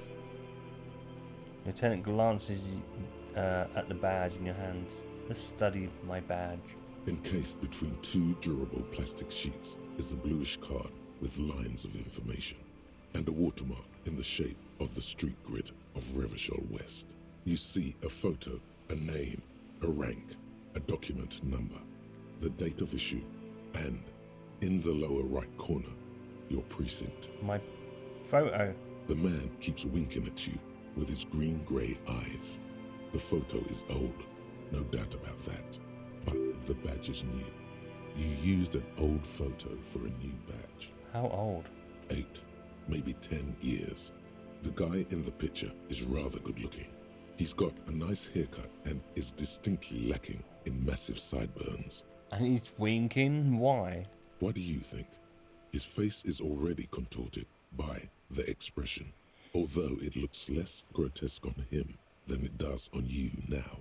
The badge in your hand shines as you rotate it, catching light. You see lines of information on it. Yeah, name. Harrier. That's long for Harry. So you are Harry. Evrard was half right. Probably not a lot of people know your full name. Whoever told him you're Harry Dubois didn't. Wait, what kind of name is Harrier? It's a wartime name. Revolutionary. The kind mothers give their sons during troubled times. Like Undying or Boxer or Ironhide. It's meant to keep you safe. From bullets, hunger, shrapnel, kidnappings, and worse. Well, I don't want to be Harrier Dubois. Why? It's a cool name. I like it. Besides, you're Harry anyway. No one's ever called Harrier. The badge in your hands shines Rank. as you... Lieutenant W. Freighter. What is a Lieutenant Double Euphrator? The lieutenant is a rank above sergeant and below captain. It's the highest rank in the RCM that still does field work. I am a lieutenant. And Double Yellow Freighter? The title of Euphrator is added to your rank when you decline a promotion to a higher rank. In your case, captain. You have declined twice, thus you're double Euphrator. I declined? There are many reasons one would do this. The rank above you in your precinct's decomptage might be taken, or sometimes promoted officers do not want to replace their superiors, out of respect. And sometimes they just prefer the type of police work available to their current rank, in your case, lieutenant. What's a decomptage? Decomptage is the hierarchical system employed by the Revachol Citizens Militia. It means counting down to twos. The lowest rank is junior officer, usually teenagers. Then there are the patrol officers, then sergeants, lieutenants, then a captain. That's basically it, except for a few kinks. What kinks? Kinks like satellite officers and the additional Euphrator rank I already explained. The long and short of it is, you're his superior. Wait, satellite officers? You are given the title of satellite officer if your partner is quickly promoted through the ranks and you rise with him. You don't seem to be a satellite. So you've been putting up with all my bullshit because I'm your superior? No, I've been putting up with you because despite an unconventional approach, you are doing good police work. It matters more than driving your motor carriage into the sea. And now we've even found your badge. He trusts you, for now. Try not to spoil it. I thought my rank was drunk. Yes, apparently you've had a rather successful career in the past, and this leads me to believe maybe your current situation is only temporary. Thanks, that gives me hope. Good. Turn back to document. Such a small yet precious serial thing. number. That's just the serial number. Revachol, Jamrock, Precinct 41, with some numbers thrown in there for good measure. The numbers are not there for good measure. They have an administrative purpose, one that's unfortunately been erased from your memory. And my date of issue? 4 months ago. I'm guessing that's when you were promoted to the rank of Lieutenant W. Freighter. A new badge usually comes with a new rank. You seem to have been doing well then. The pain in your chest tells you were working yourself to death to earn that rank. The case created a lot of edge you have to take off. The death march really gets us going. You're pretty sure you weren't doing well, but better? Probably yes. And the 41? Yes, it's the designation of your precinct. 41, like mine says 57. The 57th is mostly industrial harbor, a lot of asphalt. The 41st is... What? It's a tough station to work in. You have all of Jamrock to cover. That district should have 3 precincts, but money is what it is. But then again, it's a legendary district, and a hell of a station too. It must be an honor and a curse to work with people like Price, McCoy, Berdiaeva. And you? Is it an honor to work with you? Don't ask him. Ask yourself. The badge in your hand shines as you rotate it, catching Put it away. Right, I'm gonna have to stop in a sec. It's getting late.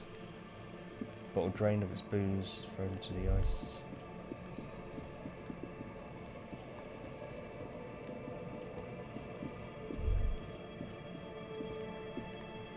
Great news. The boat is big enough for a grown man like you to fit underneath it in a supine position. Well, wait, what would I be doing under there? Sleeping. Was it not decided that you're a hobo cop? More hobo than cop? Or was that fine irony that your visual cortex somehow misunderstood? The elements are rough around here. I don't know about this. Great news, I found somewhere new to sleep. Huh? I said great news, I found somewhere to sleep. Under this boat here, it'll be free. Sarcastic self-pity is not what we need at this moment, officer. I understand the situation looks grim, but we must continue with our investigation. Think of it as a salvation. You have a home somewhere. All cops do. When this is done, you can return.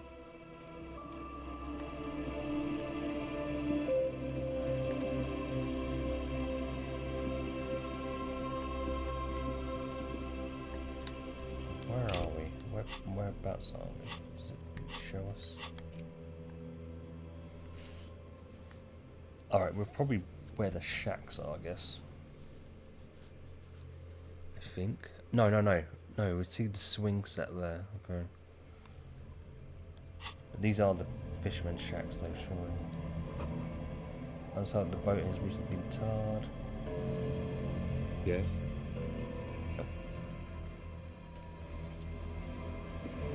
Keep getting in the bloody way, Lieutenant.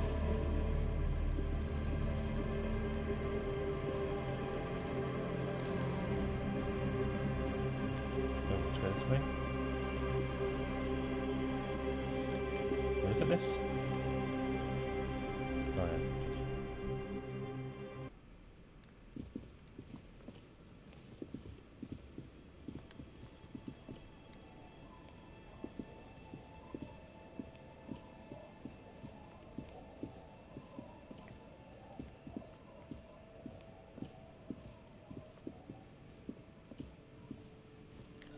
Okay. Sounds of life in the north of washboard scrubs filth from fabric. Alright, there's people to talk to.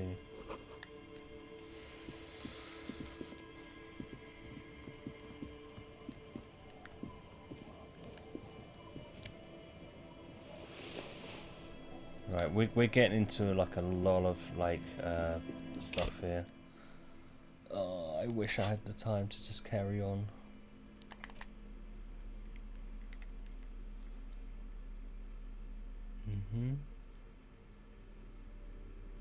Kingdom of Conscious. Moralist pants. It actually does go well with that. Yeah, it goes really well. Just need like a really good like hat for him now. A hat that goes well with this.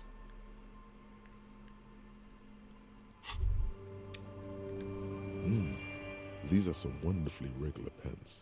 Not too tight, not too loose, moderate in every sense. You'll blend right in at some pleasant dinner party. I do like regular normal things. I know you do. These inter-Isolari pants are like wearing a perfect compromise in your nether regions. No one will call the moral intern on you like this, that's for sure. You're a little more moralist now, buddy. A little more normal, even if you didn't want to be. Makes sense? This is what wearing boring office trousers does to you. Okay. Gotta save it.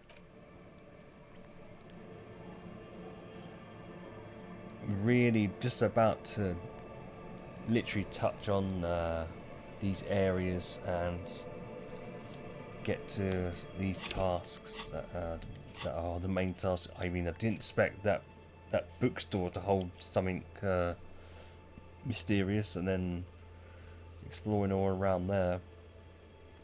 But that's where it came to.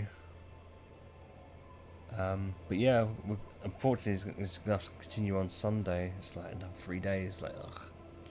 But on Saturday, I'll continue on with some more South Park. Doing some more of the side quests and